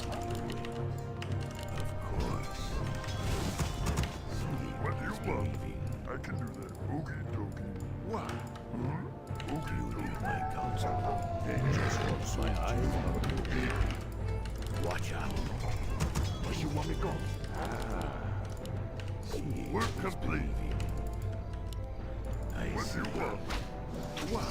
Yes, we need more gold. Something to doing? What do you want me to? It is. We need more gold. What do you want? Be happy to. We're under attack. Yes. Of course.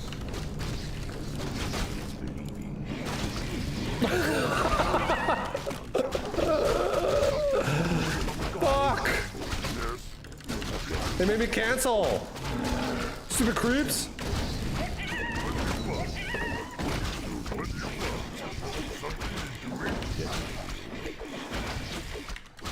I lost a little bit of money, not too much. I lost probably like 100 gold in wood there or something. A little inefficient, but it's not the end of the world. What you want? What you want? My eyes are open. Strike.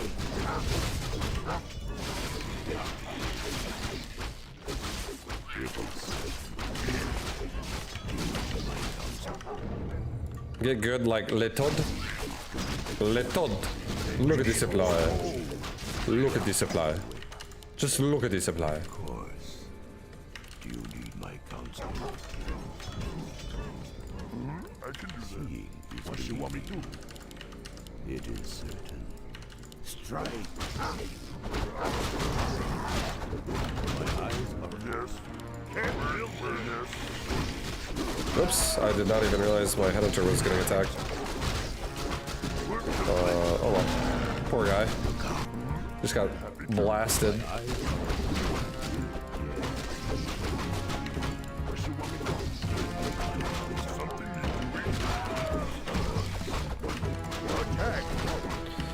Are we going Ratso? I'm not going Ratso.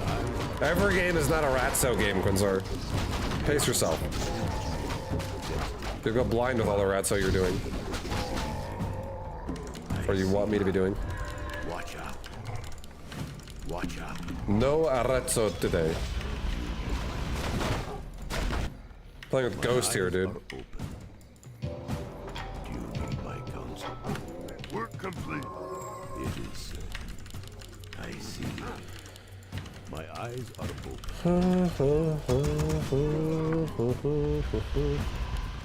Seeing is believing. What do you want? Something to doing? Destiny away. Of course. It is certain. I see. Watch out. Seeing is believing. This is one of their bases. Work complete. What's here? Oh, a paladin. My eyes. What do you want me to do? It is. Look out. Watch out.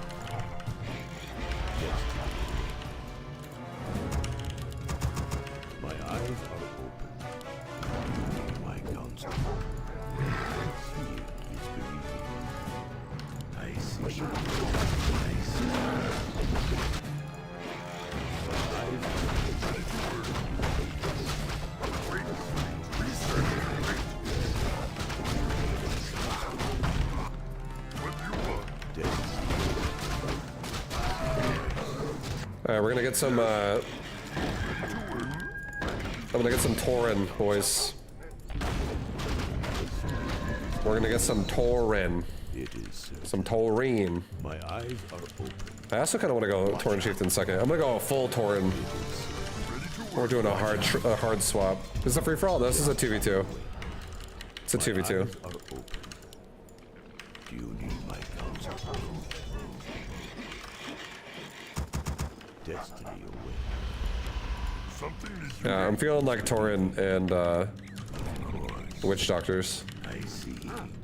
And kind of transitioning out of Headhunters. My counsel. The cow people. Watch out. I see.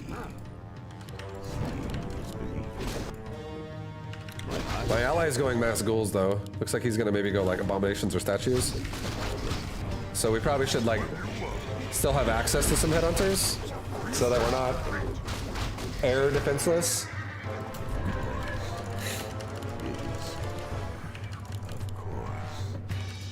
Work complete. I see. Work complete. My eyes are open. It is. You need my counsel. Watch out. Of course. It is certain. I see. Research complete. My eyes are open. I kind of want to go Shockwave. It's more fun. I kind of like Stomp better, but I think I'm gonna go Shockwave. Destiny. Yes. First word is believing.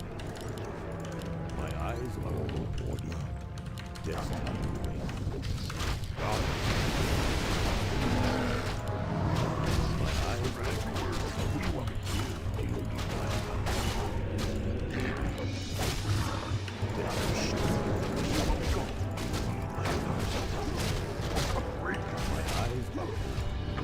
We're under attack! Research complete. Okay, so we just engaged his army. Had to kind of run away. Didn't really have the ability to My eyes do much more than that. My teammate actually killed his gold mine. The undead's gold mine's dead now. That's work complete. solid play. My transition is on the way. We're coming up. Be happy to. Dangerous for Surgeon. Let's kill this while we're at it. Get closer to level 5 and get my TC closer to level 2.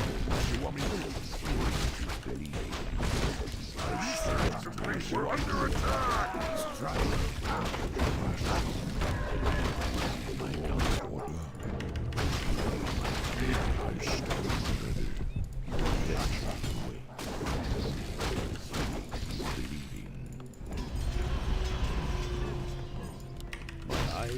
Nice. Okay, well we got Torrens on the way, we got Witch Doctors on the way with full upgrades. We're looking good. We'll wait till we get like 2 Tauren to fight that thing. Watch out. Actually, we'll fight it with the first Tauren. I think we'll be fine. I actually think we'll be just fine. Something need doing? I can do that. Destiny away. First Tauren gets here, we go, boys. We go, we go, we go. I'm gonna pull this with my hero. Probably get thrown at a rock thrown at me, but it's okay. I pull him out a little bit, start making him kind of stupid.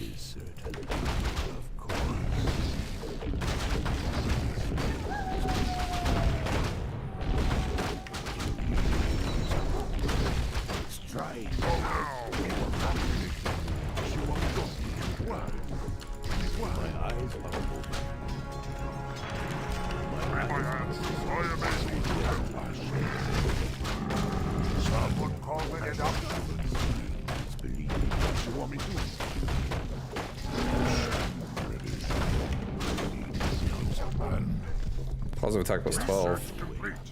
Ay, ay, ay. If only I had a Blade Master right now. My eyes are open. I hear the summons. How may I serve? My eyes You are seek me. Alright, I'm gonna go attack top guy. What? We're gonna go attack human. And I think we're gonna do some damage. That needs to get a shredder. I could get a shredder if I wanted to.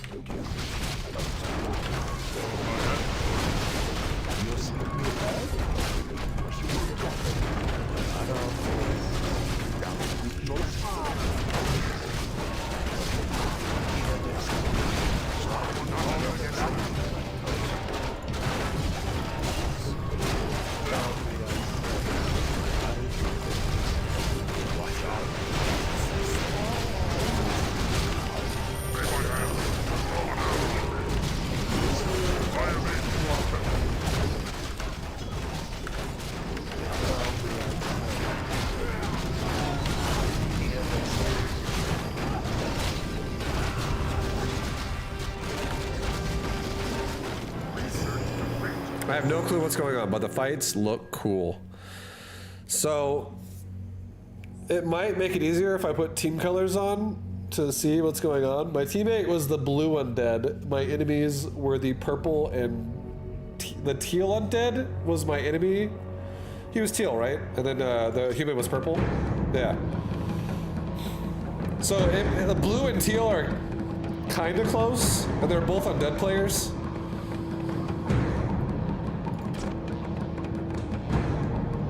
But yeah, blue was my teammate. So the blue guy, that town portaled into the fight, he was like, you can teleport your army in this game to like go to a base, and as long as your hero like consumes a town portal scroll to go near a main base, and whatever units are around your hero when this happens will go with the hero.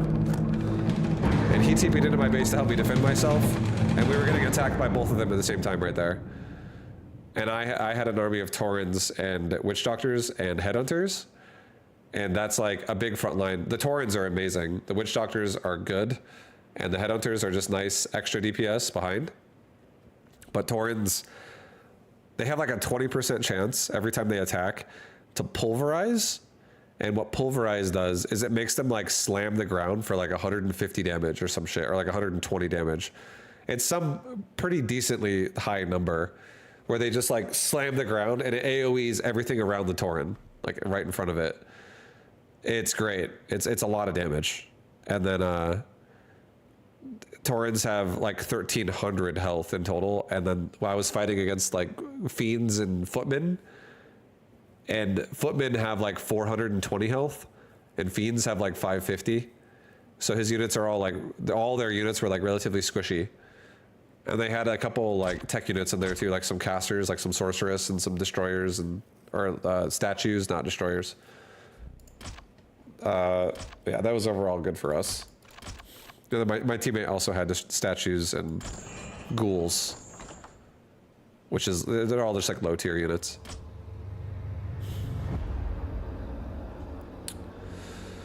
You might pick this game up. You're disappointed with Stormgate in the current state. I think Stormgate will get better over time. Also, Warcraft 3 is great. It's a fun game.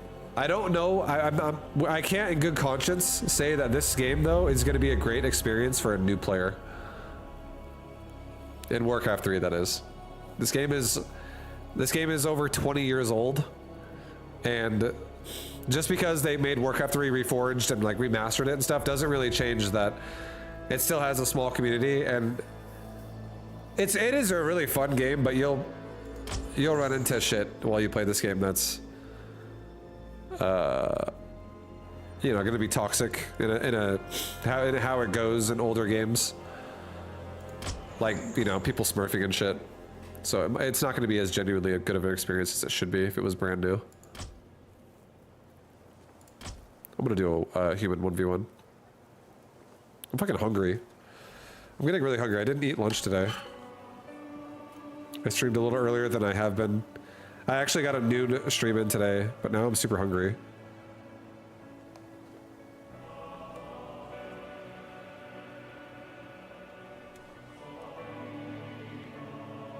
Hibachi. Oh. Hibachi.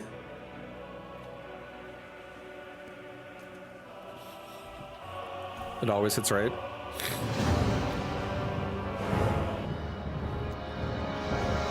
We got a human opponent. Human on human action right here. More work? Yes, my lord. All right. Righto. Ready to work. More work? Surprised that other human with a pit lord.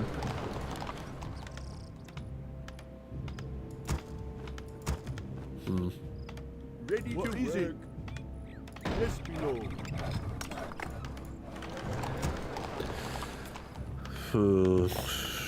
He's gonna be like, thank you for making a pit lord. And he's gonna go Mountain King Paladin himself, and he's just gonna have like double ways to nuke my ass. It's gonna be wonderful.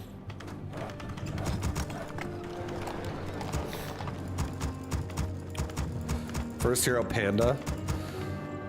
I feel like Panda would be sick until he got breakers, and then it would not be sick anymore. And then it'll be Depresso. Job's done. We could always then just go mass air, right? Just breaker, or if he goes breakers, we have mass Dragon Hawks. And then we could kill his breakers with air units, and then boom! He can't hit me because we have What? Right. Breath of Fire if he tries to do it as well. Forward. Yes, Should I do a neutral hero? Or should I cancel that Mountain King and go neutral? Ready for action. On my way. I'll take a look at the neutral hero list. I can't remember what I want to make. I don't want to make a... Say the word. I don't know. Of course. Job's done. Yes, me lord. Off I go then. Orders. Right. Orders.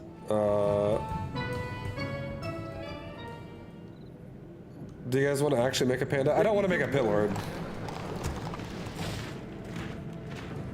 Ready for Easy. action. What? Yes, me lord. Yes, my Make a lord. Fire Lord? Okay, fuck it. We'll go Fire Lord. Curveball, Fire Lord. What do you need? Forward. Off I go Say the then. word. What is it? Right here. Job's done. I'll light the way. It is done. What do you need? On my way. Fire away. The order is given. It shall Forces are under attack. Ready for action. Orders. I'm in order. fire away. Say the word. Yes, my lord. You may speak. I'm lit. The order is given. Ready for action. Off I go then. All right. Yes, me lord. Forces Right. are under attack. All orders is required. What is it? All right. Fire away. Yes, my lord. You may speak. Say the word.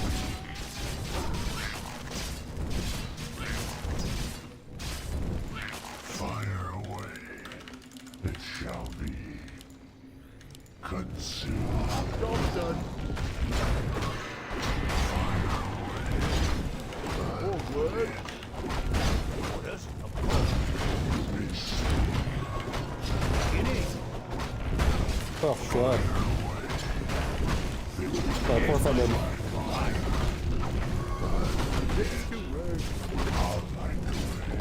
I'm in order. Ready for action. It is done. It is done. Fire away. We got so many fire elemental spawns. This is great. We got spawns for days. Job's done.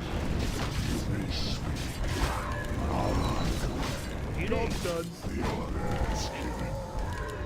It shall be. I'm lit. Ready to work. Fire away. All right, let's go to attack his base right now. Upgrade complete. Let's just give him a nice poke. I guarantee we both expanded. Fire Ready to away. work. It shall Ready to be. work. Ready to work. I'll go scout his expansion, just see if he really has it, just to make sure. Yes, me lord. Our forces Right. are under attack. I'll light the way. You need. Say the word. Ready to work. It is done. Ashes to ashes. Fire away. I'll light the way. It is done. The order is Yes, my lord. Work. What do you need? Of course.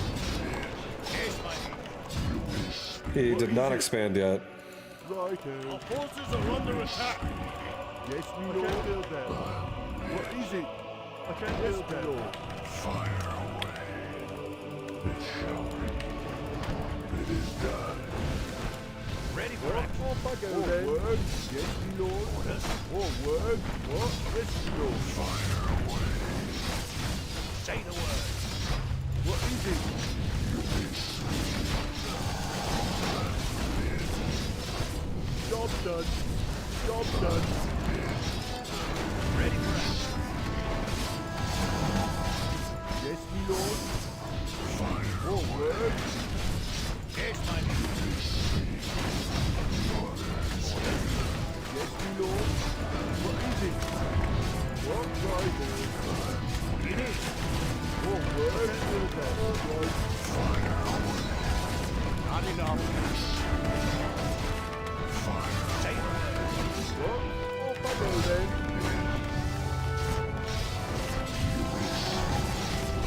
Not enough. Ready. Our town under siege. I'll light the way. What job done? Yes, my lord. Yes, my lord. What is it? Off I go then. Our forces are under attack. Fire away. Yes, my lord. Forward. What? Ready for it. Yes, my lord. Right on. Fire away. Say the word. What is it? All right. Forward.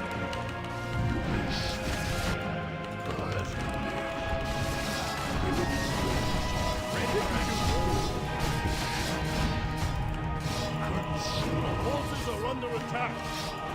Fire away. Fire away. The order is given. It shall be. Ashes to ashes. Ready for Ashes action. to ashes. The town is under siege.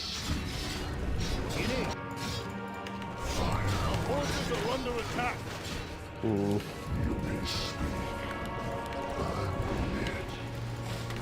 What? Right on. Fire away. Lord. In it. On my way. Upgrade complete. Fire away. Our town is under siege. Are under attack. Ready for action. Forward.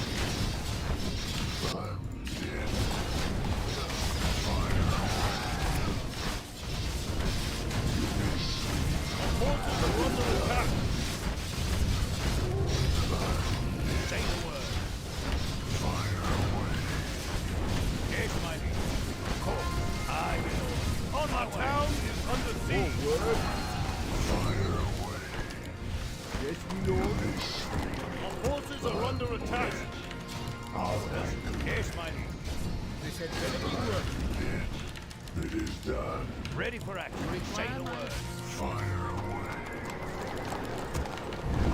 We held! You get experience from killing a summoned units? We do, yeah. We do.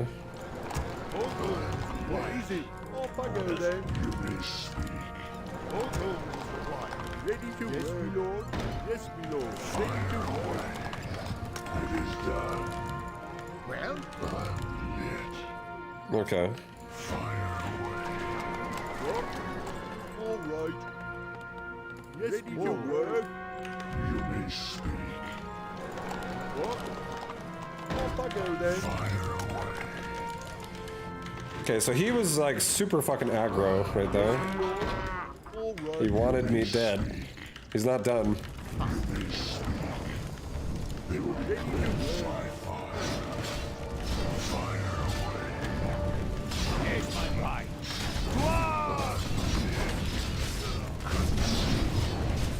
Job done. Say the word. Of course. Right. It is. Fire. The order is given. Forces are under attack. Job done. Ready for action.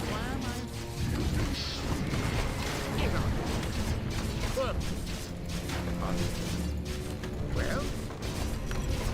Fire away.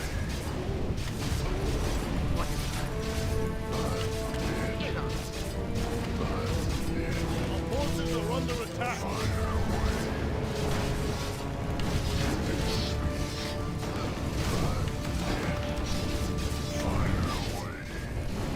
They will be cleared. Fire away. Our town is under siege. Job done.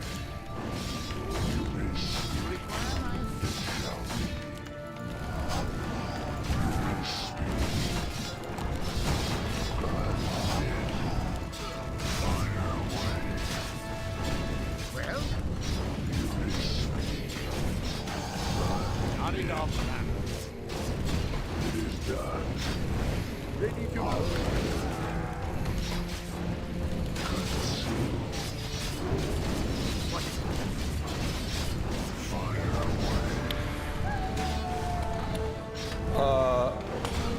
Nice. Ready to move. Yeah, he was just all in with Footman like all game. That Fire Lord went hard. So many Ellie's and he fucking went really hard. There was like 7 of them at one point.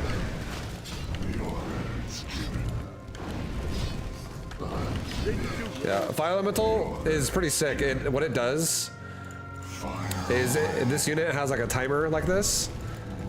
But like for instance, this one, we use this one. If you attack enough with this unit and it procs like this damage threshold, it spawns an additional lava spawn and it literally just duplicates it. It heals it if it took damage as well for like probably like 250 damage or something. Like right there, it's duplicating it. The timer stops on the duration and it just increases it again. And now you get a bonus one. That was actually a really good example right there. It doesn't last as long though. Like the timer goes out a little bit faster, but it gives you an extra like 20 seconds or 15 seconds or something of just like bonus damage. So and then they're all just like spawning more. It's pretty nice. That was sick. That was an interesting game.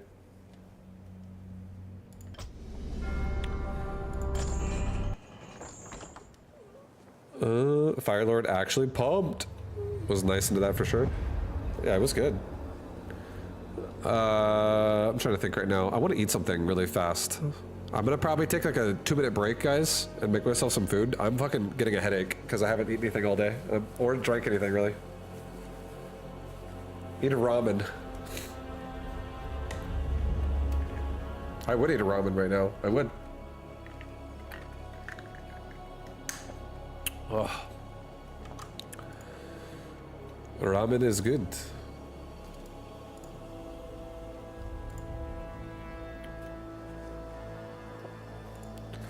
Break, no break. Entertain me now. Oh, shit.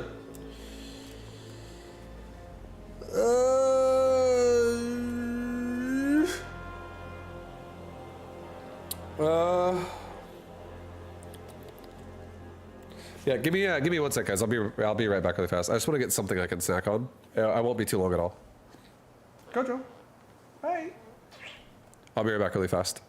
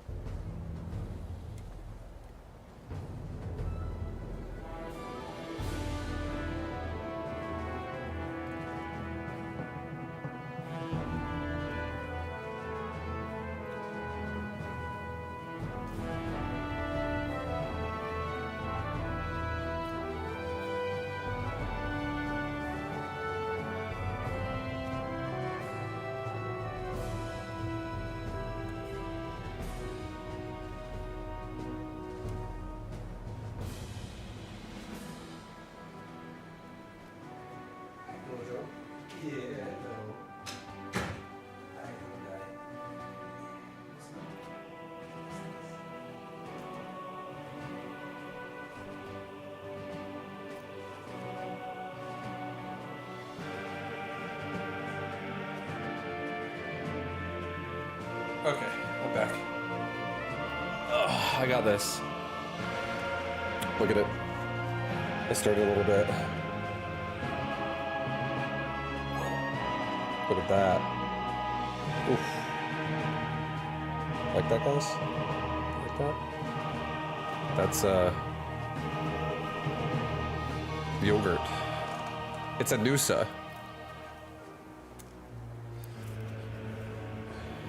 Where's your butter knife? Not today. Got a spoon, like a civilized individual.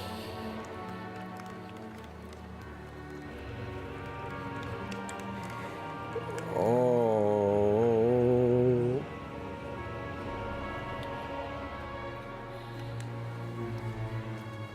Are you on BNet or Champ? BNet. I play Champ sometimes, but I don't like playing War3 Champs every time. It's honestly so fucking sweaty.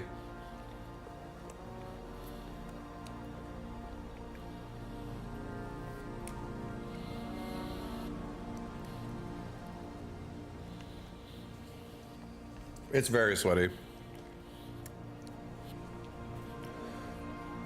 Ugh. Let's play free-for-all. Let's try playing a free-for-all.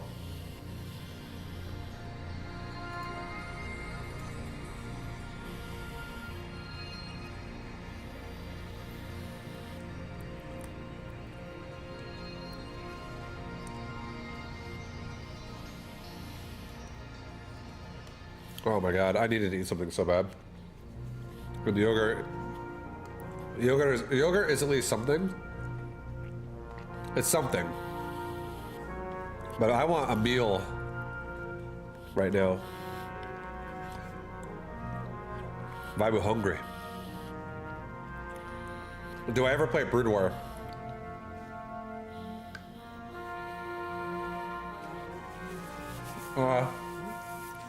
Not really nowadays. Gojo. I don't really play any Brood War nowadays. I used to play a lot of Brood War back in the day. But nowadays, I played remastered, or like the remaster of StarCraft 2 for like a month, I think. Maybe like 2 weeks to a month. I can't remember the exact amount. And then after that, I did not play the game again for probably another like year or 2 years. And then I played it again for like a couple more weeks, like 2 weeks again. The next time I played it, and I just played BGH, like 3v3s and 4v4s and stuff. And it was kind of fun.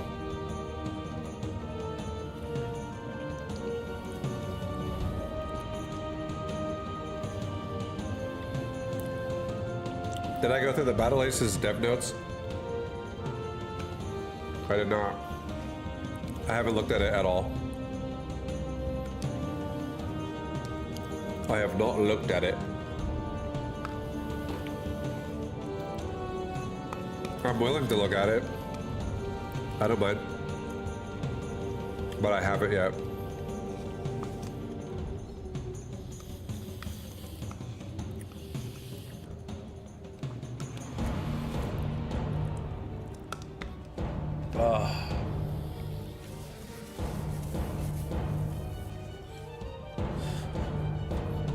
Okay, well, we're in queue. We'll hear the game if we get a game. What is this exactly? I gotta get my glasses. It's very tiny text. I can't even read this. Trying to get back into Warcraft 3. You know, anywhere that I find army comps and counters for noobs. I could tell you right now, I guess, if you want something to make your life easy. I would say if you're a noob, just play one base every game for now and don't worry about expanding. You can actually get away with that and do that in Warcraft 3. And then whatever race you are, I can just tell you a generic comp you can play. That would be like solid. What race do you like to play, or do you play all of them?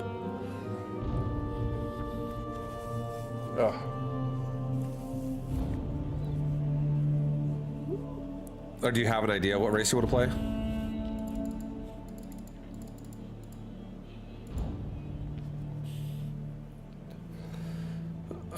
Counter square system we're working on. Splash beats small, beats anti-big, beats big, beats splash. Oh, you want to play human? Okay. Here's 2 armies for you as human. If you're newer to the game and you want to keep it simple. The first army is going to be the melee army, and you're going to get 1 barracks. You're going to just make an archmage every game. Go water elemental, brilliant Zara, water elemental, brilliant Zara, water elemental, brilliant, and then ultimate, and then brilliant Zara, and then blizzard, blizzard, blizzard for your levels, level 1 through 10. So LE first, brilliant Zara second, but don't get brilliant Zara when you're level 6. Get your mass teleport. Second hero you can make, this is optional. Play whatever you want. Play a blood mage second, play a mountain king second, play a paladin second. If you're a newer player, I would say Blood Mage is probably going to be a little more awkward to use unless it's a team game. But any one of those heroes would be fine for a second hero, honestly, overall. Don't worry about neutral heroes just yet. Like the tavern, don't worry about that. And then your army, for the melee army, is going to be 1 barracks with footmen. You're going to tech to tier 2. You're going to make probably like anywhere between 5 and 8 footmen total. And then you're going to go into tier 2 and you're going to make 2 arcane sanctums. These arcane sanctums are going to make 3 units. They're going to make priest, they're going to make sorceress, and they're going to make breaker. You're going to make all of those things. You're going to make probably like 3 priests, 3 sorceress, and then like 6 breakers. And then tech to tier 3, and then make knights. When you're tier 1, and you start tier 2, add a blacksmith, and when you're tier 2 and you start tier 2 and you start tier 3, add a lumber mill. That's a melee build. And you just go into like knight breaker as your melee frontline eventually, and then have like a little bit of casters behind it with like 3 sorceress and 3 priest. And that's all you gotta do. You could literally play every game like that and you do pretty well on average. And then if you play the range style, you got to make a blacksmith early to be able to make riflemen, but you can make rifles right off the bat with a early blacksmith and barracks. You can make a hero, again, just make archmage, keep it simple, and then make like 5 to 8 riflemen, and then tech to tier 2, and then get 2 arcane sanctums again, and then make a griffin aviary when you're going to like tier 2 to tier 3. And then just make a few, like maybe make like 2 or 3 griffins, probably 3 griffins. Have your army have like 8 riflemen total, and then like 3 priests and 3 sorceress. And that would be a super easy peasy simple composition. Just some rifles with your heroes, and then same thing with the heroes. Archmage first, then you can make any hero you want second. But the difference is you have a ranged based army or you have a melee based army. And you could obviously add more things to that whenever you want, but for that generic comp, it would be super simple. You don't have to really think about it too hard. Also, I think someone's disconnecting from this game because it's taking forever to load. Maybe not. Maybe not. Maybe I was wrong.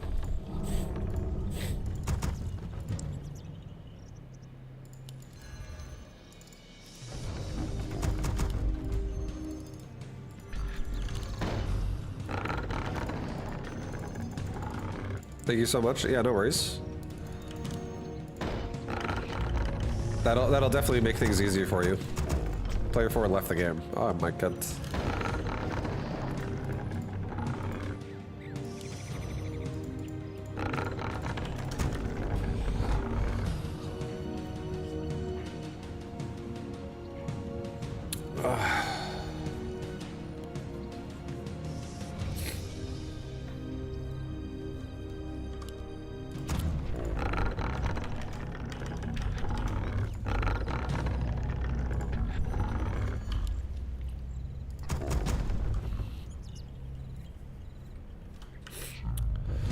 I don't know what I want to do this game. Maybe mass dreads.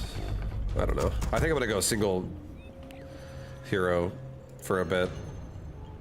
I kind of want to go Demon Hunter, but I do really want to go. I want to go Warden. I'm gonna go Warden this game. We're going Warden. Your building is complete. Warden's sick. Your building is complete.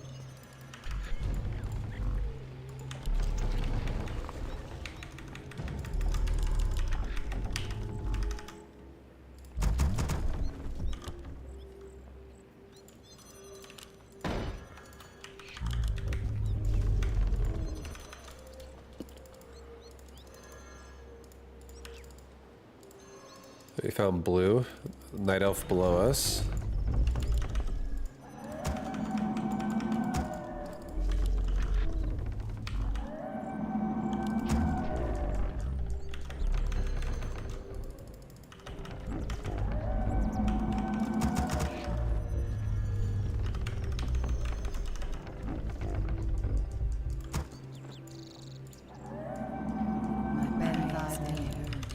Have you reached a verdict?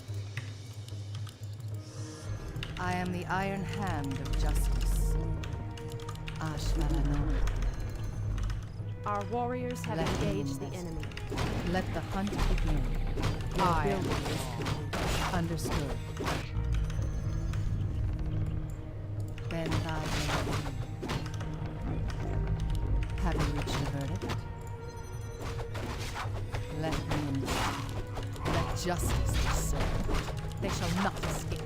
Let justice be served. Ashvalano. Okay, so we're using our barracks to creep right now, guys. This is great. Justice. Have you reached a verdict?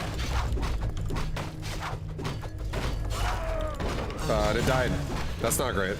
Let me More lumber is required. More lumber is required. That's I am the iron that's not hand. good. More lumber is required. Justice shall be swift. Bend thy knee. I can taste their fear. I can taste their fear. Hurry up. I am the law. Let the hunt begin. Understood. Justice shall be swift. Justice shall be swift. Bend thy I am the If we get iron rushed, hand this is gonna be of bad justice. news for us. I'll just throw that out there right now. We do not want to get rushed right now. That would be bad. That'd be real bad. Ashvalano. I think if you attacked something at home, it would have stopped the attacking. It's okay. Let the hunt begin. It's okay. I wanted to lose my tree. I like a disadvantage. It's great. Understood. They shall not escape. I'm gonna kill this AFK guy now, or the guy who left the game. And we're going straight into tech. Bend thy delelu. We're also gonna take his base I am the iron hand of justice. until someone else punishes me for it. Let me investigate. Bend thy delelu. I am the iron hand of justice. Let justice be served. I am the law. Have you reached a verdict? Ashvalano. All right, get out of here. We got all the XP for that. You can kill Let the hunt begin. units for XP if they leave the game up until you're level 5. I am the iron hand of justice. Let me investigate. I can taste their fear. Justice shall be swift. All right, let's heal up a little bit, just for a sec. I'm gonna start creeping just with my warden for a tiny bit. The iron hand of justice. Upgrade Let me investigate. Ashvalano, have you reached a verdict? Let the hunt begin. They shall not escape. Look at a demon hunter, actually. Have you reached a verdict? I am the iron hand. We'll get a demon hunter. Ashvalano, bend thy day. They shall not escape. Let me investigate. Ashvalano. Have you reached a verdict? Insufficient gold. Your building is I am the iron hand of justice. Bend Hey, we got 30% or 36% attack speed with this shit. It's like we have this perma bloodlust. let me It's investigate. nice. Ashvalano. Bend thy day. Let's go heal again at the well. Oh, he's right there. Understood. Let's just hide at the well.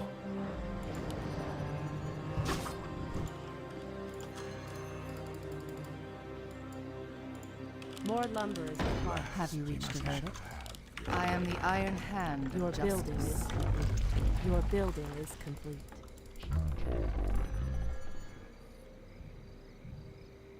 I am the Iron Hand of justice. Okay, we're gonna go down Let bottom the right. hunt We're gonna try to begin. creep that really fast.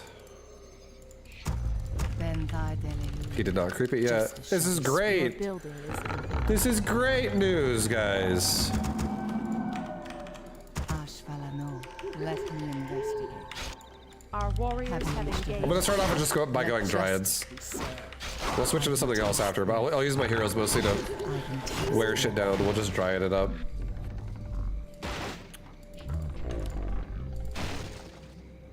I'm gonna hide my tree up here as well, behind the gold mine. Let me investigate. I am the Iron Hand of justice. Your Ashvalano. building is Ah, complete. the great outdoors. Have you reached a verdict? Are we being Ben thy invaded? delelu. I am the Iron Hand of justice. Your building. Our warriors have Ben engaged thy in delelu. Ashvalano. Understood. Let the hunt begin. Let me What investigate. is nature's call? Have you reached a verdict? I am the Iron Hand of justice. Have you reached a verdict? Research of justice. I am the law. Ashvalano. Is there trouble? The hunt is on. Let me investigate. They shall not Healing wells are OP! justice be served. Ben thy delelu. Ben thy delelu. Hi, making sense. Ashvalano. Oops, the archer killed Have you him. reached a verdict? Our warriors have engaged Let the me enemy. investigate. I am the Iron Hand of justice. Ben thy delelu. Research finished. I am the law.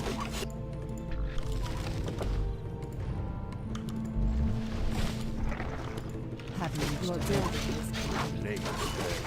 Ashvalano. Let justice be served. Treaty Let not me be investigate. I am the Iron Hand of justice. Understood. Justice shall be sweet. What is nature's call? Ashvalano. Ah, the great outdoors. Let the hunt begin. Have you reached a verdict? Let me investigate. Is there trouble? I'm game. For the kill. I am the Iron Hand. Okay. Nice. I am the law. Are we being I am invaded? the Iron Hand of justice. Ben thy What is delelu. nature's call? Have you reached a verdict? We're getting a lot of XP just Being invaded? fed to us right now from purple. Ashvalano. Let me investigate. Have you reached a verdict? They shall not escape. Let me investigate. Hi, They shall not escape. Yeah, the healing well, it lost to a level 1 null archer. Yeah, it's okay. Look at us go now, dude. We're just farming this guy's grunts. He's just staying I am the here. Iron Hand. Your building. We have another base over here already. We're looking pretty Ben thy pretty strong. We even hid the tree, so if anyone sees the blight here and sees this guy is like AFK, they're gonna not if they I am don't the scout deeper Iron in, you know. Hand of justice. Is it a creep camp or what? It kind of feels like it. is there trouble? Let me investigate. I can taste their fear. Let the hunt begin. Here, let's just actually go kill purple. I think we could probably just kill him right now. Understood. Let the hunt begin. Ben thy delelu. Ashvalano. Your building Ben is thy delelu. Our warriors have engaged the enemy. Hi, I'm game. Okay, I this am guy's the got Iron a Hand of a justice. base. Have you reached the verdict? I am the Iron Hand He's very of dead. justice. Ben thy delelu. I can taste Let me investigate. Ah, the great outdoors. Have you reached a verdict? Ashvalano. Let justice be served. Understood. Ben thy delelu. Ashvalano. Have you reached a verdict? What is nature's call? I am the Iron Hand of justice. Are we being Let me invaded? investigate. Justice shall be swift. I can taste their fear. I am the law. Justice shall be swift. They shall not escape. Research finished. Understood. Let the hunt begin. Understood. I am the Iron Hand of justice. Yo, attack that shit. Slow him down. What is nature's call? Have you reached a verdict? Bend thy ear. Ah, the I great can outdoors. taste their fire. Justice shall be served. Let the hunt begin. Perfect. Understood. You know what? Let me investigate. We got this on lockdown, guys. Bend thy delirium.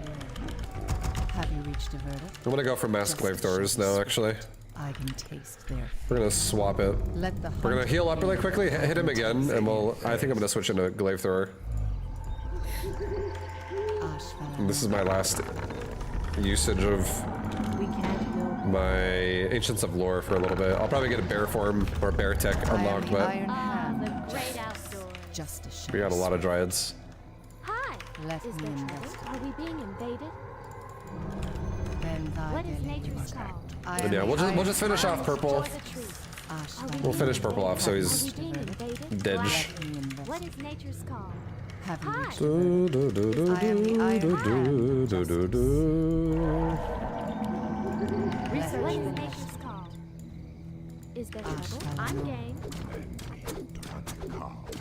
Are we being invaded? Bend Are thy we being invaded? Is there making trade? What is nature's call? Making Your trade. building. Hi. Black. I'm game. What is nature's call? Understood. Let the hunt begin. Let him taste their Hi. Are we being invaded? Have you reached a verdict? I am the Iron Hand. Hi. Let What me is nature's call? bend thy delirium. Bend thy delirium. Have you reached a verdict? I am the Iron Hand of justice. Let me investigate. Yeah, we're going into glaives. What is nature's call? Research finished. Bend What thy is nature's call? let me investigate. Hi. Okay, he's left the game. I am the Iron Hand of justice. Understood. Justice. Hi. Aim dead. Let the So hunt now it's just 1v1, essentially. This game was pretty fast. bend thy delirium. I'm sad that this guy quit. Yellow quit. I am the That Iron was Hand. it's pretty annoying. There's always somebody that ends up leaving the game like right away. I don't understand why, but it always I am happens. the Iron Hand of justice. Ashvalano. Alright, so this guy probably either has like mass air or we'll fucking see. We'll see. Research finished. We shall see. Let me But we're almost level 5 on both my heroes, so that's actually super nice. And we're so rich right now bend with all the gold mines we have. What is Ashvalano. nature's call? Let the hunt begin. Is there trouble? I am the Iron Hand of justice. More lumber is required. Let Hi. me investigate. Justice shall be There he is! Ashvalano. There's our final opponent. Reached a verdict. Are we being invaded? Bend thy delirium. I am the Iron Hand of justice. Understood. Let justice be served. Taste my eye. Let me investigate. Bend thy delirium. Ashvalano. Are we being I am the Iron Hand of justice. Bend thy delirium.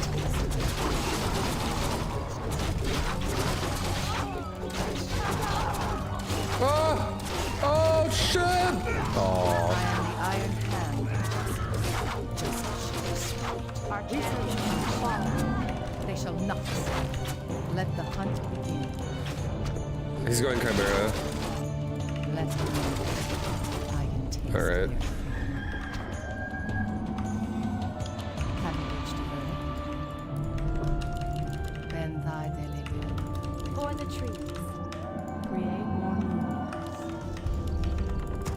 I am the Iron Hand of justice. Alright, we'll kill his expansion. My hero's healing right now. This guy doesn't have an expansion yet still, actually. Oh my god. What is nature's call? Alright. I don't know what's going on in this game right now, boys, but apparently not much. Ah, the great outdoors. I am the Iron Hand of justice. Have you reached a verdict? What is nature's call? Black.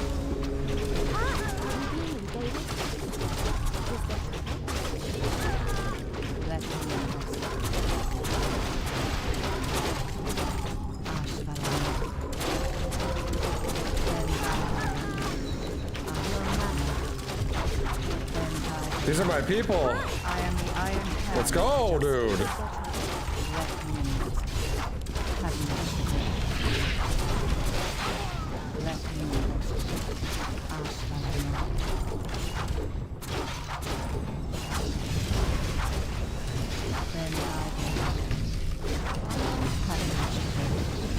That was a pretty fast free-for-all. That game was pretty quick. I'll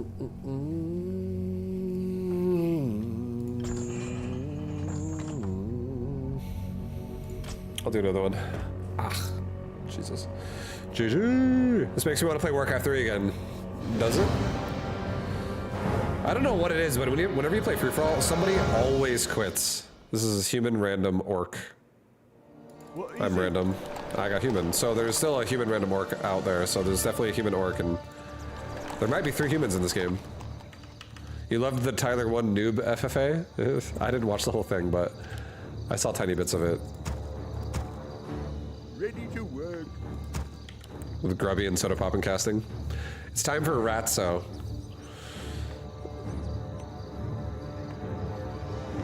Is it time for Ratso? I don't know. Human heroes are fun. Ready to work. I like Ratso most, and I'm Night Elf. But I wanted to go Warden last game, so I went Warden.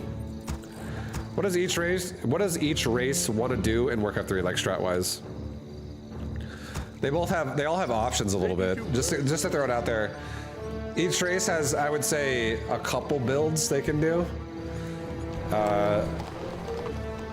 Human has like a melee build with footmen and knights and breakers, and always supported by casters. Almost always supported by casters for human. Casters are like why human is good. I can't do it. Work. Off I go then. And then you have Righto. Off I go then. Alright. the range build for human as well, where it's like rifles, and you also have like mortars, which is like the siege unit. Also, ideally supported by casters. Casters are like the crux of human. They're the thing that if you have them, you're probably in a good spot. Human, like the casters are basically breakers, which is like the melee unit that's immune to all forms of magic. It steals buffs from the enemy and puts it on your allies, and it steals debuffs from allies and puts it on enemies. It's like literally a buff swapper, and it's also immune to magic. So it's also a debuff swapper. It's a nice unit. And then you have Sorceress, which applies a debuff to enemy units. And it applies slow. It can do things like make your units go invisible, and also polymorph enemy units, like big units. So you can make like a giant unit and turn it into a sheep, and then now it's a sheep. Job's done. I feel like going Mountain King, dude. I want to have a big fat Mountain King. Ready to work. Then you have a priest, which is it has like an automated healing. It just like goes heal, heal, heal. Like each priest heals like every 2 seconds. Ready to work. So they definitely when you have like 3 or 4 priests, they keep your army. It's like medics in your army, and they can also apply a buff too if you turn it on, where you can give your units something called Inner Fire, which gives them more armor and damage. And then they also have Dispel, where they can actually AoE dispel things in an area. It does damage to summons. So like if your opponent has like a bunch of summon units and you dispel that, you do damage to it, like a good amount of it as well. And then also you can dispel buffs and debuffs as well, just like with the priest, but it literally just deletes it. It just wipes it out of the game. It erases it from happening. All right. Or the current stuff that's out there. Brilliant. I'm coming through. Yes, my lord. Yes, my lord. Wait till you see me. Orc is more of the chunky race. The Orc is like human, but just think of it like they're tankier. Orc is really similar to human, but they're just tankier. They have casters as well. They have a melee side and a range side. They work similar to human, where like they get really good with casters. But Orc is more like beefier on the unit. Human definitely has advantages over Orc in other ways, but like for instance, Sorceress slow fucking destroys Orc. It's so annoying for Orc to deal with that. Because Orc doesn't have as good of a dispel as human does. So like the slow gets kind of out of hand and annoying. But other than that, they have like a melee side, they have a range side. I would say the melee side of Orc is better than the human side of melee. And then the vice versa, the range side of human is probably better than the range side of Orc. But they're both really good. Like, it's not like one's bad. Yes, me lord. Yes, me lord. Put him away. Aye, give me something to do. What? I can't build that. Off I go then. Righto. Yes, me lord. Off I go then. Wait till you see me in action. Aye, sir. Move it. Aye. I'm coming through. Dead good warrior. I'll run him through. And then Undead. Give me something. Undead's kind of a squishier race. But Undead is like extremely good at precision target fire. Undead has some ridiculously high DPS target fire, and Undead has the best mobility in the game as well. What do you need? Time to go. Out of all the races, I'll take care of it. Undead definitely has the best mobility. I'd say Orc has second best mobility. If you get Bloodlust and Endurance Aura, which is like two mobility increasing things. And then Night Elf is kind of like the utility race. Night Elf is like the race that does well as long as you're willing to like change things in and out of form. Like Night Elf is like the shapeshifter race.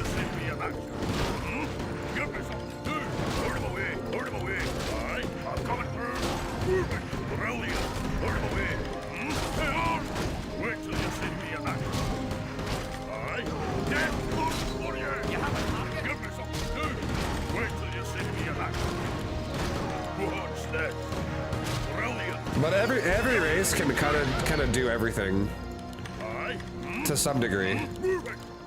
Oh shit, that's not good. Got a Blade Master in my face. And my hero's like 1 health. Thank God I am a Mountain King and I can Stormbolt him. That's fake.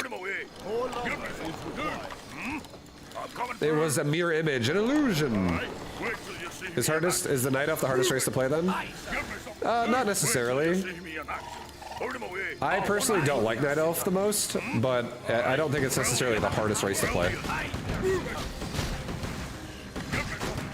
I think they all have their strengths and weaknesses where against certain things it would feel easy or hard, but it's not like by default they're hard or easy. What is it? All right, righto. Off I go then. Yes, me lord. Give me something to do. Brilliant. Aye. Put him away. I'm coming through. I'm healing my units right now. What? Right. We're healing our boys. All right. Aye. Move it. Wait till you see me in action. Move it. Night Elves never run out of wood, right? Yeah, the Wisp, the worker for the Night Elf, the Wisp, it doesn't cut trees down, it just like generates wood over time by hugging the tree. And spinning around it. It does like the wood dance on a tree. And generates wood out of nowhere. You can farm infinity wood off of one tree if you had enough time. With Night Elf, with one Wisp. But other races usually can farm about like, I can't remember how much a tree is literally worth, but I think it's like 50 wood or something like that. I think each tree like will die, it will fall over by like 50 wood, and it makes that like divot in the ground where you can see the stump, the brown tree stump. And then it opens up more the area, the terrain. I'm so glad we got a Selby mask on my Mountain King. That's so sick. Wait till you see me in action. Job done. Guys, we just made 2 critters. And they're gonna go scout all the bases for me. Beautiful. Hey Vibe, at RTS, as a Diamond SC2 player, do you think it's worth taking the time to grab workers without minerals in hand? Or at this point, should I be grabbing workers and doing the thing? This is a general RTS question to learn Stormgate. You're talking about like, oh no, the worker had resources in its hand and I just built a building and now it's gone for like Zerg or something? Is that what you're asking? It's not the end of the world. I would say like, there are more important things to worry about than just that. That definitely is not necessarily an advantage, but it's a minor disadvantage. It's not that big of a deal.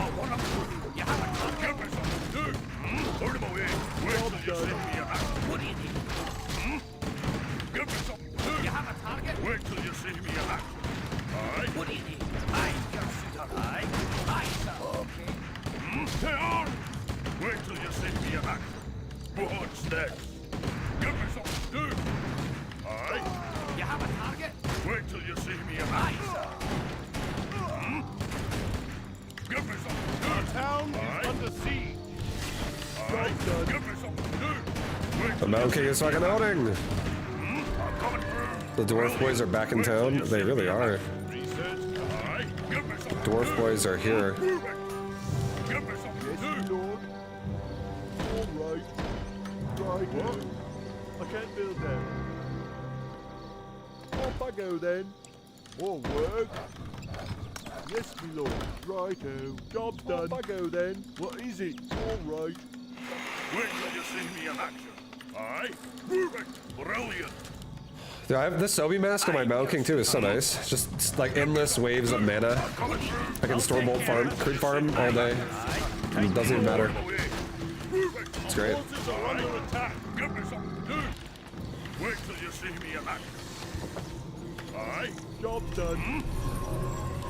Alright, let's go attack purple. I'm coming through. Aye. Give me something to do. Let's go attack purple, guys. Give myself another healing potion. I'm coming through. Wait till you see me in action. At your call. Aye. Wait till you see me in action. Aye. I am not afraid. What would you ask of me? Give me I something. just bought my paladin some mana and healing potions. So he's ready for the fight as well. What is it? Job's done. Got a bunch of upgrades coming up right now on all my stuff. Everything. Everyone's looking happy in my side of the map, guys. These are my caster buildings. This is my siege building. These are my era buildings. Everyone's looking so good. We just got tier 3. Wait till you see me. Why so many shops? I only have one shop. Give me I something. just built a bunch of unit producing buildings. Aye. Death comes for you. Wait till you see me in action. Get on. Job's done. Aye. Give me something to do. What's that? What do you need? Aye. Death You have a comes target? for you. Give me something to do. Brilliant. Out of the way. Wait till you see me in action. I'm coming through. It shall be done. I am not afraid. Give me something to do. Move it. Move it. Okay, we got a level 5 Mountain King now. See me in action. So now I can hit, my storm bolts will hit maximum damage now. Level 3 of an ability is the max ability. Damage, you can go. Aye. Give me something. At your call. For honor. For my Wait till you see me in action. Aye. Death comes for you. Wait till you see me in action. Give me something to do. Get on. Wait till you see me in action. Give me something to do. Oh god, my paladin just got fucking one shot. Right there at the end. Nice, dude. We just got owned. It's okay. Research. Wait till you see me in action. We can recover that. No problem. Do. Research. That guy might also not like us now, but that's okay. Research. And wait till you see me in action. That's okay. Aye. I'm coming through. Wait till you see me in action. Aye. Give me something to do. Let's actually get, Yes, my lord. Righto. shit. More work. Here we go. Off I go then. I want to get more gyrocopters. Wait till you see me in More action. lumber is Aye. required. Out of my way. What's that? What's that? Our town is under siege. Brilliant. Aye. Move it. I'm coming through. Get on. Out of my way. Death Forces are under attack. Brilliant. Move it. Brilliant. It does, but Wait till you see me in action. Get my Mountain King out of there so my Archmage gets all the XP. Because XP gets shared otherwise. God, my Paladin stole some of it by resing that when he did. It's okay. Paladin needs it too. It shall be done. And I can. Aye. Research. Wait till you see me in action. Nice. Just gonna try and level my heroes up a little bit. What is it? All right. The orc is actually kind of scary, In action. so we need to get something to deal with his ass in a real big way. I'm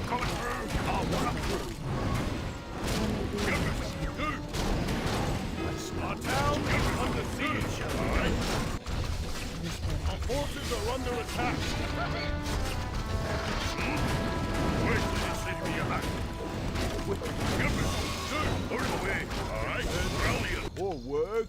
Wait till you see me attack. Give me some. Wait till you see me attack. Alright? I come Yes, from my lord. places like Yes, my lord. Flows of activity. Do you require aid? is my aim one. Come on, guys, kill the golem. Get his ass. Give me some. Will it be ignorance? What would you ask? Oh, nice. More mana for my paladin. That's Go good. then. What is it? All right. Yes, my lord. I can't go there. Help me. Okay, so Teal's over there. Teal's a night elf player. So we have an orc and an elf in this game that are. They exist. They're here. They exist in the game. Gotta worry about it. That's our blizzard.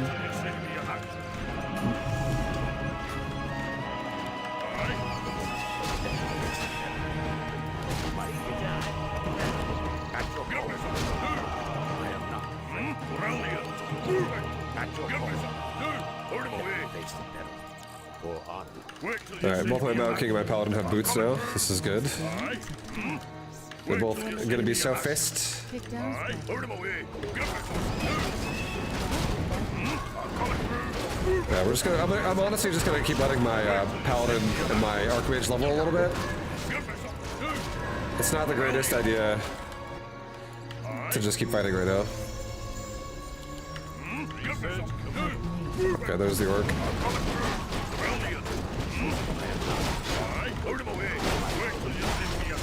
Kick down I am your servant.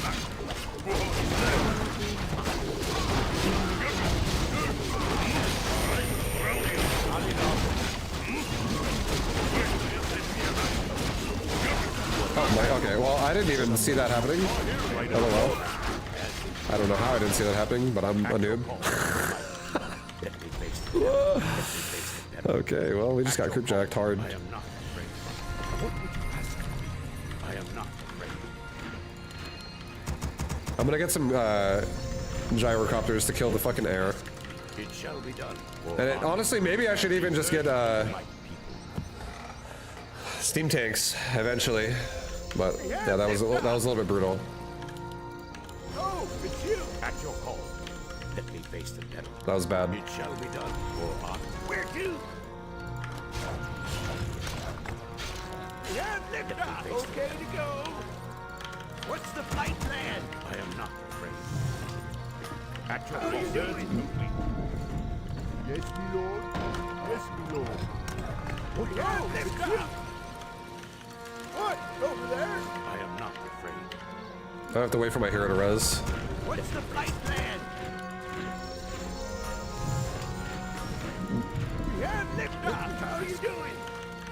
Okay, so we have an answer to air units with these gyros. The orc is absolutely more of a problem than the night elf player Flows of right now, activity. Kick down spark. especially if we start using gyros, because he has a unit called Bat Rider that can fuck me over pretty hard. Job's done.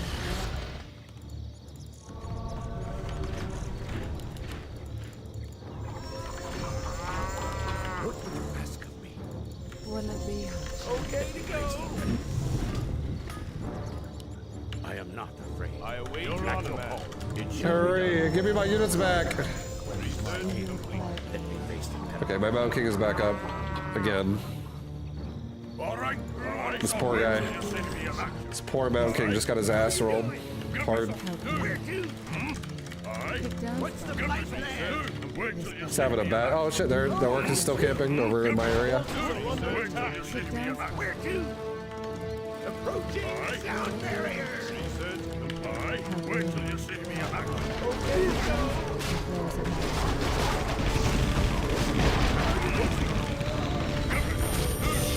I await your command.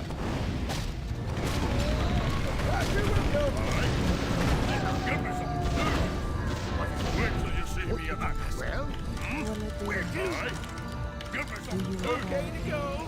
Look, Wait till you see what's me the in action. flight plan? Get down, Sparky. Alright? Will it be- Wait till you see How me you in action. doing? Do you require aid? How you doing? Oh, it's you. Give me some. Okay, my Archmage is a lot tankier now than it was before. Search complete. I got it a couple of rings. And See me in action. Get down, How you doing? some regen, maybe. What's the Wait flight till you plan? see me in action. Yes, down, Sparky. Where Wait to? till you see me in action. Will it Give me some. be help Oh, me? it's you. Let's get another night. It's 2 more nights. Do you require aid? How you Wait doing? till you see me in action. This better. Where to? Alright? Get Wait down, till you Sparky. Is see there me. anything over here? What else is left? Give me Do some. you require it's aid? you. Human. There's like nothing over here. This better. Okay to go. Okay, so Teal has Give me some. Will it How be you doing? not much. I think I could actually take Teal. Where to? this I'm better? gonna actually fight Teal right now and try to get XP in before I fight Orc again. Oh, it's you. Give me something to do. Trying to farm his ass. He's a creep to me. See me in action. This guy is just a creep to me. Do you require aid? What's the flight plan? command. Alright? Wait till you see me in action. Help me. Okay to go. Alright? Give me something to do.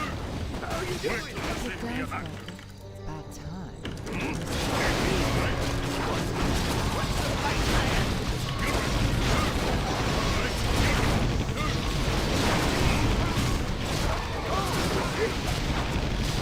Wait till you see me in action. Wait till you see me in action.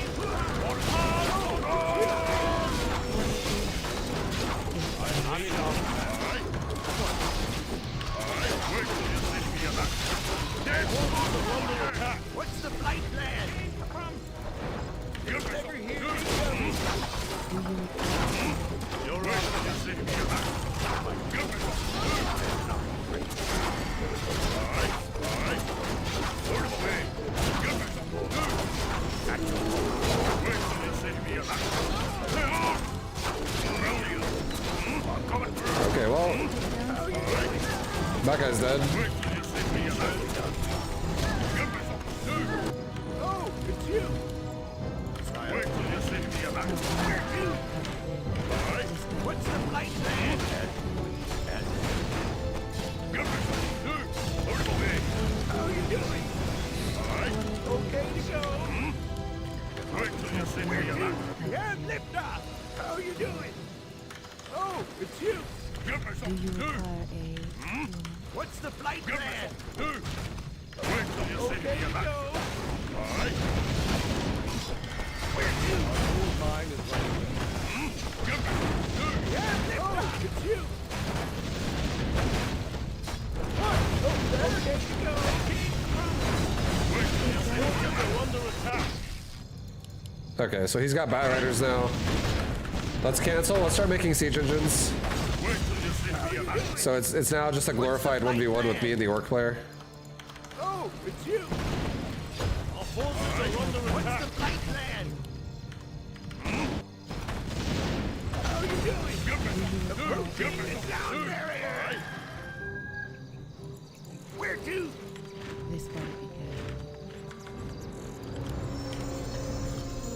Wait till you see me in action. Okay to go. Give me something How to you do. doing? Alright? Wait till you see me in action. Help me. Help. There's the Orc. What's the flight plan? Get down, Sparky. I'll run up through. Do you Okay require to go. He's gearing up for an attack, guys. He's got all his soul link coming on and shit. We have Will it be steam tanks that are about to spawn, Where to? which will help a lot. That killing air. What's the flight plan? Alright? Move it. Okay to Give me go. something to do. Wait till you see me in Oh, it's action. you. Alright? Get down, Sparky.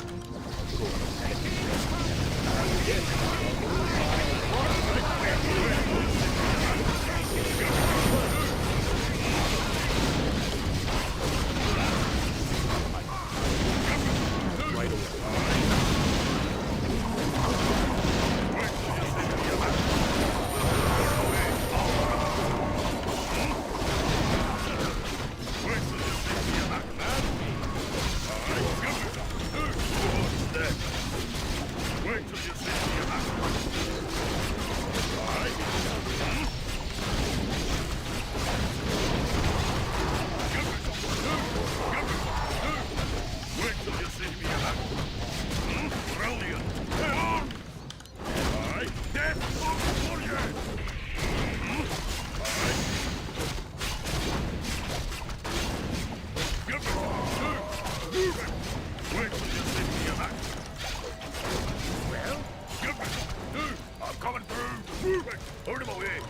Give me that Kodo. He's got a knight in there, I bet. He ate it. I'm coming through. Moving. Brilliant. Turn him away. Brilliant. Aye, turn him No, away. he didn't eat it. Give me something Just kidding. to do. For my Wait till you see me in More action. work. All right, well, we just won that fight. Off I go Aye, then. wait till you see me in action. as you Your Honor. Moving. I am not afraid. Give me something to do. Aye, I'm coming through. I'm coming through. Brilliant. You require Give me my something to do. What? Wait till you see me in action. Do you still review replays? I have some cheese games I'd like your expert opinion on sometime. Do you? I love reviewing replays. They're the best. Reviewing replays is the best. Wait till you see me in action. What would you ask? Turn him away. Chess, not cheese. Oh, you said chess games. Oh yeah, I stopped doing it just recently. I'm sorry, Gecko. I just yesterday I stopped doing that. Dang it. I await your trial. Aye, turn him away. Be good. Research. Give me Do something you to do. require aid, human? Wait till you Help see me me in action. help you Aye, if give me you something to do. insist. Moving. Will it be? Wait till you see me in action. Give me something to do. Aye. Wait till you see me in action. I'm coming through. Aye. Give me something to do. Aye. Give me something to do. Well, that sucks. This fucking Blade Master is juiced, bro.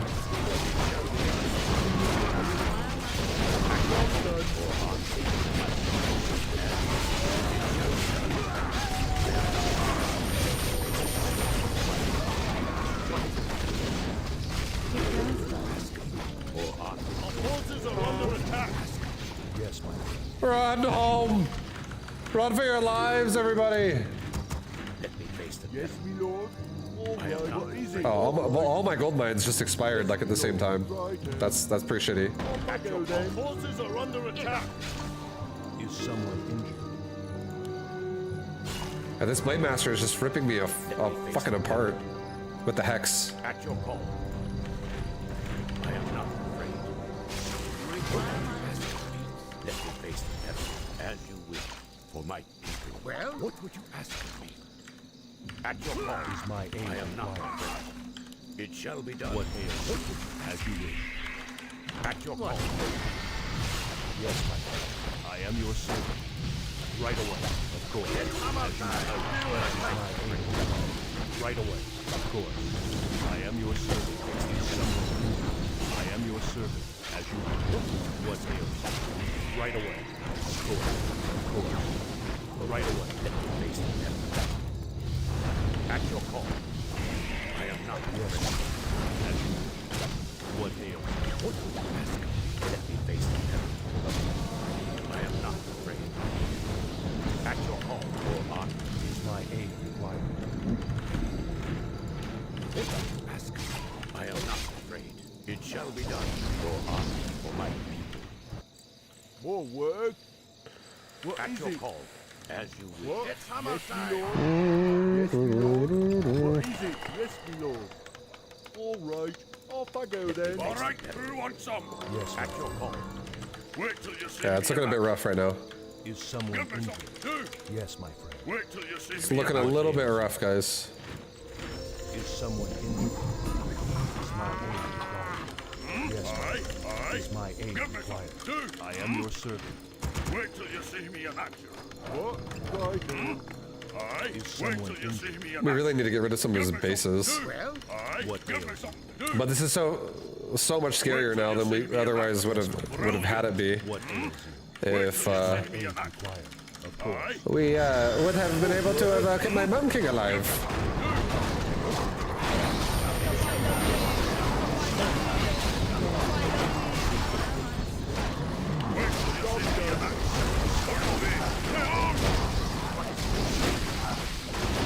Alright, well this is fucked, guys. It's all fucked up.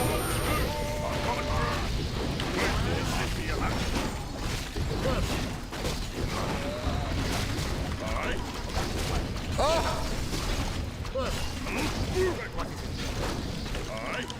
It shall be done. I'll run up through. Get on. Give me some. Wait till you see me in action. Brilliant. Give me some. Wait till you see me in action.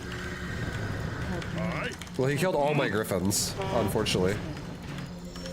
Aye. I'm coming through. I think I'm just gonna get more sorks. Fuck it. Give me some. Move it. Give me some. Put him away. Brilliant. I'm coming through. Fine, why are you playing Stormgate? I made a video about it. I'll have it posted tomorrow. But well, at TLDR, I don't like the game that much right now, so I'm not gonna play it. Aye. Do you require Aye. Wait till you see Will me it in be action. harsh? Give me some. The flows of magic arose above. Aye. Wait till you see me in action. It does that. Will it be harsh? Do you require Give me some. Aye. Wait till you see me in action. I am not afraid. Give me some. It does Give me some. Oh my god. You see me in action. Require my assistance? What? Aye. Do you require Will it be harsh? Wait till you see me in action. Yes, Aye. Give me some. I come. If someone's Wait till you see me in action. Brilliant. Aye. It does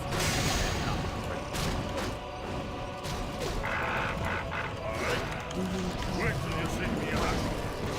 Give me some. Go on, instead. Move it. On hard, on hard.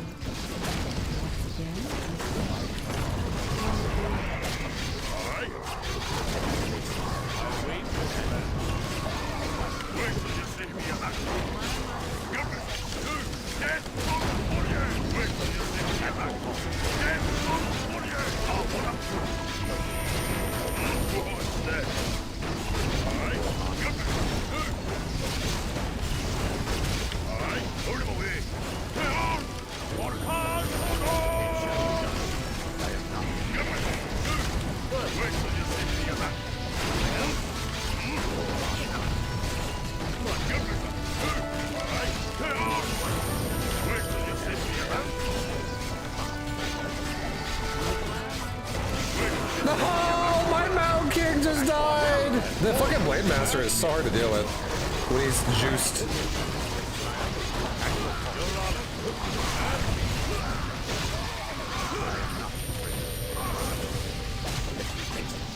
Oh, I'm out of fucking Divine Shield! I can't even heal that Archmage fast enough, it just dies. Holy shit, dude. Is it hard stepping away from a game you love so much and want to be pro in? Gecko, I don't know how much more of your comments I'm gonna read sometimes. You're such like a...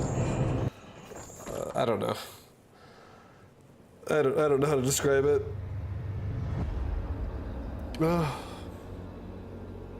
You're an edgelord right now. You've gone back into the... maybe you always were an edgelord, I don't know. But you're going so deep into the edgelord-ing overall. Are you convincible to play Darkest Dungeon? Yes, but today, no. I'm almost done streaming for the day. I'm probably only gonna go for a little bit longer.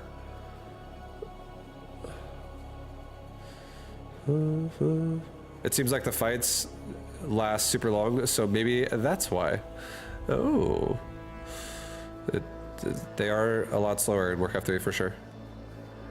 Is it micro or is it less macro oriented? Warcraft 3 is absolutely less macro oriented. Have you heard about the new Valve game Deadlock? I have. I've played it as well. I have. I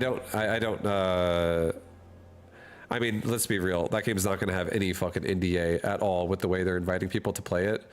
But I'm not going to talk too much about it because I don't know how strict they are on that. So I don't know what their NDA policy is. But I know that it's supposed to be NDA. But they're letting everybody invite everybody, so I feel like it's probably not going to be lasting for very long. Did I enjoy it? I'll say I liked it, but at the same time, I don't really play it. I thought it was cool, but I played it for a total of like 10 hours with a friend of mine, or maybe less, like 5 hours. I haven't played it since. I just don't really have time. I honestly don't really have time to grind a fucking NDA beta that I can't stream. I'm not really gaming when I'm not streaming nowadays.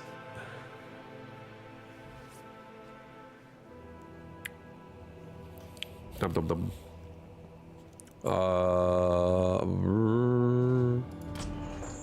Let's play a game of Mechabellum, guys. That's it. I don't want to look at this right now. What the fuck is this? Anti-air beats air. Small beats anti-big. Anti-big beats big.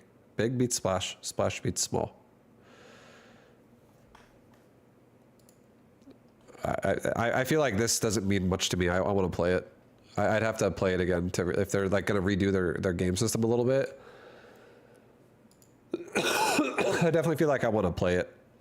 This doesn't tell me a whole lot for that, you know, what I'm looking at. I don't know if I want to read this as well. This is a lot of reading. It's like 3 paragraphs. Yeah. Here, I'll read this. Let's talk a bit more in depth about the counter square system we're working on, which is splash beats small and small beats anti-big and big beats big, or anti-big beats big, and then big beats splash.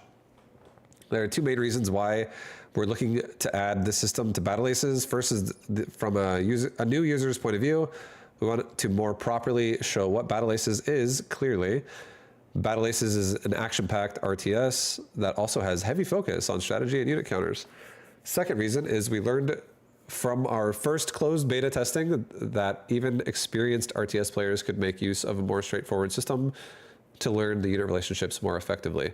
Everything we will discuss, he called us idiots right there. I'm just kidding. Everything we will discuss today is a work in progress, but we wanted to keep you involved during discussions so that our first pass in-game can be more solid when we go into the next closed beta testing with these changes. We've added our other counter relationship, anti-air to air, in our counter chart. We'd like to try to teach this in tutorial 2 for those of you that don't quite remember when a new player first starts Battle Aces. We have tutorial 1 that teaches very basic controls needed to play Battle Aces, and then they go on to play a more open-ended tutorial 2.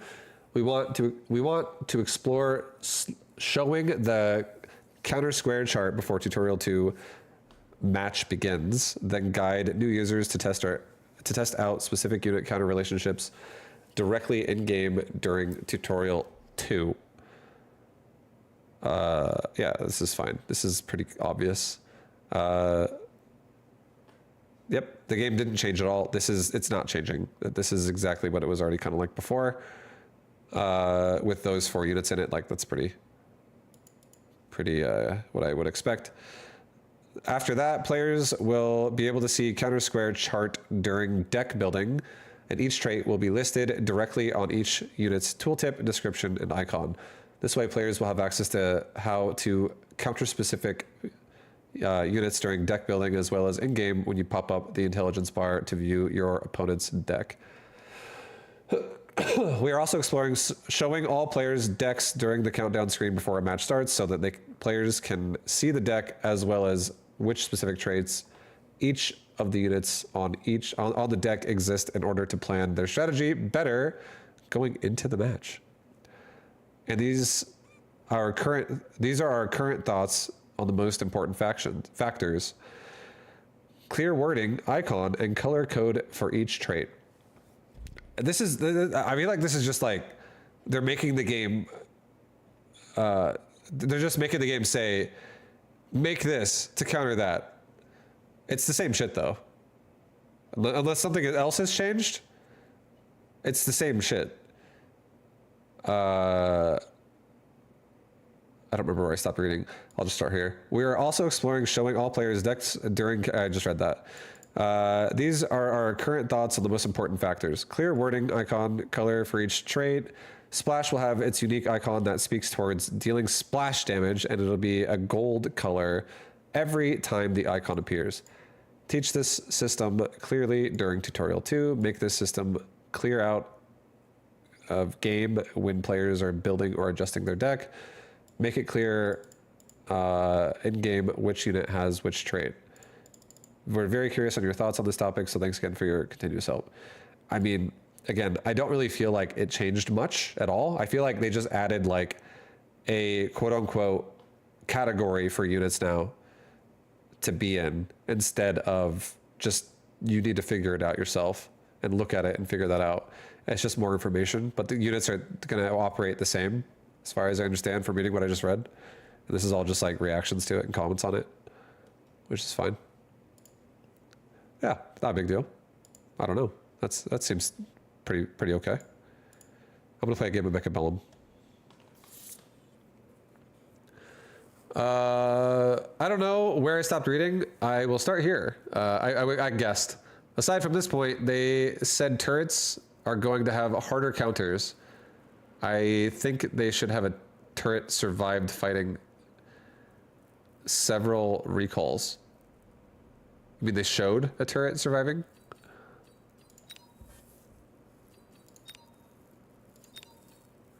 Yeah, that's okay. What are you going to play for TWW? What is TWW? What is that? I don't know if that's like a you're asking me something specific, or the War Within. I actually don't think I'm going to play War Within. I think I've rethought my thoughts. I've rethunk my thoughts on World of Warcraft, and I actually think I'm going to skip War Within. I think WoW is just, it's just too time consuming. Yeah, honestly, at the end of the day, I feel like it's too time consuming, and I feel like my stream genuinely hates WoW too much for me to force it as well. I feel like I'm just not gonna play. And I think I'm okay with that as well. I kind of wanted to play, but now like we're getting closer to War Within coming out. I do really want to play.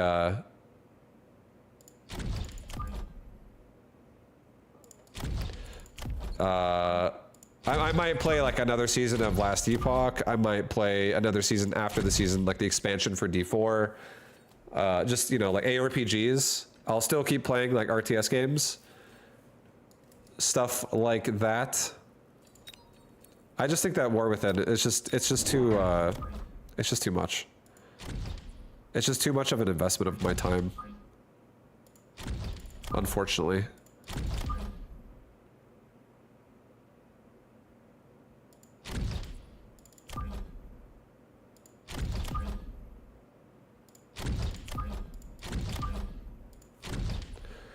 Burned up all the good Warcraft 3 lore and enemies. I feel like War Within, this is what I would say. Personally, I think War Within would be really fun for me to play when it's fresh, and I did some of the new Mythic Plus dungeons until I got bored of them, and I did Solo Shuffle Arena, and I just did that whenever I felt like playing WoW, and I'm like, hey guys, you want to play some WoW? I want to play some Solo Shuffle Arena. I feel like that would actually be fun for me, but Retail Arena is a bit of a clusterfuck, and no one's going to know what's going on, and I feel like everyone's gonna be like, I hate what I'm watching, and it's never gonna catch on in my stream because I'm not gonna play it enough for it to catch on. And at the end of the day, I feel like that's what will end up happening if I were to play WoW. Now, with War Within, I feel like it would just be received poorly. I don't see how it's too much of a time sink is relevant. You're still gaming several hours on end. In World of Warcraft, the reason why I say it's too much of a time sink is because it's one of the only games where it's like, okay, you're playing World of Warcraft, the War Within. You now have to spend 47 hours playing your character until you're ready for Arena. And like, Arena is the only thing I really want to do at the end of the day. And that happens every single time a new phase starts, which is every 3 months. So like it repeats itself. It's not like it is one and done. You literally have to do it every time a new gear comes out. It's definitely a time sink.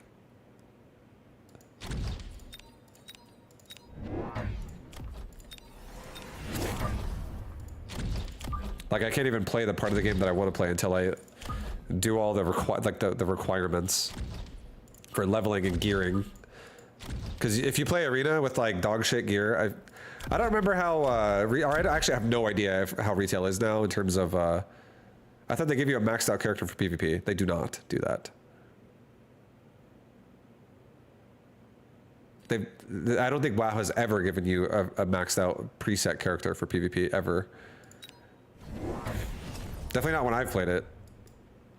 I haven't really played Dragonflight, so I don't know if they've changed things like that, but I don't think so. That's only for tournament realms, yeah. Yeah, it's just straight up like arena on a server. You have to grind it out yourself. Question: what makes you play War3 and what makes you play W3 and SC2 anymore? Since as I recall that you don't play SC2 because Blizz ditched SC2 competitively, is Warcraft 3 the same? I love Warcraft 3. I don't love StarCraft 2. That's the first way to answer that. The second way to answer that is there are more things in Warcraft 3 that I think are fun, like free-for-all and team games and custom games, and also I think 1v1 is fun in Warcraft 3. I can't say the same about StarCraft 2. I think the only thing that's fun in StarCraft 2 for me was 1v1, realistically. I didn't really enjoy much else in StarCraft 2 that much. I enjoyed some custom games every now and again, but at the end of the day, I feel like it was 1v1 or bust in StarCraft 2. And 1v1 also in a game that has like a small community it gets kind of old because you play the same exact people like day in and day out on like a daily basis, and it wears you down. It like literally makes your brain fucking turn into mush, and you just start like losing yourself a little bit.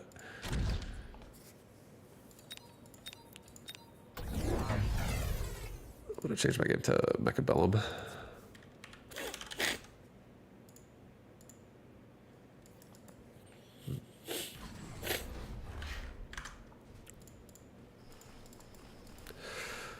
But yeah, that's why I feel that way. StarCraft 2 was a game that I really loved at the start. I fucking loved StarCraft 2 at the start, but StarCraft 2 somewhere along the line became a job for me.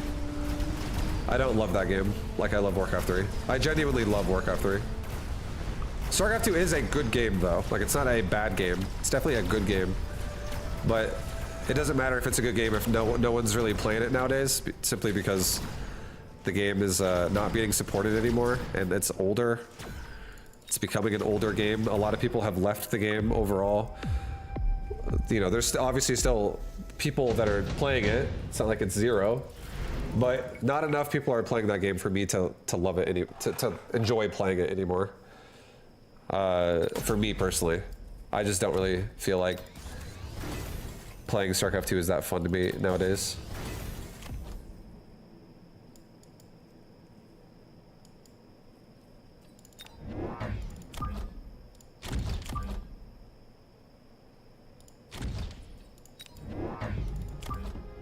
We got the arc lights, guys. I got the fucking arc lights. The RNG aspect of Warcraft 3 adds to the fun value of the game. Yes. I think RNG does make the game more fun. And I think the same thing can be said about Brood War. I think the fact that you can't have the exact same situation happen every single time, especially if you're not extremely good at the game, and units and stuff and things out of your control will fall apart. I think it does overall make the game a more interesting experience overall. And I think in StarCraft 2, the game has so much like streamlined coding and AI assistance in that game, like auto mining and shit like that, for instance, where the game is a lot more manageable to make it the exact same every single time you play it. And it gets way more repetitive. Like it literally gets just repetitive. So fucking repetitive. And whenever something gets that repetitive, it literally loses its reason why it's fun a little bit.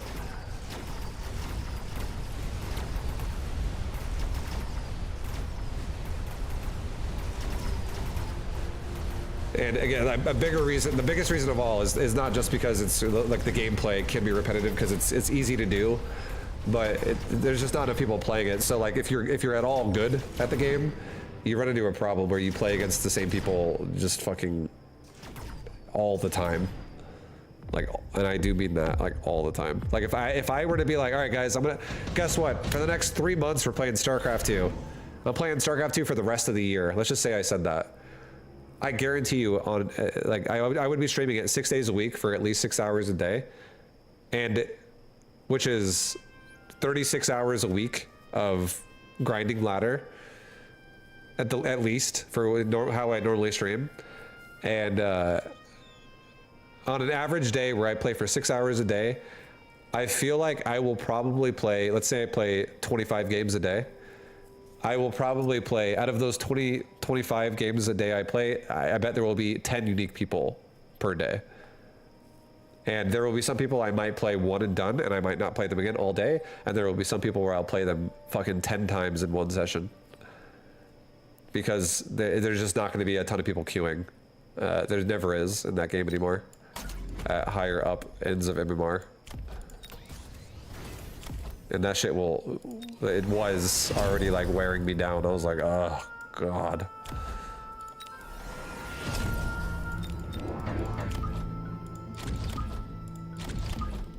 Actually, put them there. Put them there. That's where I want you to be.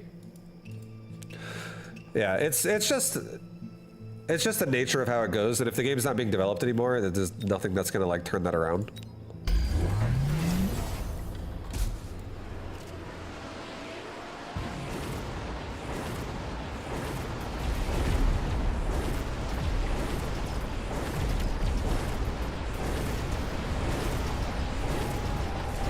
I feel like the hero experience in Warcraft 3 is really fun.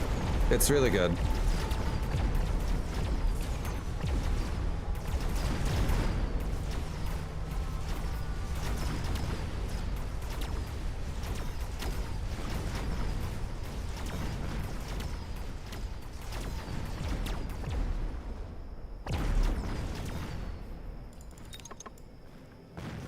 Damn, what the hell is that?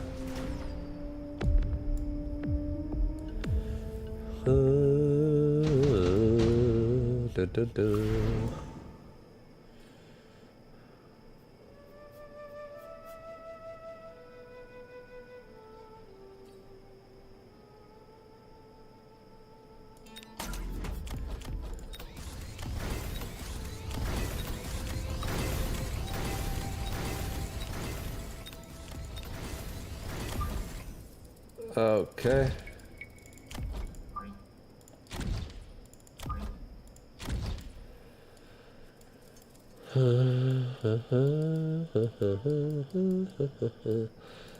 I think I'm gonna get a storm color.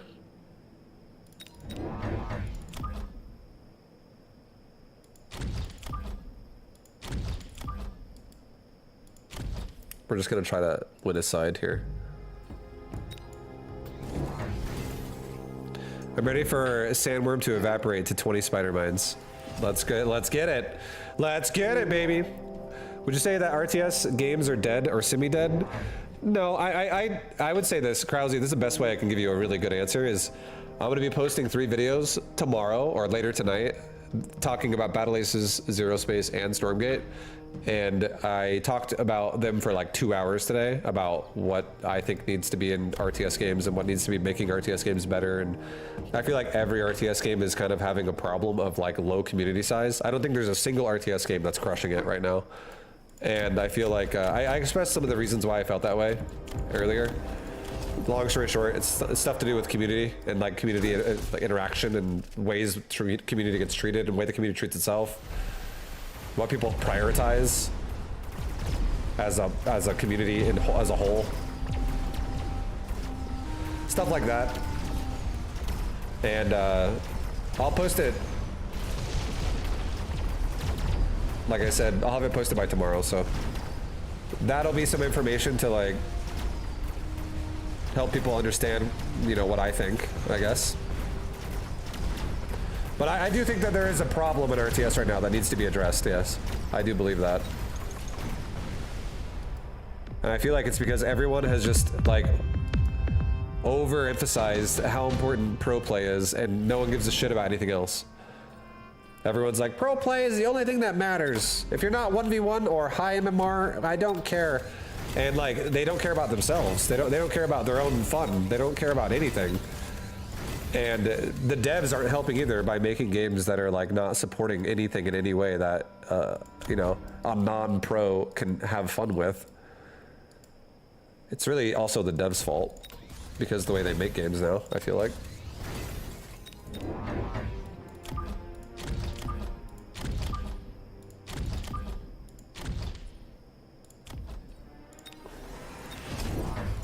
All right, boys, we're getting huge. We're getting fucking huge, guys. I'm gonna read this, Gecko, but I feel like you're gonna edgelord me again. You're gonna make me sound like a dipshit when I read this. Let's see what you say. Can you explain what's going on and what you're doing? If you can't or don't want to, that's fine. But I don't know anything about this game. All right. If someone else said that, I would honor that, and I'm gonna honor it anyways because why not? I mean, I'm talking to chat about a different topic right now, but I know right now, Gecko, you're probably like rubbing that Dorito dust in your nipple and you're laughing and you just want me to, you're trying to derail me so much lately. And that's fine for now. But yeah, guys, I'm making arc lights. I'm making these unit right here. You see this unit, this arc light?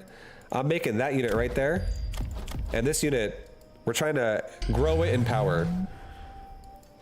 We're trying to grow it in power. I'm honestly not... Jesus fucking Christ, I just don't know anything about this fucking game. This is the boy who cried wolf type of shit going on right now. You're like getting in my head. You're trying to fuck with me mentally. I know you. I appreciate you, but at the same time, you fuck with me 24/7. You're never being genuinely honest. So I don't believe you. But yeah, I'm making it's an auto battler. I have a strategy I'm going for. It's centered around leveling up my units. It's Warcraft 3 style Mechabellum. This unit is not the greatest at level 1, but if you can level it up, it becomes very good. Very, very, very good. Does he have any... No, he does not. Okay, let's get this one. He does not have any Mustangs, which is an AoE unit. Or not really. It's a really good air killing unit. If you kill a tower, what it does is it makes you, the whole army get EMP'd for a brief period of time.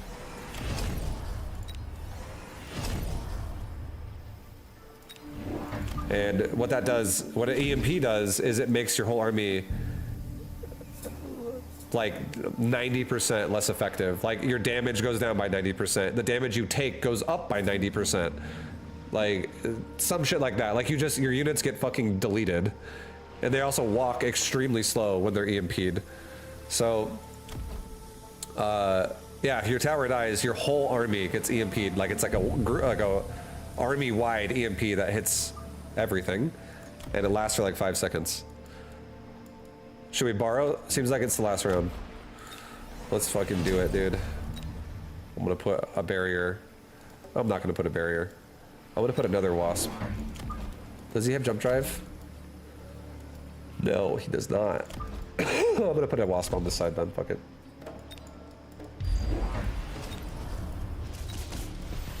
Here we go. I'm the bottom, he's the top. We want to make sure the bottom is shooting harder and winning.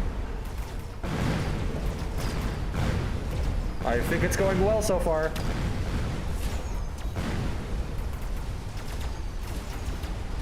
It's going well, guys. The bottom side's looking good. We just killed this war factor on the left. He's got one on the right still, but I think I'll kill it, no problem. The marksmen in the middle are dying. The war factor on the left is getting fucking deleted. We won the right side straight up. Left side's still fighting, but I think we won the game because he doesn't really have much left. And there you go. That's a GG victory for us. Boom. Got him. Got him, guys. I just realized this game is great for playing and casting simultaneously. Yeah, it's less demanding on me as a player. What is this game? This game is called Mechabellum. It's a auto battler that looks like a sci-fi RTS game. Just to let you guys know, there is no micro in this game. There is board setup, but there is no micro. No micro. Zero micro. Same guy. Gons. Rematch. What are you? A human being? A man? A Vegas resident?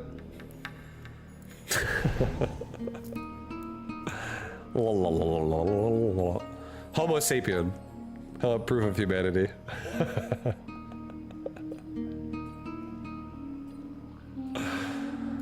I'll do marksman spec, fuck it. Whoa, my camera. Homo, I knew it.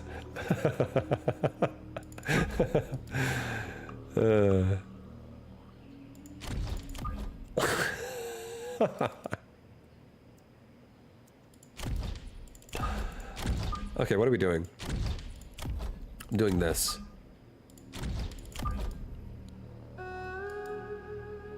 What do these cards do? The cards at the beginning, there's like 10 cards in total, and each player gets a choice of 4. You can pick 1, and that's what you're gonna start with. It shows you your starting HP, and it also, for the game we're playing now, and it also shows you your starting bonuses. He picked Supply Specialist, and it says, obtain 50 additional supplies per round, so every round he gets 50 more currency. Right now I have 200 in the middle right side of the screen over here. And then, and you can see right there, supplies, plus 200 on round 1, plus 400 round 2, plus 600 round 3, plus 800 round 4. Round 5 is 1,000, you get 200 more every round. And then over here, here on my side, I'm a marksman specialist, which means I get a free level 3 marksman. This guy right here. The guy jumping. I get a free one of those bad boys. He's so happy.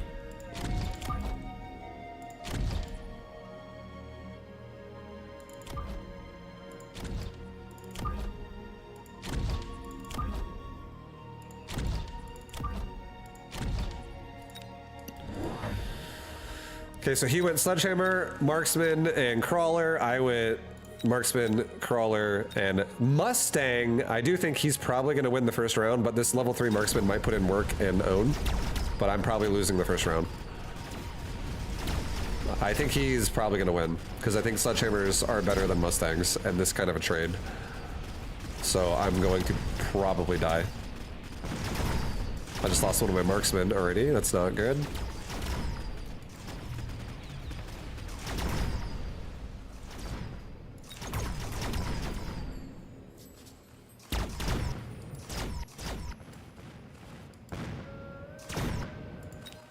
That marksman who killed my marksman just got a free level up right there. Ay, ay, ay, ay.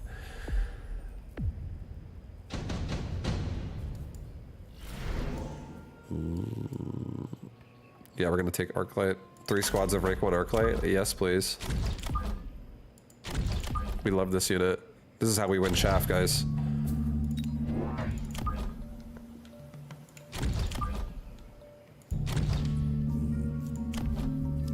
And now we're making Arclights. Again, we're going with the Warcraft 3 unit. We're going with the unit that needs a level. You're still going, huh? Fuck yeah, I am. What up, dude? Hi. Bro, really? Wait, bro, really? Hold on. I know what that name means. It's that guy again, isn't it? He's gonna come in here and talk shit again. Maybe not. We'll find out in a second, the next thing you say. If anyone playing Stormgate and struggling as Infernal versus Exo, Apoptosis has good videos on how to beat it. Short answer, Miasma plus Brutes. To stall into Miasma plus Brute plus Hellborn. There you go, guys. You got your strats. Did I talk shit last time? No, sorry, I have a guy who's like a serial account maker who just continuously comes in and makes account names like Vibe's a loser, Vibe's a bitch, Vibe's a piece of shit, Vibe's, you know, like, oh my god, what a lame ass. So, like, those are his IDs.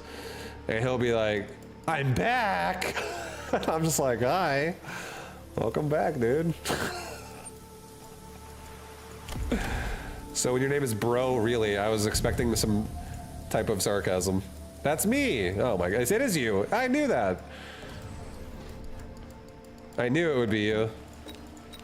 And you fooled me because you made me think you might be an innocent bystander. I guess you forgot what you said. Me?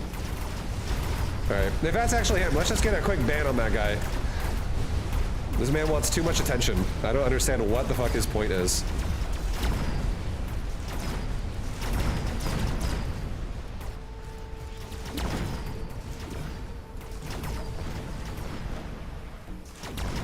Oof. Ooh. Oh.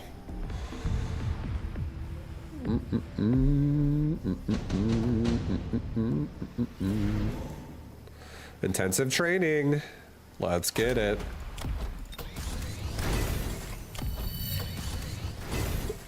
We're winning. We have more HP. I still have more HP. Yeah. Marksman Specialist was apparently quoted at worse than the supply spec because I have more HP, and it's like a. I feel like that's the trade-off. If you have more HP, it's like it can be a nice roll. To, you know, it's okay to lose a little bit more because you have more to work with.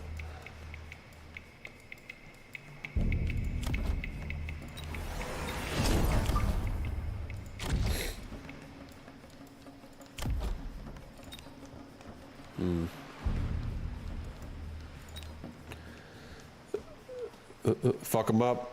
Fuck him up. Your name's Tyler, right? And my name is not Tyler. Could be, but good guess. But it's not. Almost, though.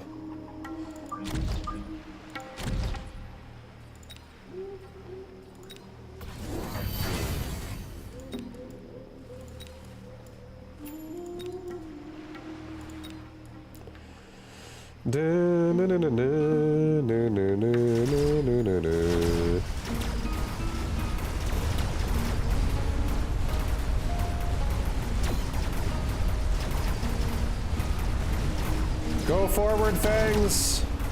Go forward! March!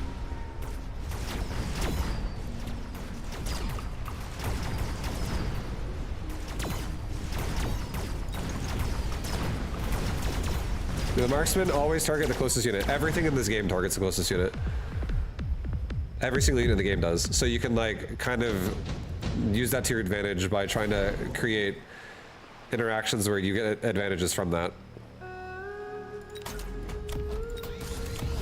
Like, you don't want a bunch of your units running forward and just dying for no reason, but if you can get your units to run forward at the perfect time to maximize body meat shields, like decoys, while your good units are doing damage, then all the better.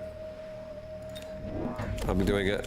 3 more arc lights. We're getting a lot of... We're getting our squad, guys. Our squad is out. We're also going to give our arc lights bonus range this round so I can actually farm. Like big farm. Looking for a big farm. And then we're gonna get power shot, guys. Power shot increases my damage by 300%. But it decreases my attack speed by 35%. I'm gonna power shot this shit. Do unit level ups carry through rounds? Yes. Yes, they do. From round 1 until the end of the game, everything builds on itself. Nothing resets. There are sometimes temporary units that you can use, like they're called cooldowns. You get them sometimes when you're, you know, in the cards that get offered between rounds. But generally speaking, the units that you're building yourself are always permanent, unless you sell them or something.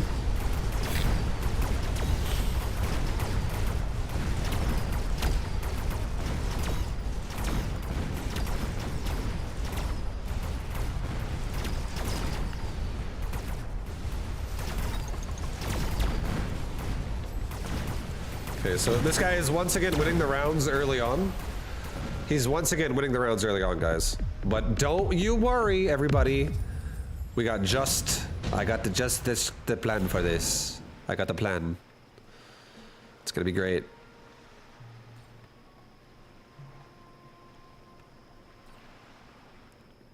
I'm gonna do a Phoenix. Screw it. Phoenix, go down the mid.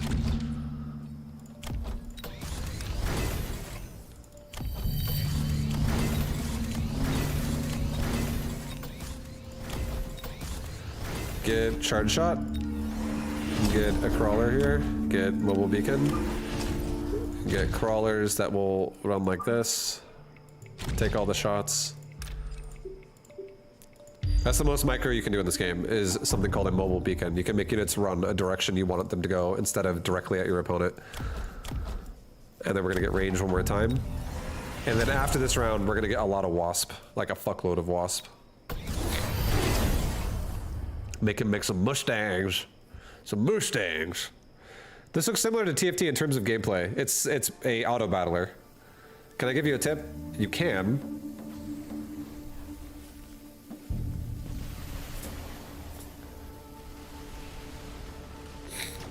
Are you referring to PvP, PvE, or the game as a whole? I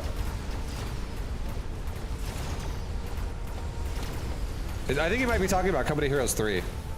I saw that conversation earlier. I don't know. Maybe he is, maybe he's not.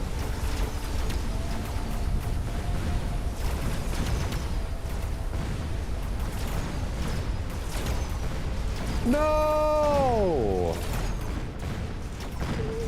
My arc light!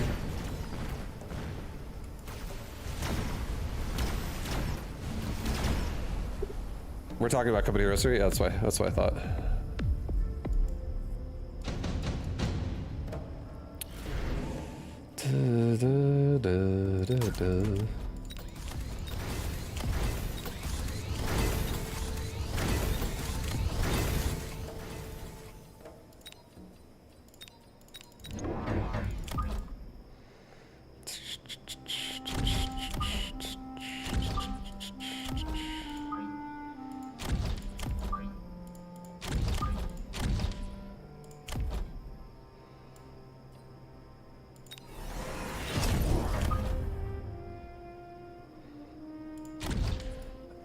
Did you ever try is vibe? Then we'll move on.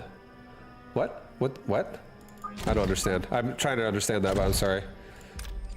Explain it to me again, baby. I don't understand what you're saying to me.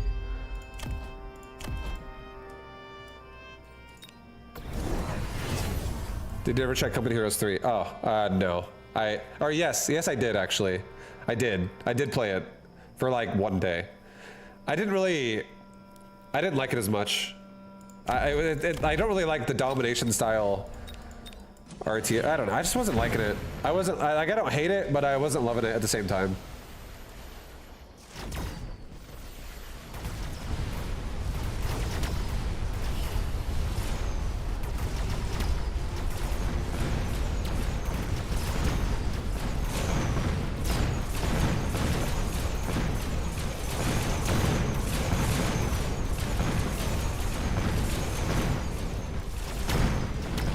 We might be dead this game. This guy's actually fucking me out with these storm colors. Not ideal.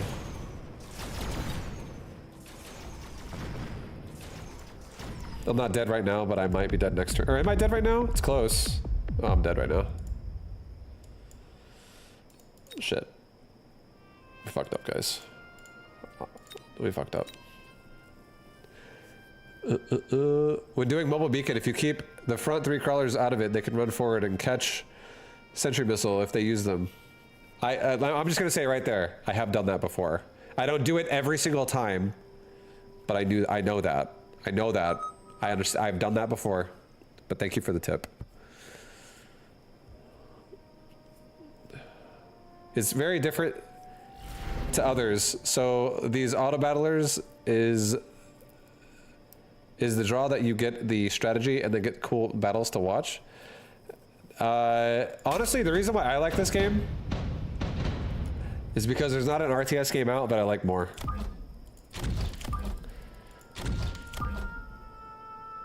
I don't prefer auto battler over RTS. I honestly don't. But this game actually has a lot of customization with how you can build your loadout and your style and your strat and stuff like that. I think the way this game approaches the situation of like your army and how you want to play it out, I think it is actually pretty fun. It's overall a well-made game. So I like it for that. Is it more than TFT? I think TFT is a better game than this. The reason why I think TFT is a better game than this is because I think TFT gets more changes and more development done to it than this game does, and also the community size in TFT is way bigger. I feel like TFT is going to be overall a better experience at the end of the day, but this game is a good, fun experience as well. And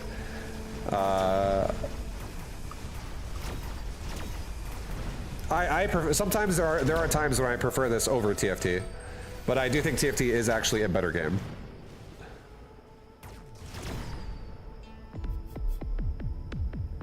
That's the, oh my, I'm playing, this is the problem. This is the problem, I would say, with a game like Mechabellum. It's just less people playing it, and I'm playing the same fucking guy again. This is exactly what I'm talking about. Whenever you play any game that has a small community, you just play the same fucking people over and over and over and over and over and over and over. I definitely do prefer a bigger community in a game overall.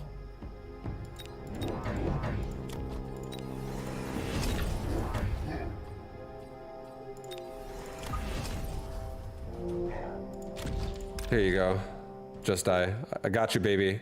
Look at this.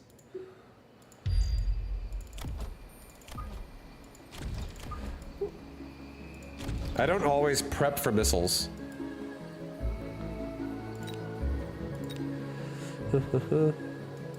Our opponent is, God damn it, it's the Arclight asshole again. That's exactly what I want them to think. Good. Cry for me. Arclights are fucking fun. I don't care. Arclights are great.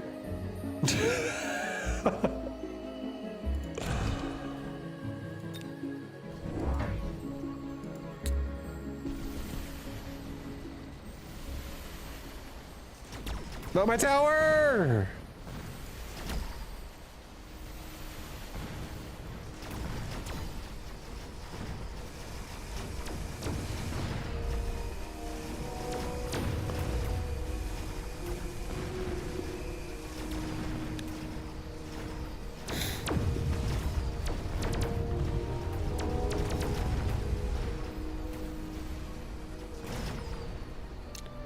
Do you ever play aggro in this game? Sometimes. It's not what I prefer.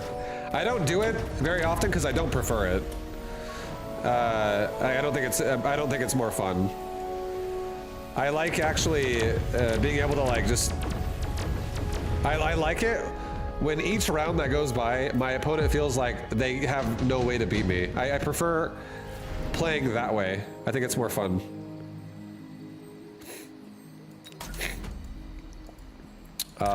It doesn't always go that way, obviously. But I prefer playing that way, though, overall.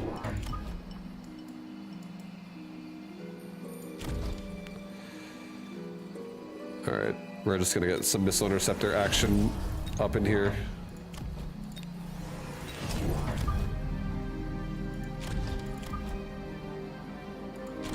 How does normal play differ from aggro play? I tell you what, I'll show you. Next game, I'll play aggro.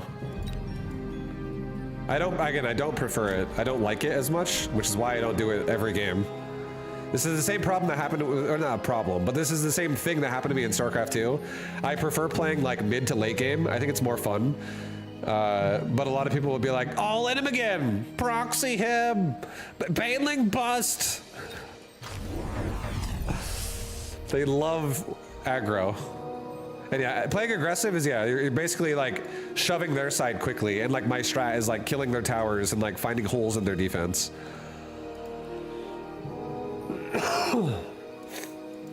Or I'm playing more like balanced and defensive because I'm like covering the entire board rather than, because just so you guys understand, you can build here and my opponent can build there and there. I can build there and there if I want to.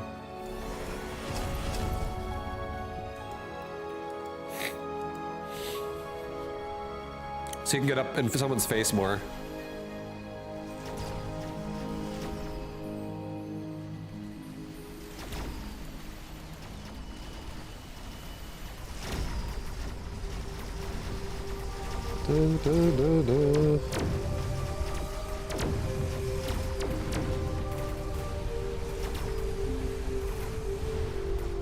Come on, boys, survive. We lose the round no matter what, though. The air unit, I have no anti-air, so I can't even kill that unit, period.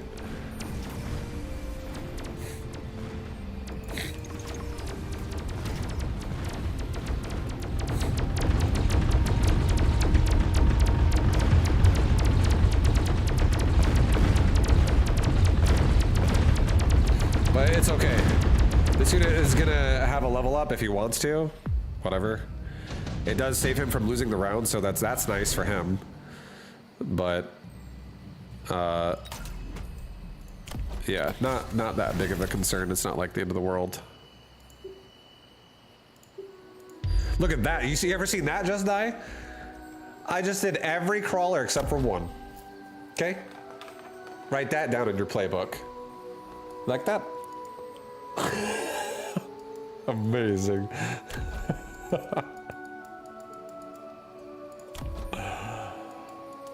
I think I'm gonna make 2 marksmen. Or I'm gonna make a marksman. And this is just gonna be designed to kill the air. The flying fucking orb. The donut.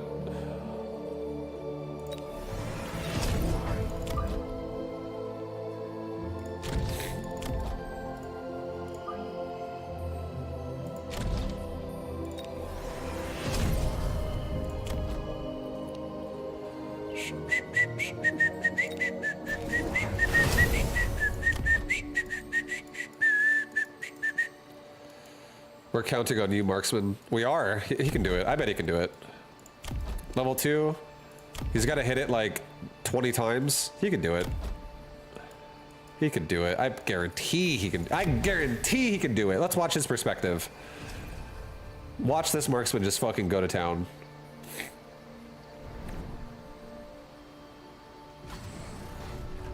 Look at that missile. It hit everything.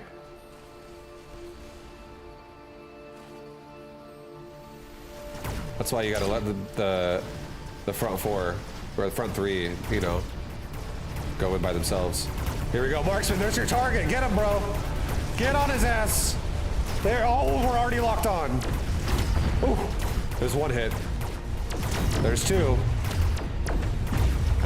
3. Oh God, it's coming for us. Fucking run.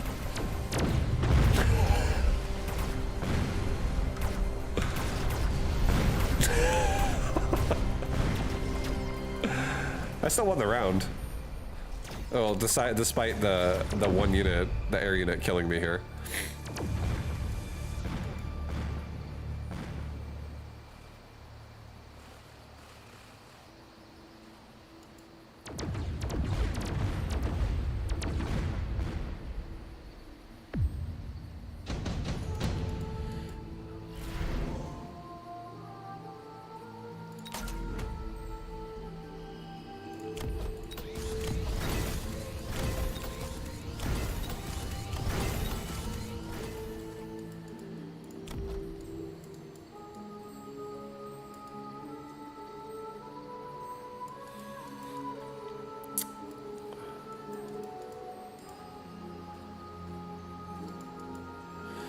Here, I'm gonna make I'm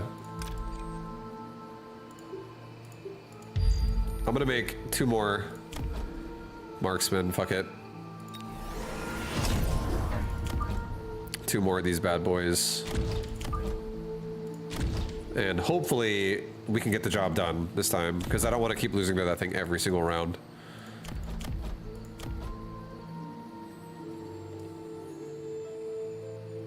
I'm gonna get another crawler pack 2 to come out the center.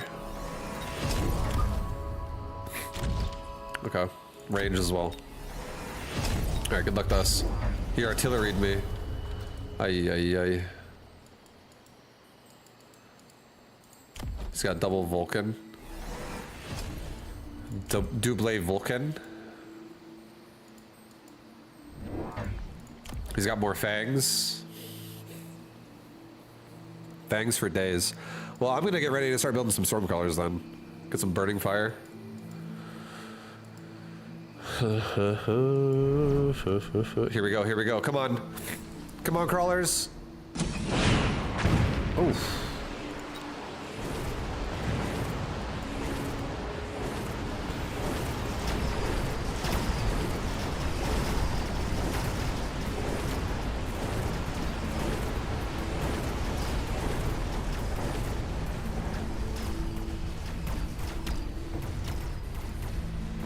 One of my marksmen got killed by the artillery. That sucks.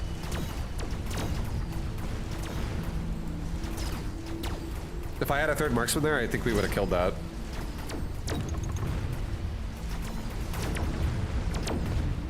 Yeah, we definitely would have killed it. It has like 1 health.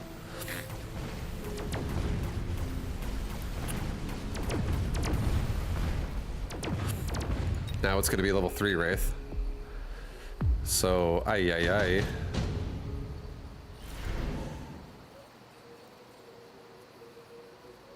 Okay.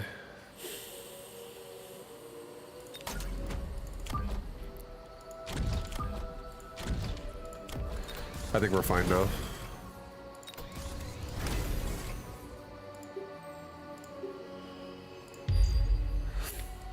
All right, that's the new strat for my crawler dodging.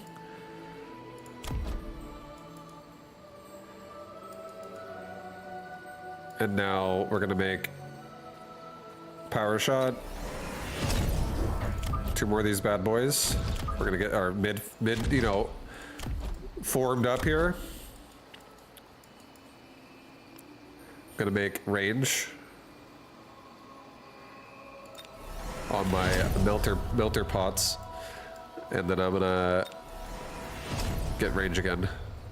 Hey Vibe, I just wanted to say thanks for SC2 guides. I'm new to SC and just hit silver. And hope to be diamond by next year. Also, have you played any Stormgate? I have played Stormgate, and thank you for watching the guides. King's Field NPC. I hope you have a wonderful time playing StarCraft. But I played Stormgate.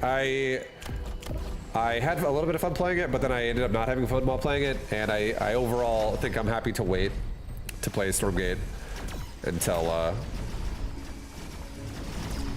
the game is a little bit more developed. That's overall how I feel about it.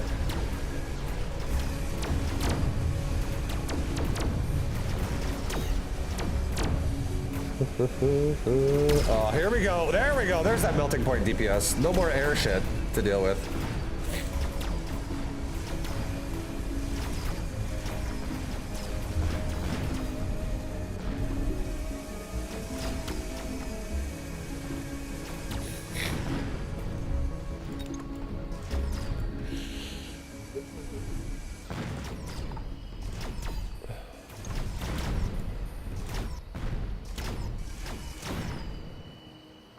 Oh, boys, we're doing damage back. We're doing it back. We're starting to hit him. We're hitting him.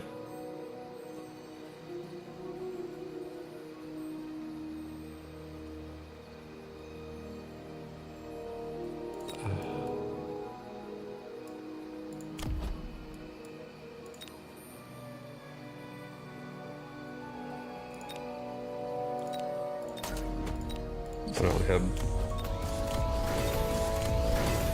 Got a big fat shield on one of my guys now. All my marksmen leveled up in the mid. That's wonderful news. Wonderful news right there.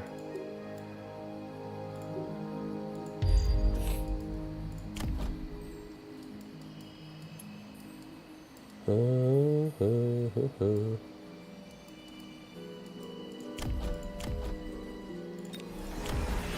think we're gonna play the range game. I'm playing the range game. The range game is great. We love the range game. Do we have EMP on anything for the Melter Wars? I can get EMP on my melting points, or I can get missile caller or storm callers with EMP if I really needed to.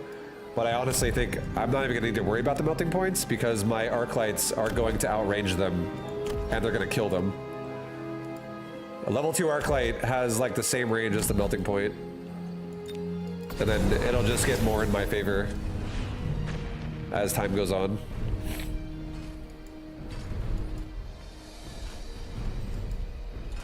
Because I'll level more.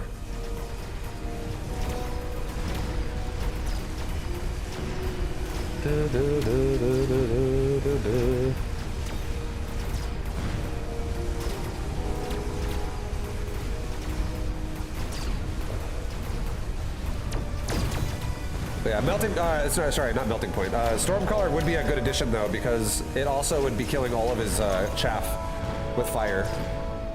I feel like it's better than Vulcan, which is, he's using the big factory Vulcan guys. I don't think Vulcans are as good.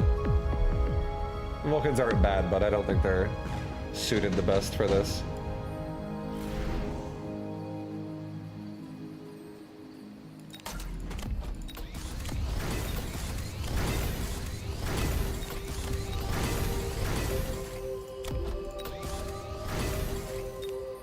Stormcaller. Stormcaller. Let's get range. We'll stack the right side first before I stack the left side.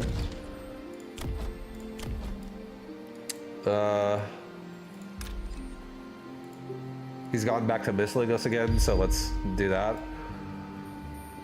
Kind of get rid of it.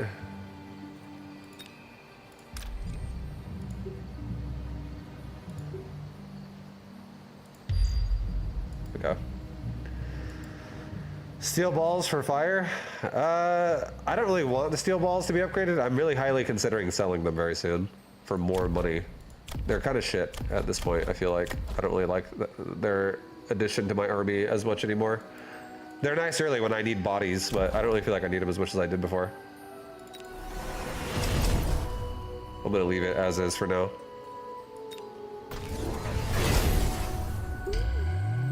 Sell them for the fire upgrade. Oh, I'm not gonna get fire just yet. It's okay, I'll get fire next round when I have double side coverage. It's all good. If I show my hand too quickly and too heavily of a Stormcaller investment, he'll probably just get a bunch of missile devices like right away before I have a lot of Stormcaller, and it might fuck me over next round.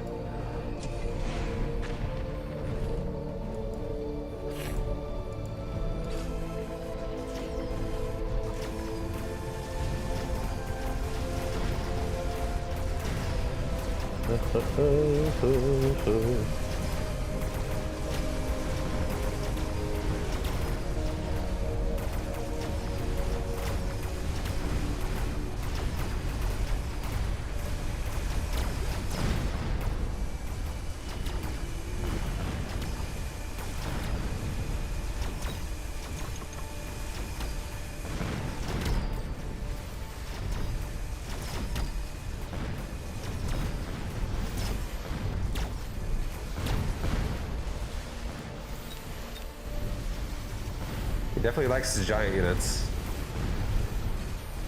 Yeah, Van Buren, thank you for the gifted subs! Van Buren! Thank you, dude. I appreciate the love. To support Darky play. I'll thank you. I'll seriously consider it.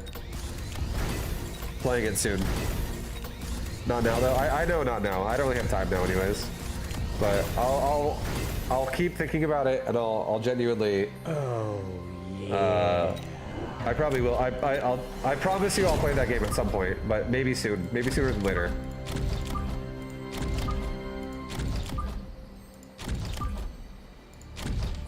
All right, we're going to get. Oh yeah.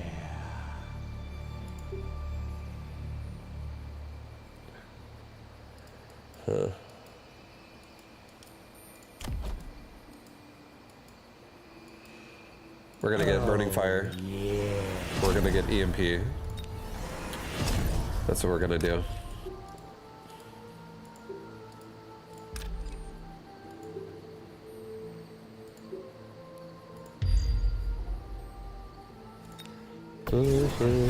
EMP might be better now. I'm getting both.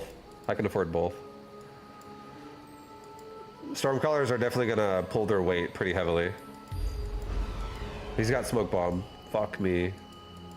That sucks balls. I should have made barriers. I was thinking about making barriers. I ended up not doing it. I regret everything. That Smoke Bomb is gonna fuck us pretty badly. My right side is gonna just break now. And the game might be over before the Smoke Bomb clears because it's gonna persist over 2 rounds. So that's no bueno. Get some missile shots off at least. No! Fuck! The left side's doing well, but the right side now has a serious problem.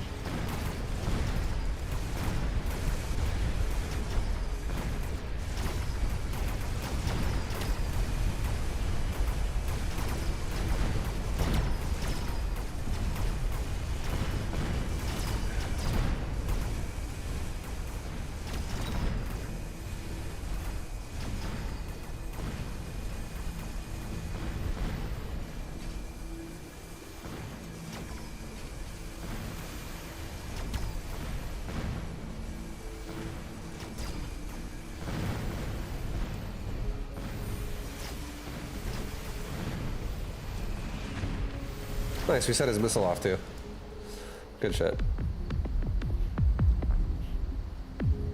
Okay. It does persist over another round. This is gonna suck. One more time. I gotta do it again. While being blind. 3 squads of rank 2 Tarantula. I almost want to get that. I also kind of want to get 3 squads of rank 2 Phoenix. And just, I'm gonna do the Phoenix actually. We're gonna have the Phoenix like hyper stack the left side. We're gonna get some actual fucking pumpy damage over here.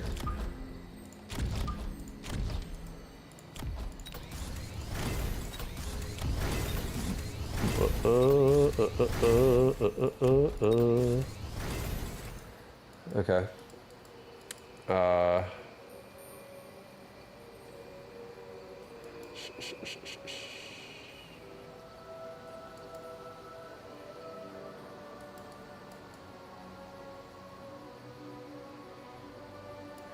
Get range. We are gonna actually add 2 more Stormcallers this round. 1 here and 1 here. I'm gonna add 2 more next round as well. We're gonna make these crawlers just go back and forth.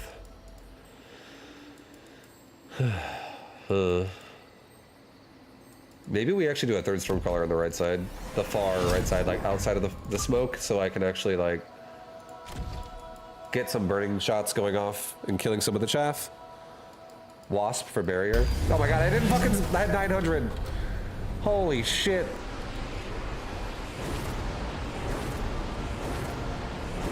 This is so fucked up.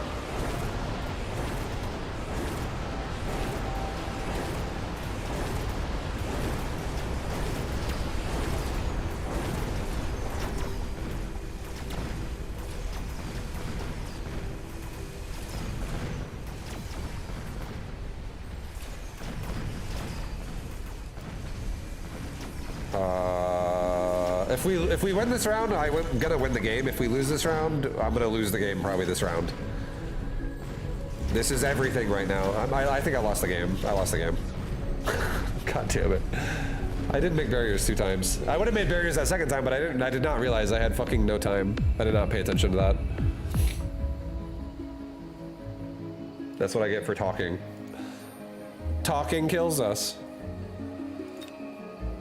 I wonder if I play another game if I'm gonna get him again. I did say I'll do another game. Look, I want to go 4 in a row against this guy. I'll be aggressive this time. I'll go show you guys aggressive gameplay. I got somebody else.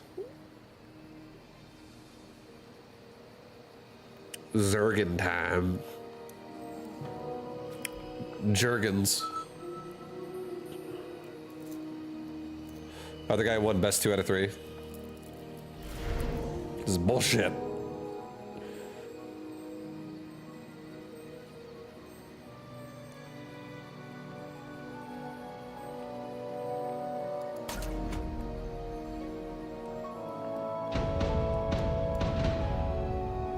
I play a lot of Legion TD and Work 3 happens there too. Oh, this guy said greetings. Hi.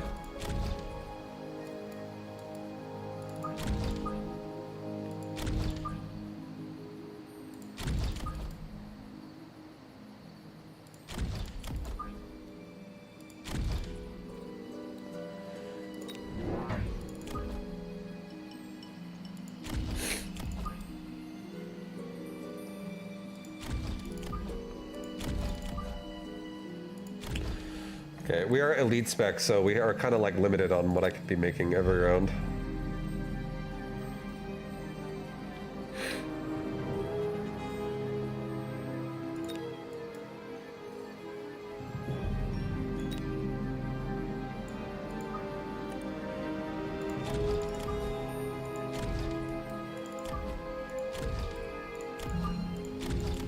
These are storm colors. Let's not stack everything up in a line.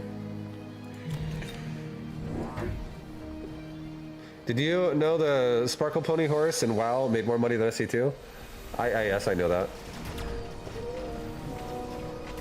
You're talking to the guy who's not copium about StarCraft. I know a lot of things about why StarCraft 2 is like not doing the greatest. I feel like a lot of people are like refusing to believe negative things about StarCraft, but I feel like yeah, I've known about that for a bit, like a long time. And I already knew about that before it was even said, because there's like really not a lot of ways you make money in RTS. But there are a lot of ways you can make money in an MMO, like World of Warcraft, for instance. Like past release. Like nobody buys shit in StarCraft beyond buying the game. And then when it went free to play, like they're only making money off of like announcer packs and the co-op commander heroes. And at that point, they already put the game in like maintenance mode. The game's not making any money, really, anymore. All right, what do I want to do here? Subsidized Mustang could be okay. Actually.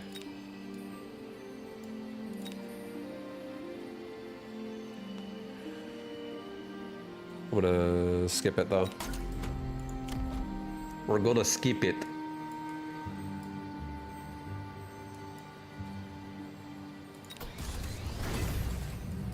This is gonna make this actually really hard with fucking elite spec.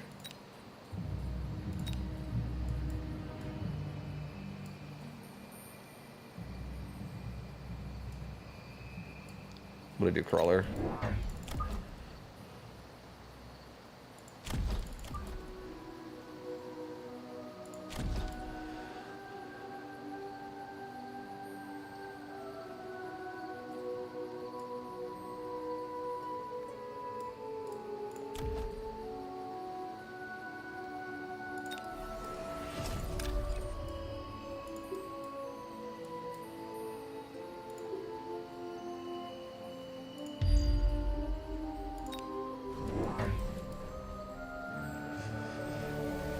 Would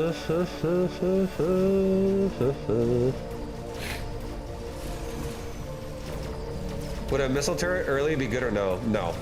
I'm playing aggressive. The storm colors don't matter really that much.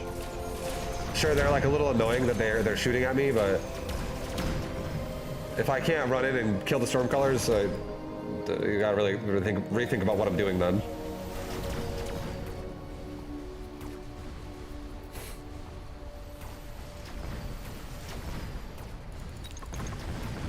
Oh my god. Oh. Oh! So close. Again.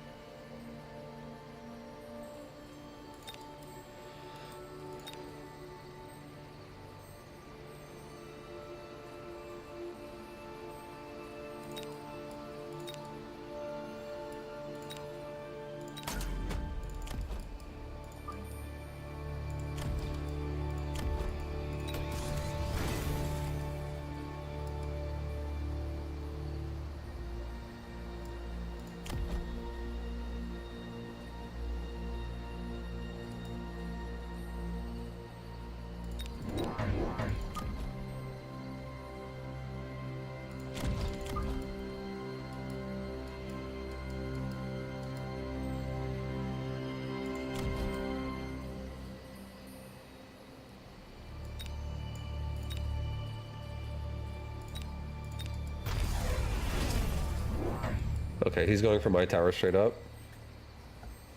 With a rhino.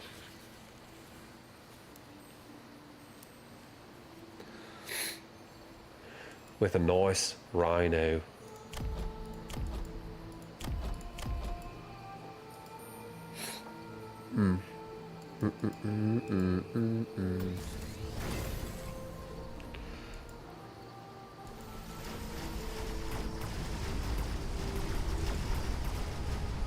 The tower is definitely gonna die.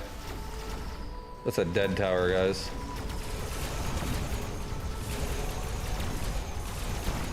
Oh shit. No, why are you turning targets? No. My god.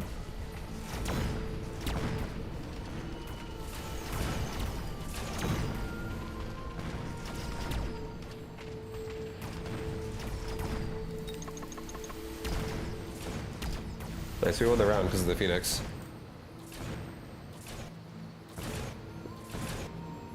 Phoenix did great. They did great.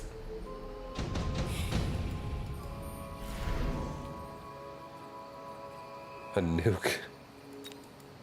I could nuke him, but that's so expensive. I can barely afford this. Immediately recruit rank 5 crawlers. Jesus. No, it's a bit much. I think we're gonna get a couple more marksmen just for like this side here, just to kill the rhino. That could be a problem. Continuously.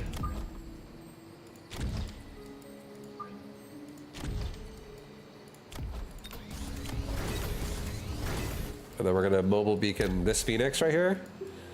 We're gonna mobile beacon it down. And then we're gonna go right across. Because he's probably making a counter unit to kill me. So. If I stay there, I most likely die. I feel like he's gonna make like Wasp or something. But I can at least kite him now and kill him if he does that. He's got crawlers. Oh, he's got fangs right there.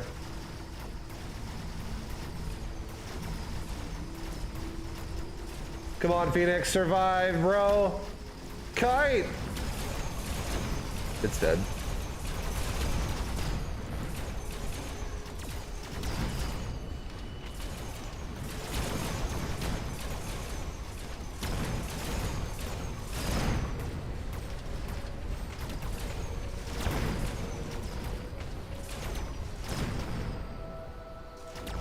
Let's get range on like everybody.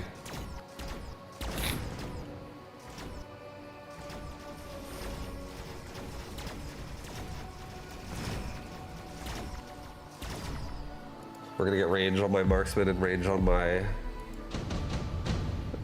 tarantulas. Super heavy armor. Da, da, da, da, da, da, da, da. I really can't afford a lot of this bullshit. It's too expensive.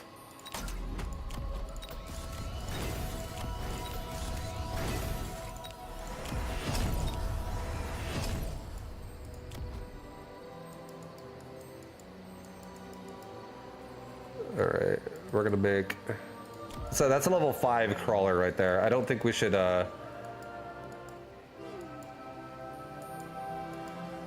Actually, crawlers would be fine. I'm gonna do 2 Fang squads, kind of in the backs a little bit. This is just in case he tries to, like, flank me with, you know, shit at a random round. So keep us a little bit protected from that. And then they'll also reinforce if there's no flank. I should have used my mobile beacon and had them go this way and then down or something. It's fine. That's definitely a dead Phoenix group right there.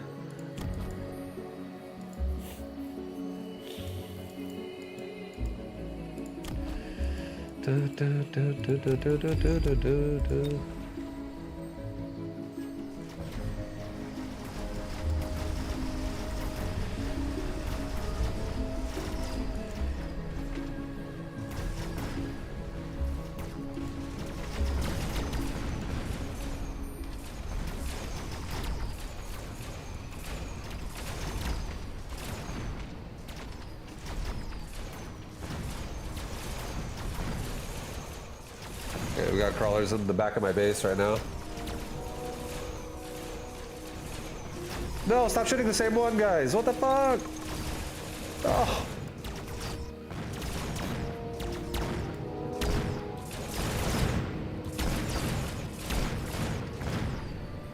We're still winning, guys.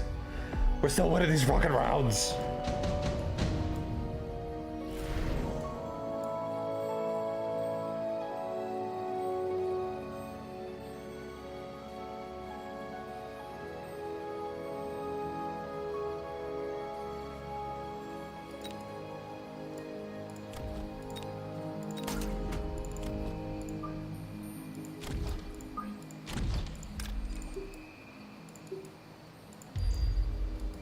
Alright, we're getting a boat directly on the tower.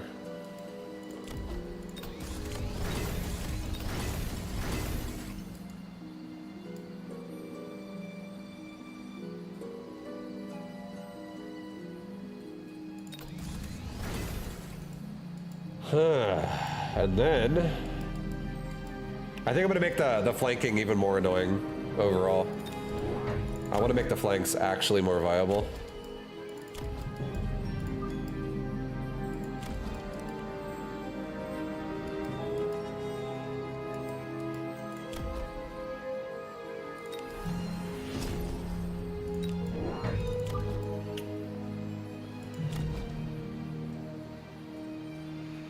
Okay, let's send it. He's got a fucking fortress there. I'll actually bonk his ass pretty quickly with the boat. That's nice.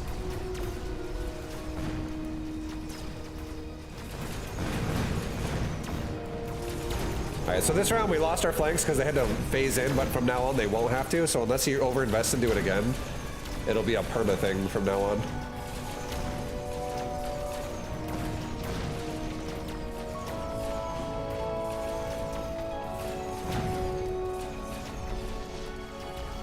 This game's getting chaotic. I think we...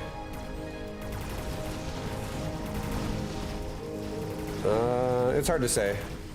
If I kill the wasp before his fortress gets there, we could win, but... yeah, if the fortress gets there first, I think we lose. Like it did. No, it just takes too long to kill it. Sell the bird? What bird? Talking about my phoenix? It's okay.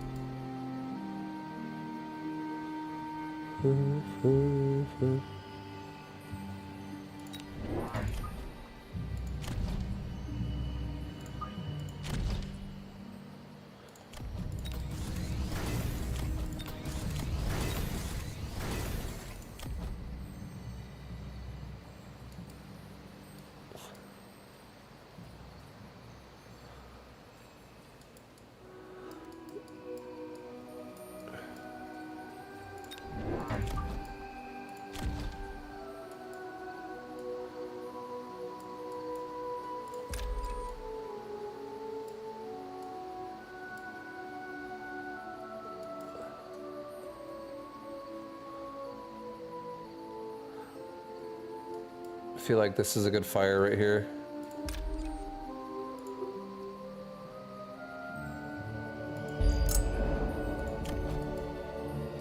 My tarantula will kill that unless he adds something new and big over there. Alright, we're gonna leave it at that for now. He might also burn me, but my shit's kind of spread out, so it's okay. Nice, my flanks are gonna actually do more damage now because we have tarantulas that are like actually going uncontested now. Or kinda. That one's getting kind of fucking owned. This one's doing good. I need to get our Fang squad over there to like buy some time for it.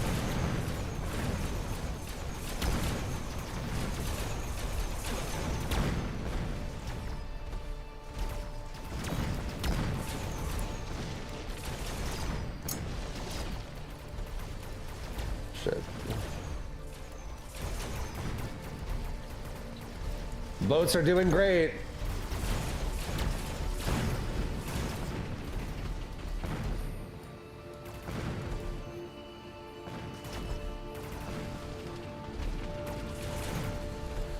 No, not this again.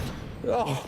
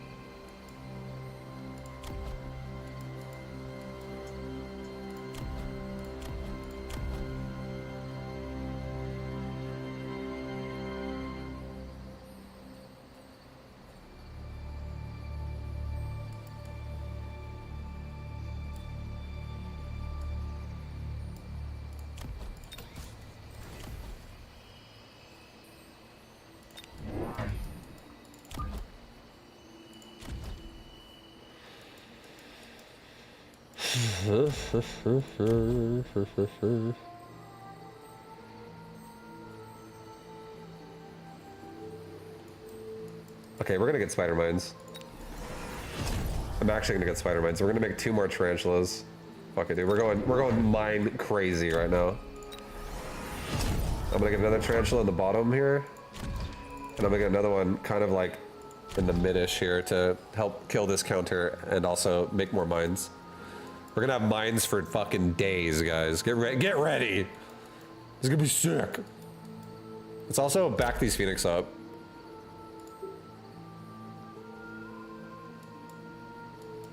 Or fuck. You really can't back them up very much.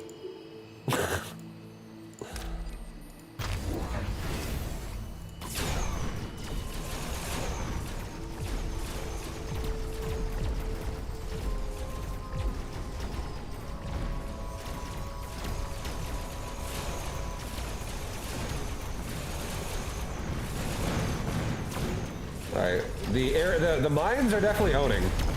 The mines did great. Now we have a bunch of mines just all over the place, just running.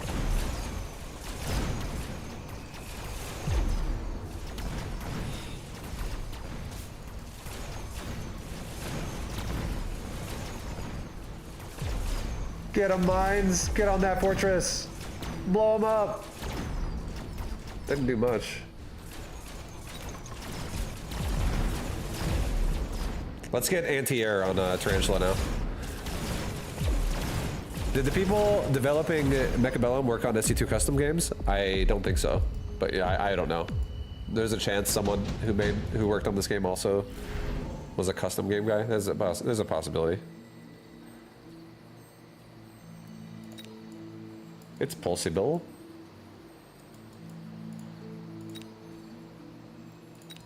All right, I think we're gonna get Mustang.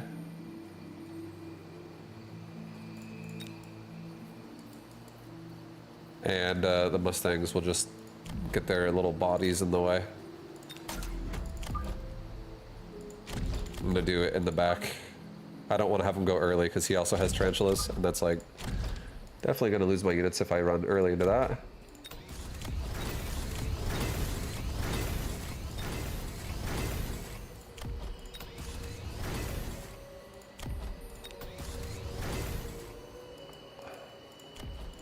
Let's get anti-air ammunition. And now my tarantulas can hit air units as well. And let's get a couple more. Let's get 2 more on the right side. And have one be like right here, and have another one be like right here. Alright, I think I'm fucking ready, dude.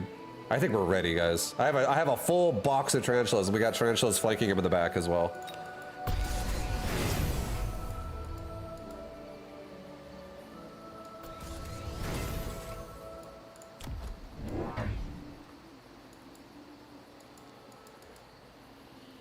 And we have a bunch of mines that will just jump all over these fortresses.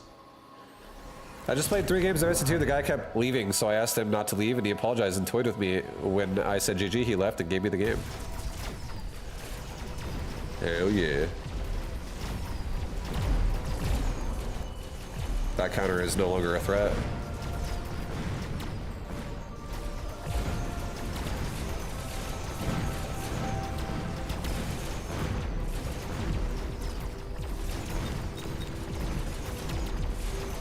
This counter is a threat. Hell yeah. Why is it dying though? Kill the tower! Quick!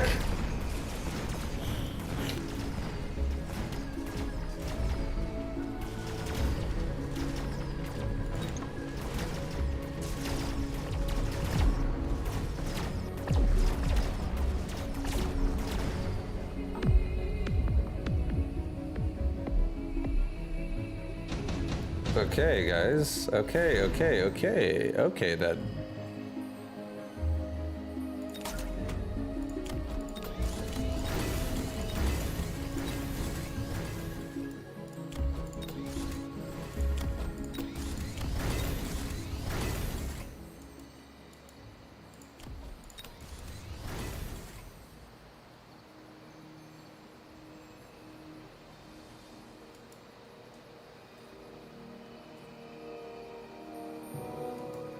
I kind of just want to like, I do want to go boats against this dude and just have boats patrol right over a tower and blow it up. But I also kind of want to kill this guy with, sell your bird. I could, but I want to make it work. I kind of do want to spend 900 gold, 950 gold around getting just more tarantulas and just overpowering him with mines. Like, I think I'm actually gonna do that on the right side. Watch this shit.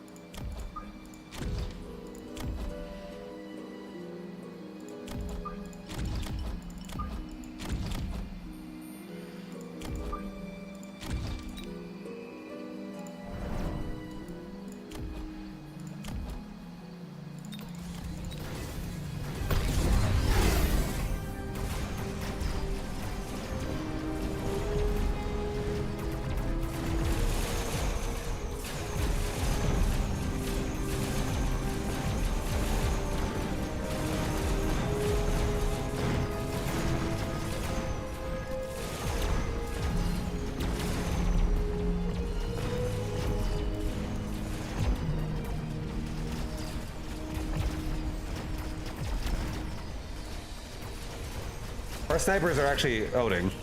It's great. We love our snipers.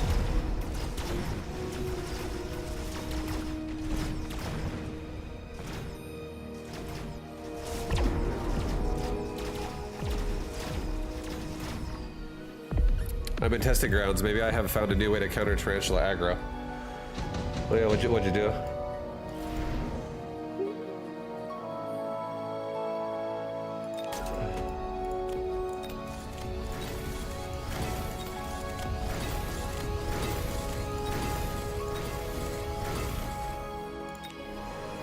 Okay, this is gonna be a very big play this round. This is gonna be a big play, guys. Watch this shit. Ready for this?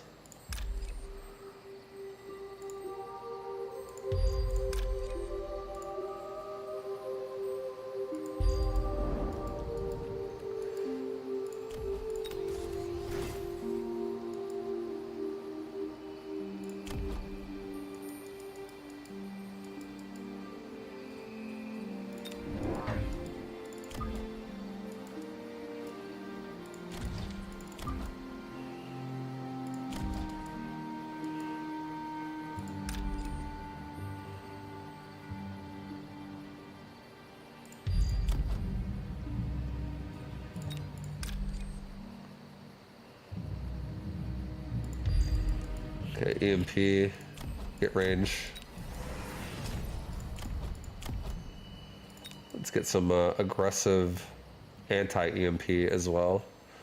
We'll just get some of this action going on for ourselves.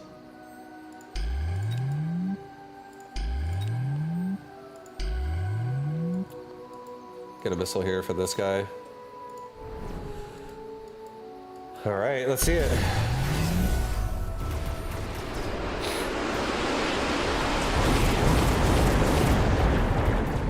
Big round, big round.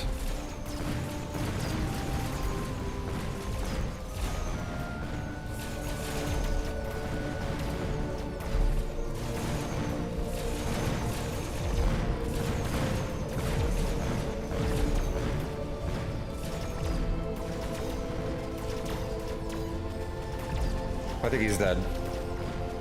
I think he's dead. Guys, I think this is it. Grubby, where's the arcs? I'm sorry. They said all in, and I said, guys, that's not what I do. I'm an Arclight guy. Anybody could be watching right now. And look, if this is a one game Grubby comes in here. What's up, dude? Really cool stuff, by the way, doing like all the Warcraft 3 things you've been doing lately. I love it. I haven't had a chance to really watch it a whole lot. I've seen bits and pieces of it, but it's sick, dude. I think that's awesome that you're getting some Warcraft 3 collabs in there. Good old Warcraft 3, guys. All right, this is gonna probably be my last game of the night, guys, but I promise I'm against Admiral Baru. I'm gonna give him a taste of the Arclights. Arclight time. Oh, get ready, guys. This is gonna be the sickest Arclight game you've ever seen. Mechabellum hooks are in you deep vibe. Yeah, the game's fun. It's good.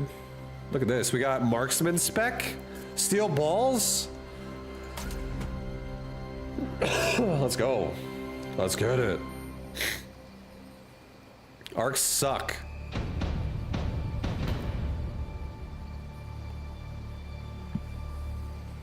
What? Say that again. Say it again right now. I'm not happy anymore.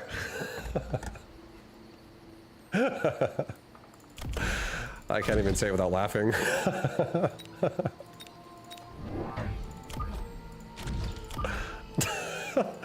All right, you know what? Let me convert you, okay, into an Arclight enjoyer. Look at this. Let me show you these perfect angles, okay? That's at a perfect angle. That's wrong. You lose. That's also wrong. You lose. But right there, that's the angle you're looking for. It creates this cool pathing that you can win with. I'm telling you. Watch this. Vaibu the Architect. Right there. Exact formation that you need to beat this guy. Actually, hold on. I'm rethinking this. We're just gonna get eaten alive by these fucking Stormcallers.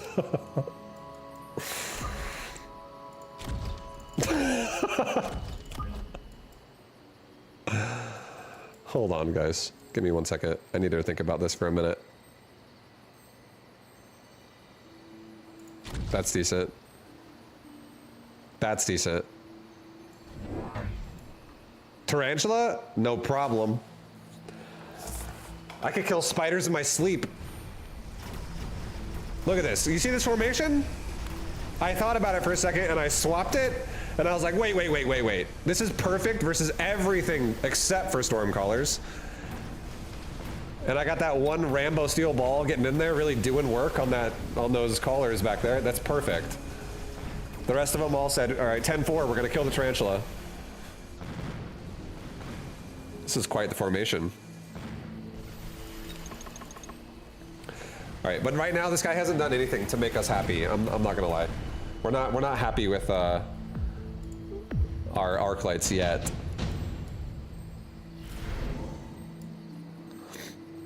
Sabretooth would be honestly pretty decent here. Actually.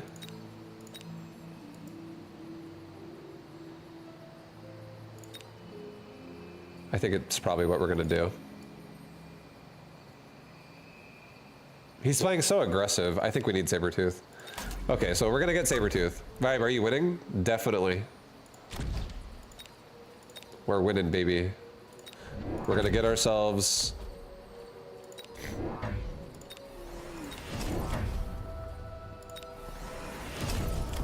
We're gonna make more crawlers next round.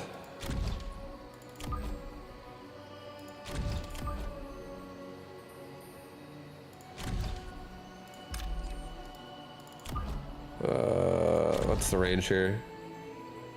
Like right there is good.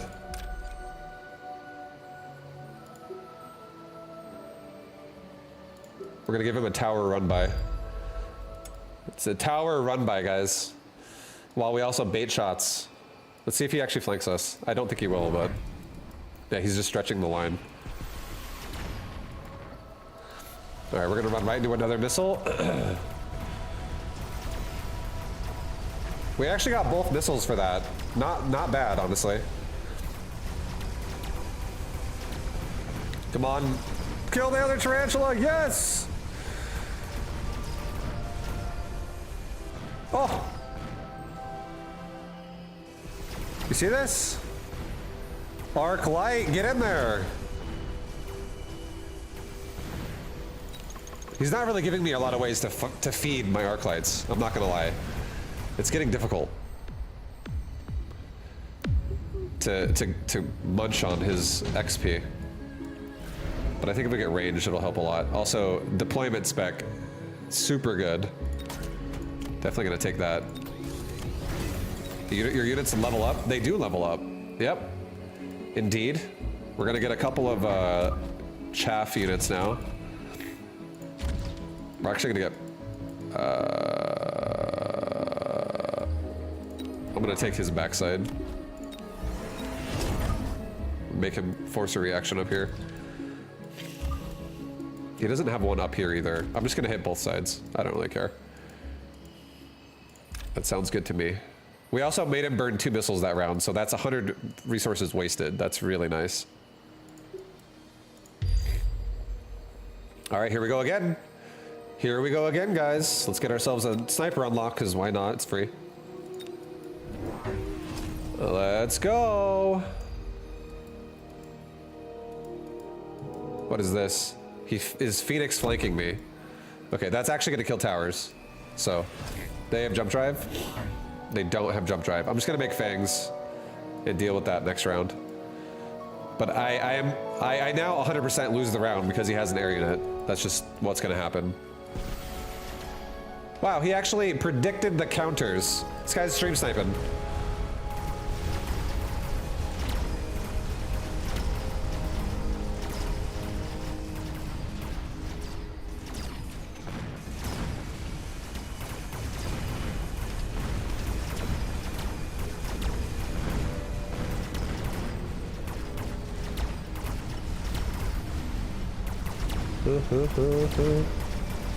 Alright, this is definitely a loss round.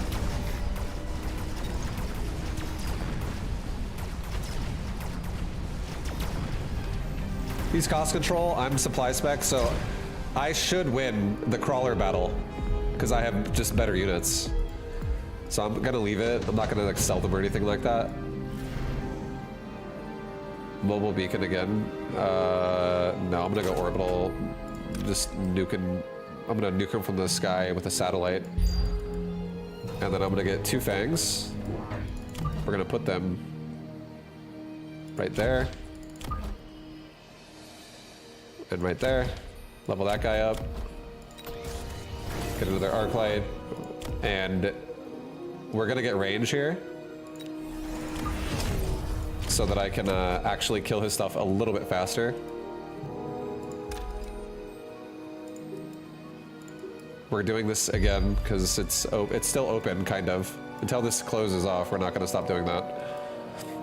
And we should be okay here. Let's see what else he flanks with. He sold it. We're both doing artillery. He shielded. He upgraded his crawlers. Oh my god, this guy's all over everything.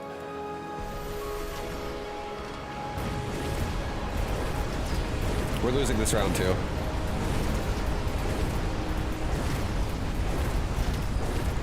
I'm feeling like an elite recruit next round is gonna need to maybe happen.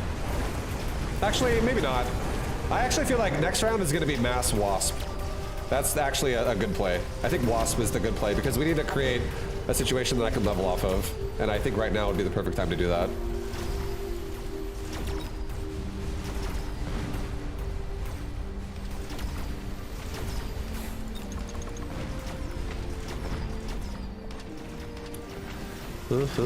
It's sus, it's perfect shields. No, I'm just kidding, he's not cheating. I highly doubt this guy is cheating, he's a streamer. And he plays this game quite a bit, so he knows what he's doing. I was making a little bit of a joke. I don't actually think he's doing that. Okay, we're definitely gonna get junior spec. That's sick. We're gonna unlock Wasp, and we're gonna make 4 of them.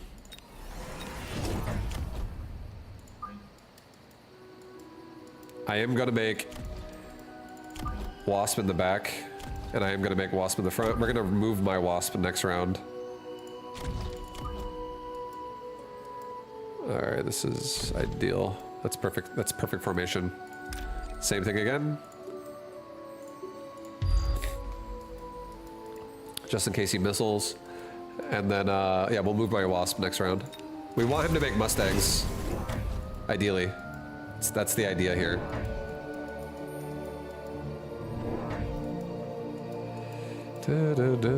This music feels strong. It feels pretty good. I agree. I like this classic WoW music. It's very soothing. It's soothing to the ears. Bombardment placement was obvious, but I'm still not sure it's worth it to shield. Yeah, I mean it's definitely an investment. It's definitely an investment.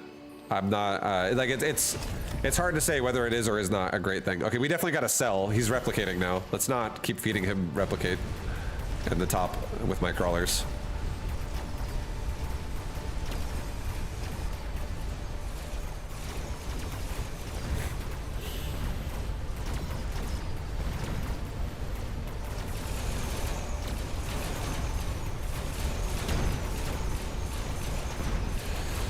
Arclight's turn! Finish off the fucking tarantula! Oh my god.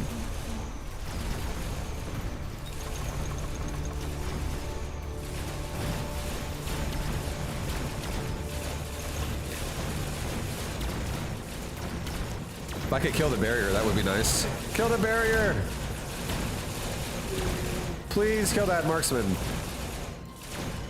Kill the barrier!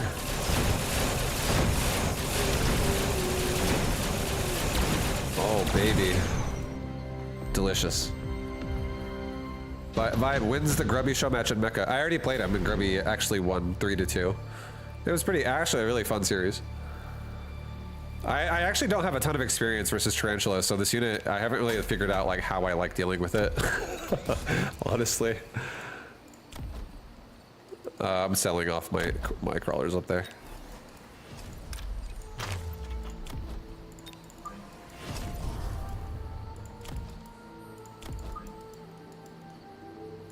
Okay, right side's gonna get run down a bit harder than left side right now, so we need to make sure that's not I'm as glad much you of a could problem. make it.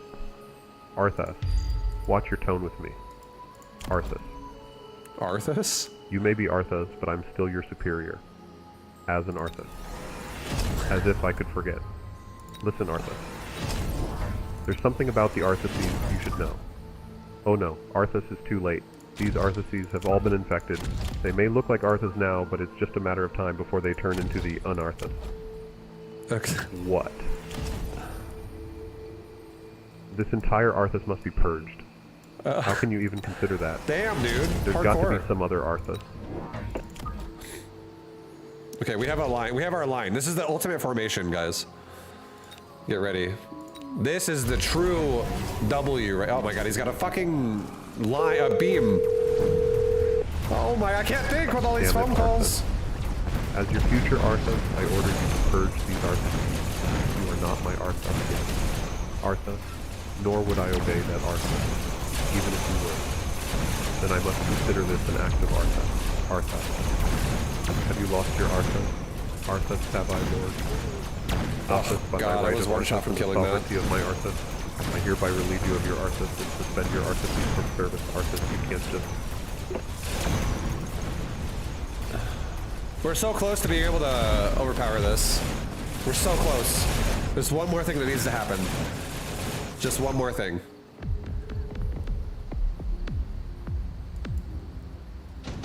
One more thing. It's right here. There's another fucking phone call. It's done. Those of you who have the will I thought that was to over. save I was like, this, thank God. Arthas, follow me. Never mind. The rest of you get out of my Arthas. You've just crossed a terrible threshold. Arthas, Arthas. I'm sorry, Arthas, I can't watch you do this. Arthas, forgive me for what I must do. I'm gonna take double typhoons for a second and let that just kind of be.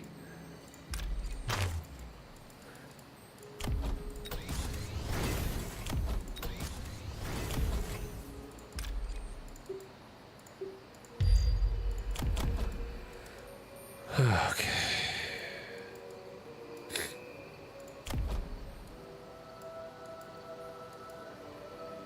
I actually think this is the play right now. Legit, I think this is the play right now. Watch, you guys ready?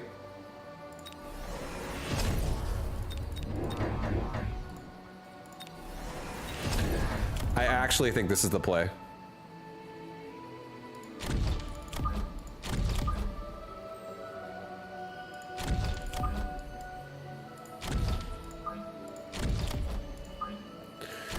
Just getting a few sledgehammers in here, or not sledgehammer, saber-tooths, sorry. Just getting a few saber-tooths in here to really like womp these tarantulas fast. And then we can also get like regen on them or something as well. But I think these saber-tooths are gonna tank enough for us, at least at baseline at the start. It's gonna help a lot with these rhinos, that's for sure.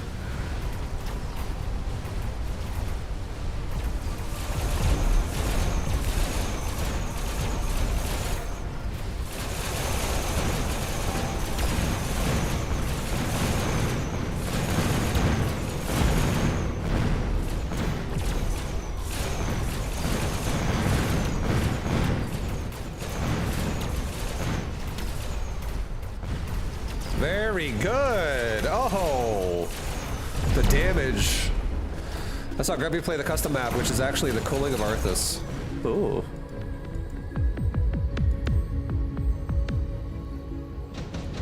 Now everybody levels, and we're happy about that. We're gonna also get intensive training. We're gonna level the left side a bit more heavily because that's where the rhinos are.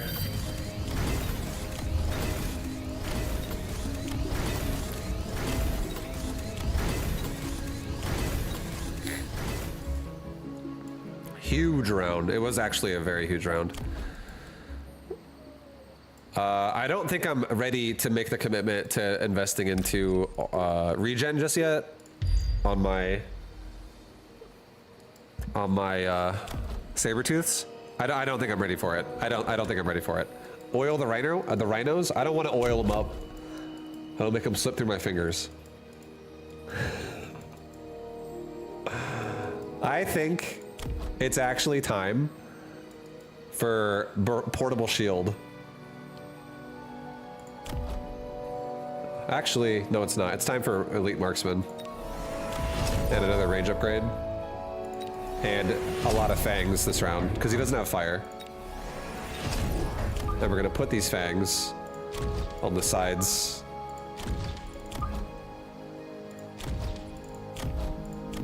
In a place where they don't die right away, but they walk in and they just get in the way. Perfect. Guys, ready for this super sick engagement? We also need to put down barriers next round. 100%. Okay. We also need to get anti-air on my arc lights next round too. We actually need that now. I don't think this will kill me, but this is kind of scary.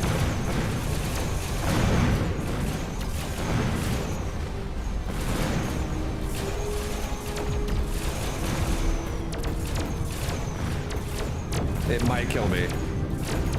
These typhoons are not killing shit.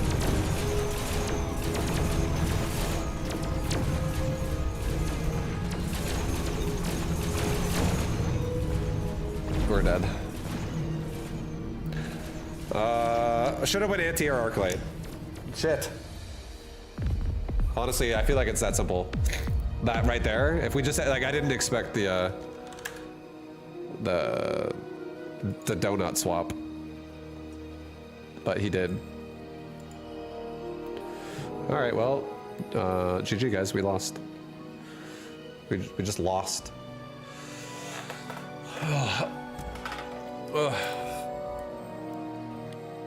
Well, I don't know what to tell you, okay? I gotta play more of this game to figure out what's going on. What's going on. Because apparently that did not work. No, I still think arc lights are good. I was just trying not to put too much pressure on arc lights. I don't really know how capable typhoons are. But I feel like typhoons are definitely good at killing mass air. They're really not great at killing strong air. How many subs for one more game? 63?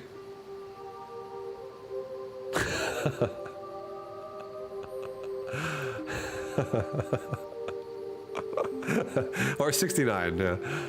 I tell you what, I'll play one more game. Why not? It's fine. I'll leave that up to you. Okay, this is probably my last game though. Ugh. Yay! Oh. My neck is like cramping right now. You need all tech on arc lights. It's expensive.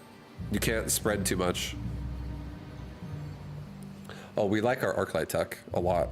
We know all about getting a lot of money for arc lights. It's definitely an expensive build, and you have to kind of skip most options in the in-between round cards to be able to even afford it.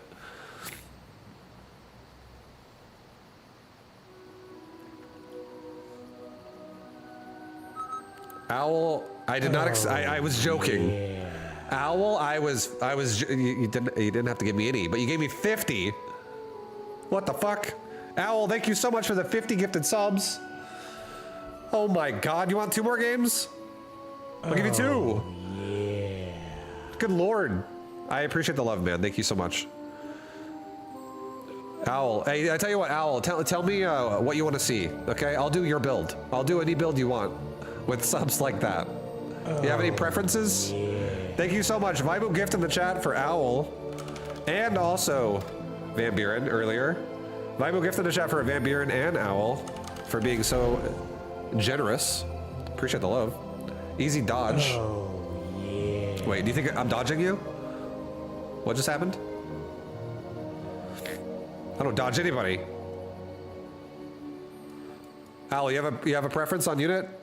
Otherwise, I'm going cost control, baby. Oh, yeah. Doing it. Cost control. 1 second. He dodged the gifted sub.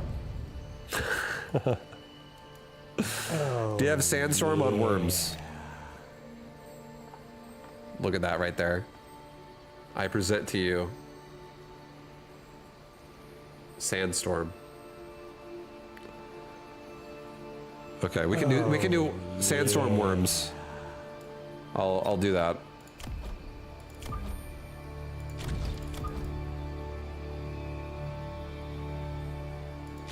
The Darude build. What is the Darude build? Oh, Sandstorm. The Sandstorm. I get it. Lol. I understand.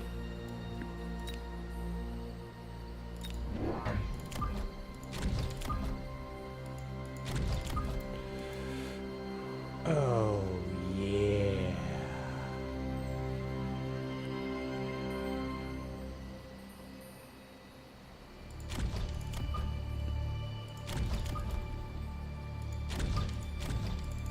Oh, yeah.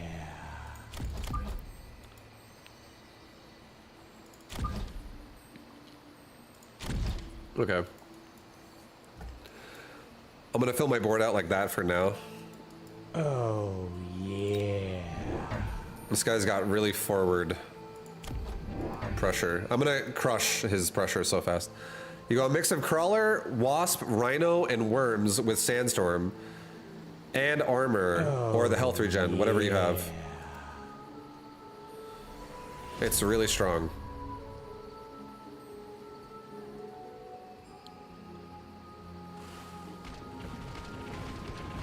Crawler, Wasp, Rhino, Worm.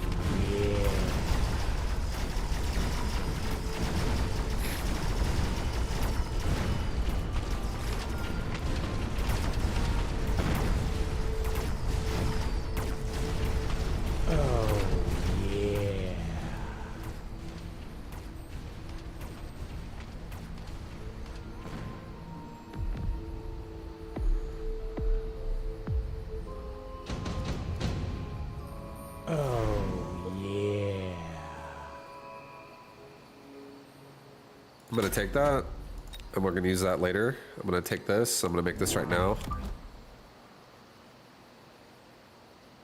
We're gonna make Wasp first. Oh, yeah.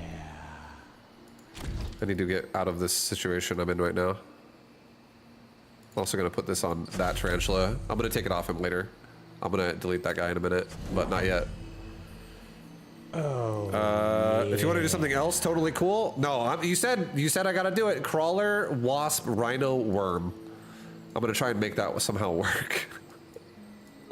I don't even know. Like, I feel like my build might not even be really fully set up for that. Like my wasps are definitely like a support unit. They're not really a carry in the way they're currently built.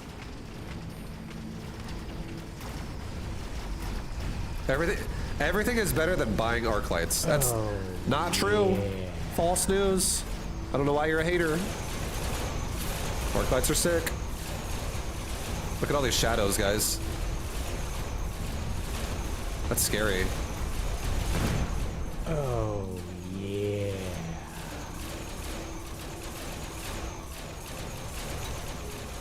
You need range and ground spec. Oh, we got those. I don't have a lead spec or aerial or anything like that, though. Oh, yeah.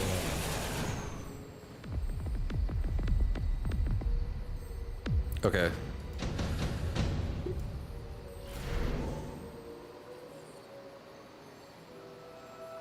Oh, yeah. I almost want to get Typhoon again. Just so I can have something to help kill the air if it becomes a problem, but Oh, yeah. if he responds with air.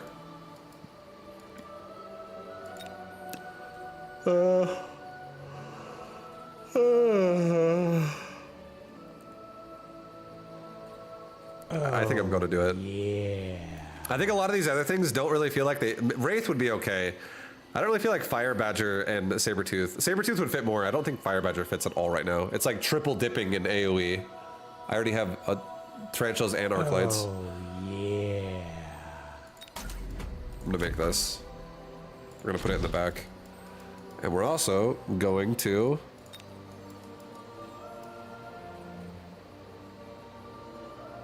Oh, yeah.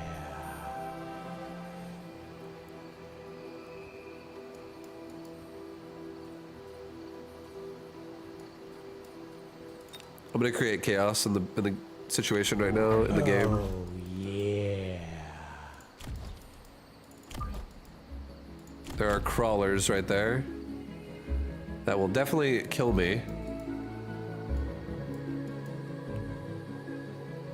Oh, yeah. It's fine. Hurry, Rhino. Hurry, hurry, hurry, hurry. Build! Oh, yeah. It's okay. We need to start making a flank, so it's okay. Maybe I should have flanked with Wasp first, but it's whatever. Oh, I feel like that actually would have made more sense.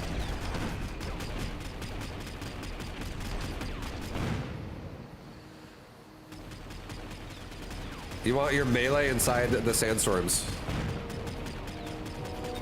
I thought I don't even know what sandstorm even does. I gotta like read that shit. I thought it just reduced range.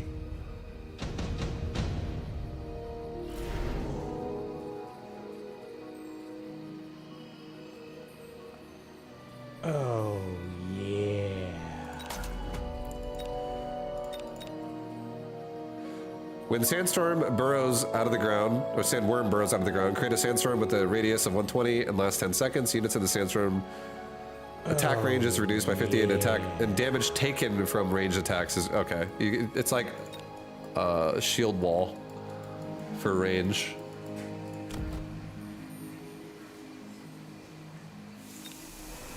Oh, yeah. Oh,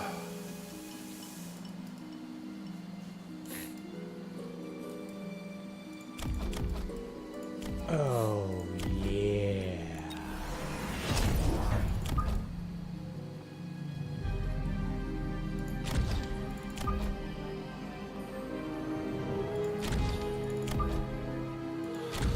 Okay, so this is probably gonna be a fucked up round again. Honestly. But after this round, I'm feeling confident, guys. Oh god, he's got scorpions in the back. Oh, yeah.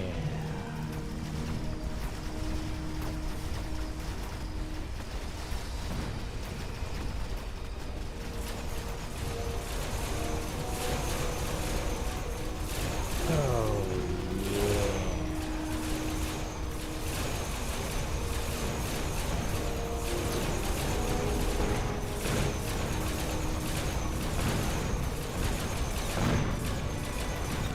Oh. It's working! It's working!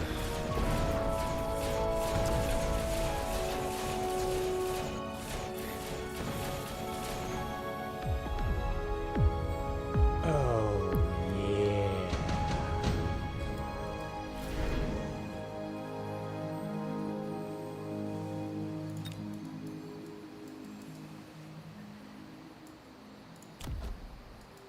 Oh, yeah.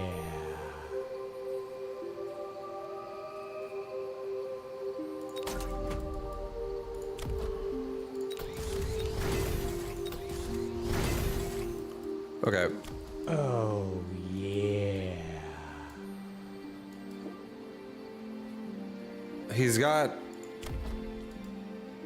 a few tarantulas, and I feel like making a lot of crawlers into that seems like suicide.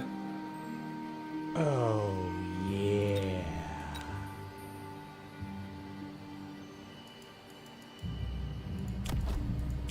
I'm debating how to do this. Oh, yeah. I think I'm just gonna do sandworm now.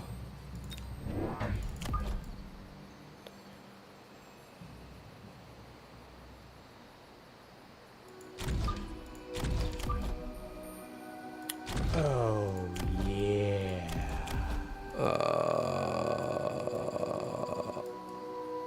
Let's get you going directly for that tower. Oh, yeah. He made a scorpion over here too. Okay.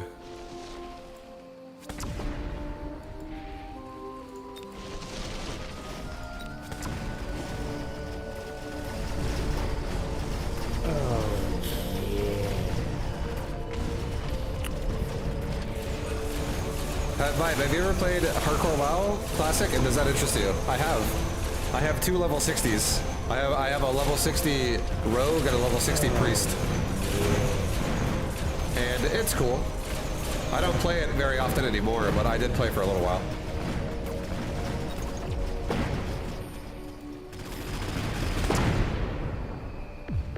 Oh, yeah.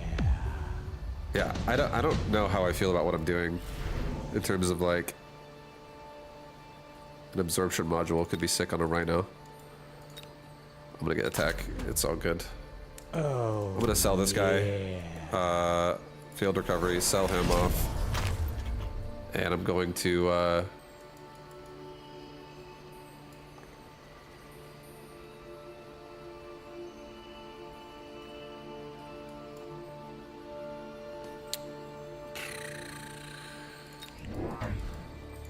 worms everywhere.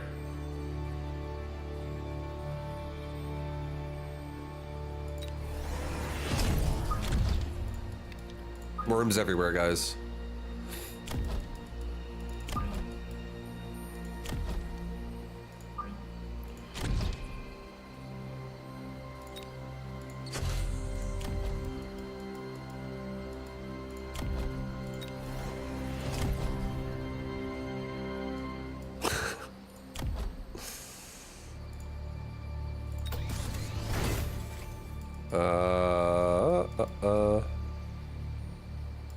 Yeah, I think that's fine. I don't even have anything I want to mobile beacon right now. We're so far back on some of my shit because we opened up with like this fucking fang opener with Argalite.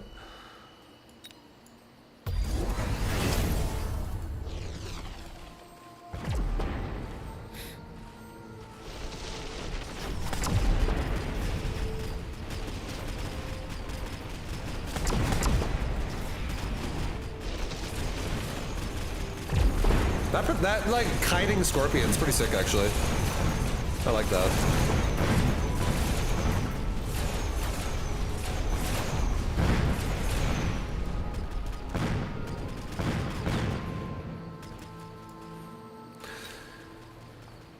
Leveling a priest is brutal. Level 60 priest? I think you mean level 60 wand. Dude, I had some oh, we lost. I had some crazy, I had some crazy games. Or some crazy, like, dungeons on my priest. There were a few times where I was so fucking dead. Like, I was literally, I should die. Like, there was one run, I think I was, like, level 58. And we were doing Undead Side Strath. And it was by the second ziggurat. I was an undead priest, I was horde. We were by the second ziggurat on the right, where like the human caster mob is, the hero for that. I'll try again, Owl, it's fine. I'll do another one. You know, I'll think about it from the start by doing that. But I was on a priest at that time, and we had a fucking mage in our party, and this mage pulled like 3 pulls at once. He like backpedaled into a caster pack after we pulled like 3 elite ghouls, and then he backpedals into like 4 caster elites, and then he fucking pulls like patrols as well. And nobody died, surprisingly, because everybody had the Petri flask, the petrification flask. But I had to heal that shit for like a full 90 seconds before I ended up just petriing and leaving the party. I could have petried right away and let everybody die. But I was like, okay, I'll not just fucking abandon everybody right now. Normal dungeons? Yeah, it's classic hardcore. There's no like heroics or anything in the classic.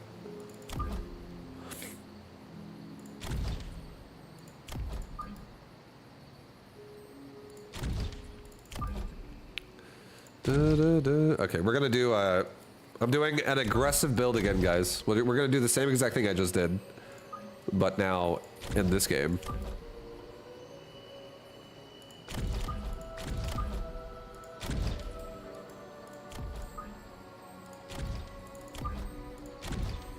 These arc knights will just help with flanking maneuvers.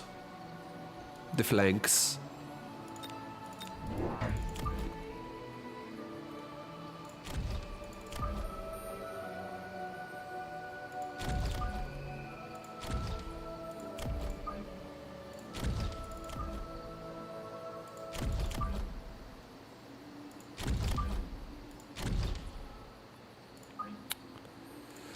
Okay, I think that's fine.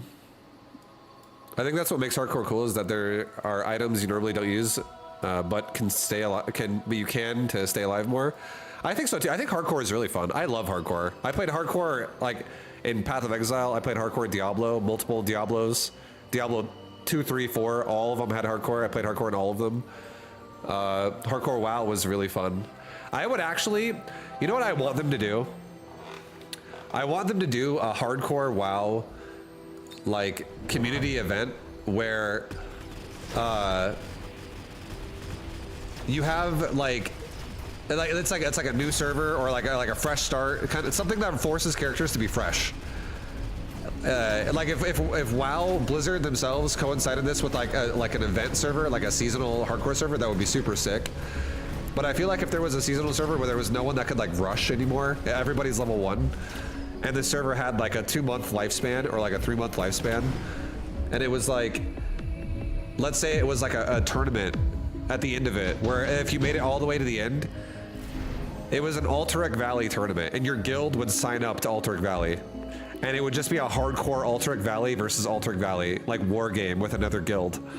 And then if you like made it through and made it all the way to the end, you'd win the tournament. And it's like 16 guilds are playing in it or something like that. They should, 100%, they should do something like that. That would be so fucking fun. I wish they did something like that. And then like there would be like a prize for like the top 4 guilds or top 1 guild. And everyone's like contributing to like the raids and like the progression of everything, trying to like make their guild geared as fuck to like win the Alterac Valley showdown. and like everyone who dies can't be resurrected, so you're really cautious about where you send people. It's like a super thorough strategy with like what kind of strats do people do to like not lose people. It would be so fun. I think that would be so fucking fun. I would be totally down for that.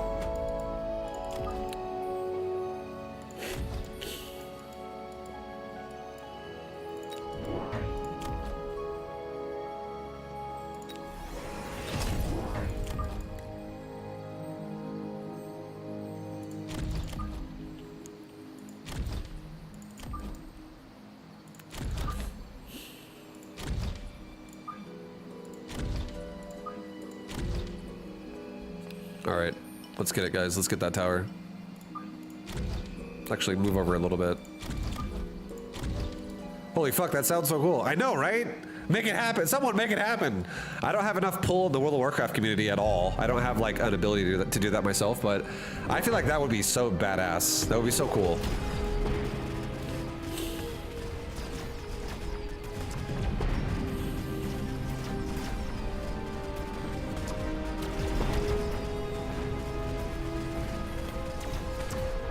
Maybe they'll pay you for the idea. Request a meeting with the Diablo team. That sounds awesome.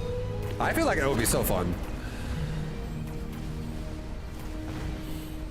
Or you could even do like, instead of Alterac Valley, you could do like Arathi Basin tournament. Or like a Warsong Gulch tournament. You send your best 10 in, your best 10 roster, and like whenever somebody dies, you get one of your other boys in there. Like, hey, guys, this guy, like our top 2 DPS died. We need DPS replacements. Get in there, we got another match in 5 minutes. You just like take from your roster. That would be so sick. I would totally love that. And you just try to like the guild leader allocates gear to people to try to have like the best odds of winning. And also to like make it through the raids and shit so you don't die. That would be so fun.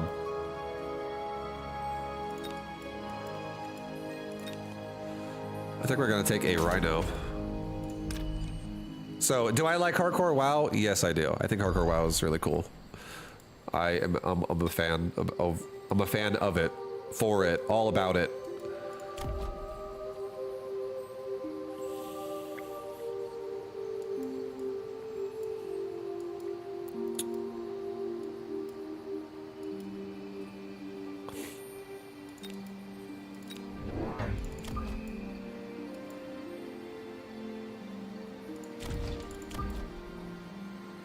I'm gonna get range. All my friends moved on to Final Fantasy 14. Yeah, it's okay. All it takes is something interesting to happen and then they'll all come right back. Just gotta play whatever you have fun playing.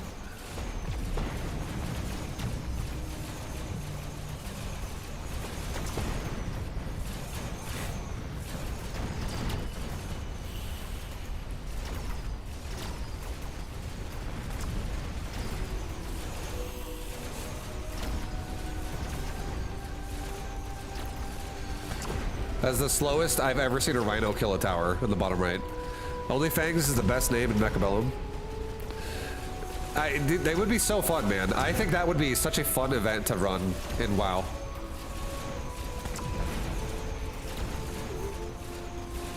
I would absolutely make a character for that, if that was a thing. That barrier has like 1 health. It literally has like 1 HP. That's so bullshit.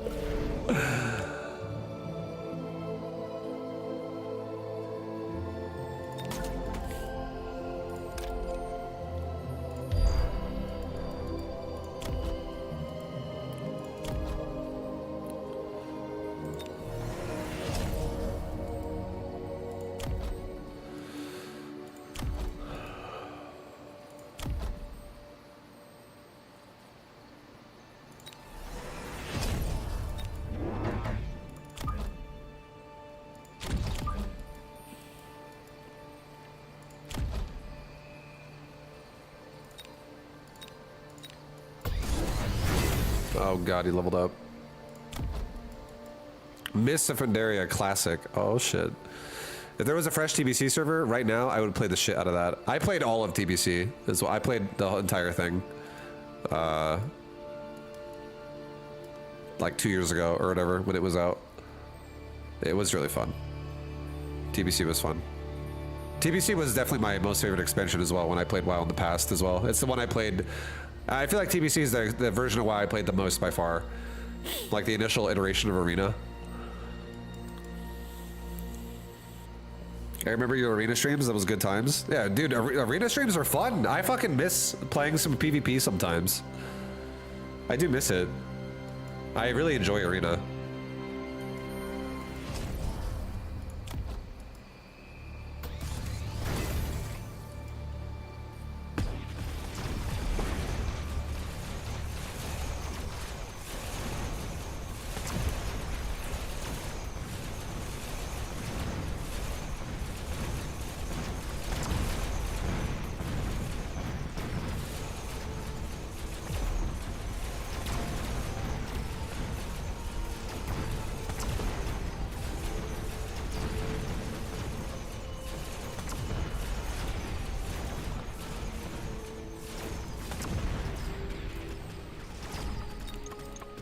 That one barrier is so annoying. Oh my god.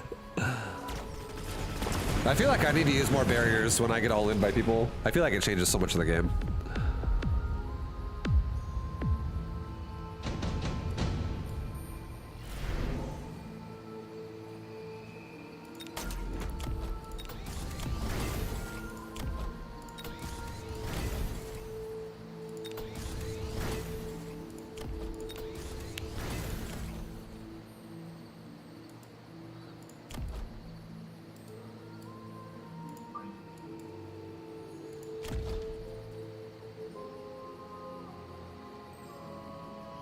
You can't wait for Dragonflight Classic. Oh, me too, baby. Dragonflight Classic's where it's at.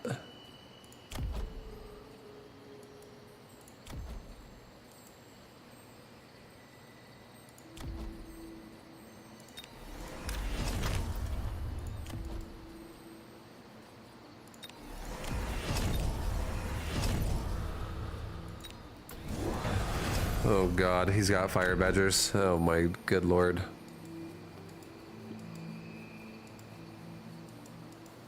I feel like I need to watch somebody do this before I do this, because I don't really understand how I want to set this up. This is not normally what I would be doing.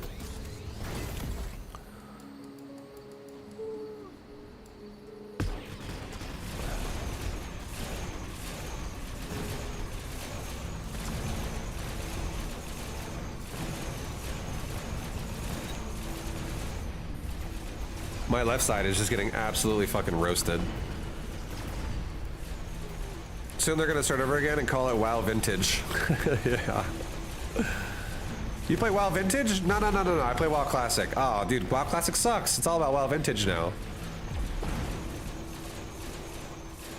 I feel like Wraiths were not, or not Wraiths, sorry, Wasps were not a good play this game.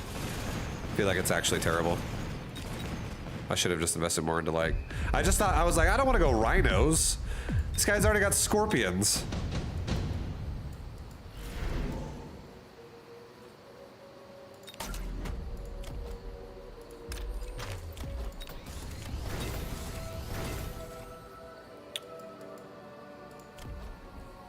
Vulcan wouldn't be bad.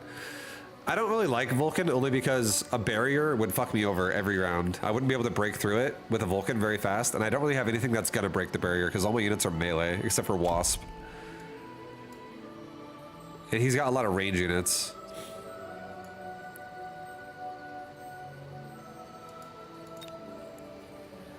I think we're gonna throw a sandworm out here.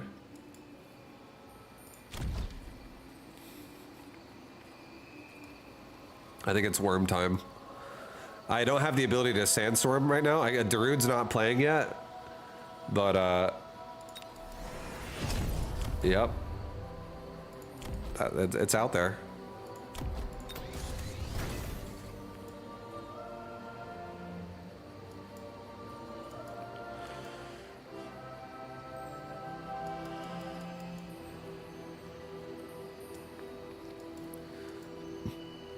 But he's got bullet pin Mustangs. So that kind of sucks. I'm gonna put an arc light right here. Just to help get rid of these crawlers on my Stormcaller. Now he's got a fucking melting point. Oh my god.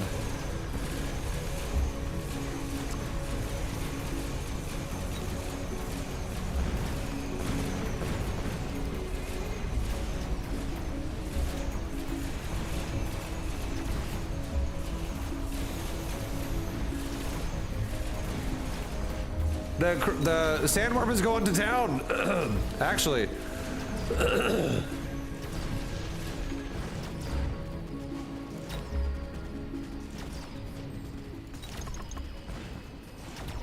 It leveled. Guys, it leveled. Oh my god, I'm like 1 health from dead. Alright, I think it's time for a nuke.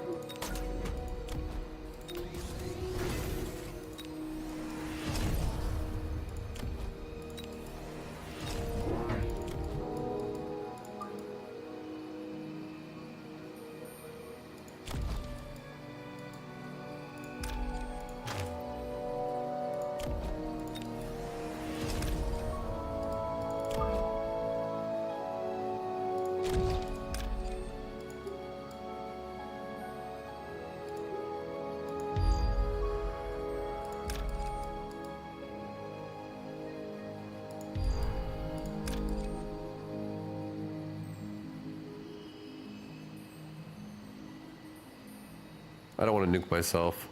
I don't want to nuke the barrier. I believe in the sandworm. I believe in it. Do we go for the gusto here and nuke the barrier, guys? Maybe we do. Let's do it. Nuke his ass. Nuke him! Nuke him, Rico. Move speed. Let's go. He's nuking us too, but it doesn't matter. We're gonna be out of there in no time flat. Let's see it.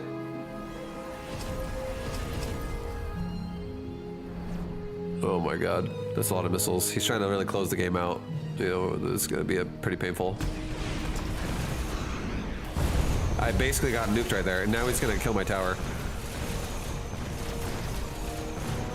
My worm died to a melting point. There goes my tower. Nuke!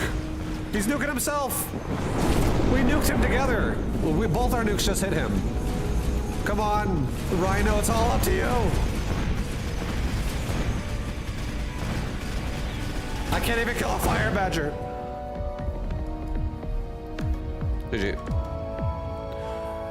Played the last game out of 5 in SC2, and I'm silver 3. Yo, nice. Congrats. I just went like 0-3 in Mechabellum.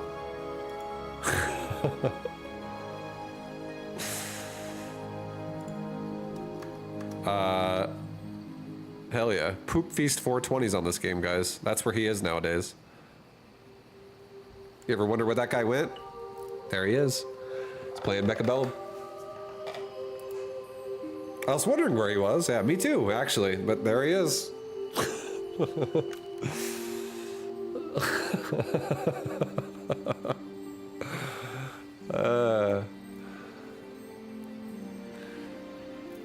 Well, shit, guys. I feel like Poop Feast 420 is a better name. I guess Feast is more gross. A Poop Fest.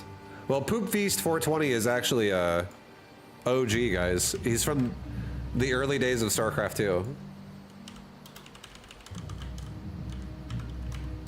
This man is a old school legend. And I am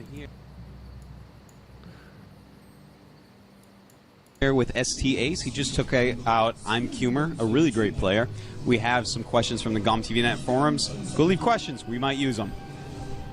From Poop Feast 420. Was the DT rush in Game 3 something that you had planned out and rehearsed? Or did you just think of it all of a sudden?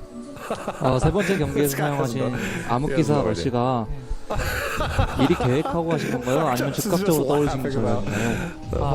마이크 대고. 네. 미리 계획한 빌드고요. 원래 좀 So stupid. GG, how's your opponent in the last match? Well played. Yeah, GG. Max Orcs. GG. I have no idea how to do that build, but it went all right. it went okay. All right, guys, it is really late. I streamed a really long time today. We streamed for 8.5 hours. I think I'm gonna call it a night there for myself. But yo, I had a great time, and thank you very much for all the super generosity today on the stream. My God, some massive sub bundles. I appreciate it a ton, dude. Van Buren, Owl, much love, guys. I will actually really consider looking at. Oh, yeah. Yo, thank you very much, Max Works, for not only saying hi and the follow, also the Prime and Vindicare. Same thing. Follow and a Prime. Thank you guys. I appreciate the love. You guys definitely love your Mechabellum. Yeah. And luckily for you, I also enjoy the game, so we all love it together. Thank you guys for the support. I appreciate the Prime subs. Thank you so much. I will be back again tomorrow with another stream. I think I might play more Mechabellum tomorrow, like overall, but I think I'm gonna try and get some more D4 in. I also, Van Buren, I don't know if you're still here, but I might look at some Darkest Dungeon and, you know, check it out. I might check it out. There's a chance. And if I don't do it tomorrow, I'll definitely do it soon. I've never played that game before, so I'm getting requests to play it, so I'm interested. And I haven't really looked at it at all in terms of like knowing what's going on in that game, but it has looked fun, so I would be interested. You have to play one, not two. I didn't even know there was 2 games. Which one do you actually play? Which is the better one? Is it Darkest? You have to play the first one? Play one, don't play 2. One is better. Okay. One's better, Darkest Dungeon. One is better is the consensus. Okay. Well, honestly, thanks for saying that. I had no idea there was even 2 of them, so I might have bought number 2 thinking that's what you guys wanted to watch, not realizing it's actually number 1. So I'll take a look at it tonight before I go to bed, and I might end up buying it. And if I don't do that tonight and end up playing it tonight, I will definitely make a plan for that very soon, maybe like next week. Something soonish. So thank you guys for the love. Thank you for all the support today. I appreciate it a ton. And I will be back again tomorrow. I'm gonna also, just so you guys know, I'm gonna try to start. I'm not gonna say this is like official, but I am gonna try to start streaming more towards the noonish era or section of the day instead of around like 2 to 2 plus. I do like starting a little bit earlier. So who knows, maybe even slightly before noon is when we're going to be starting streams in the future, off of the Pacific time zone. But I'll be back tomorrow, ideally around noon. So until then, guys, have a great rest of your night. Have a great rest of your day. Thank you for all the love. I appreciate it a ton, and I will see you tomorrow. Much love, guys. Have a good night. Have a good day. See you next time. Peace, everybody.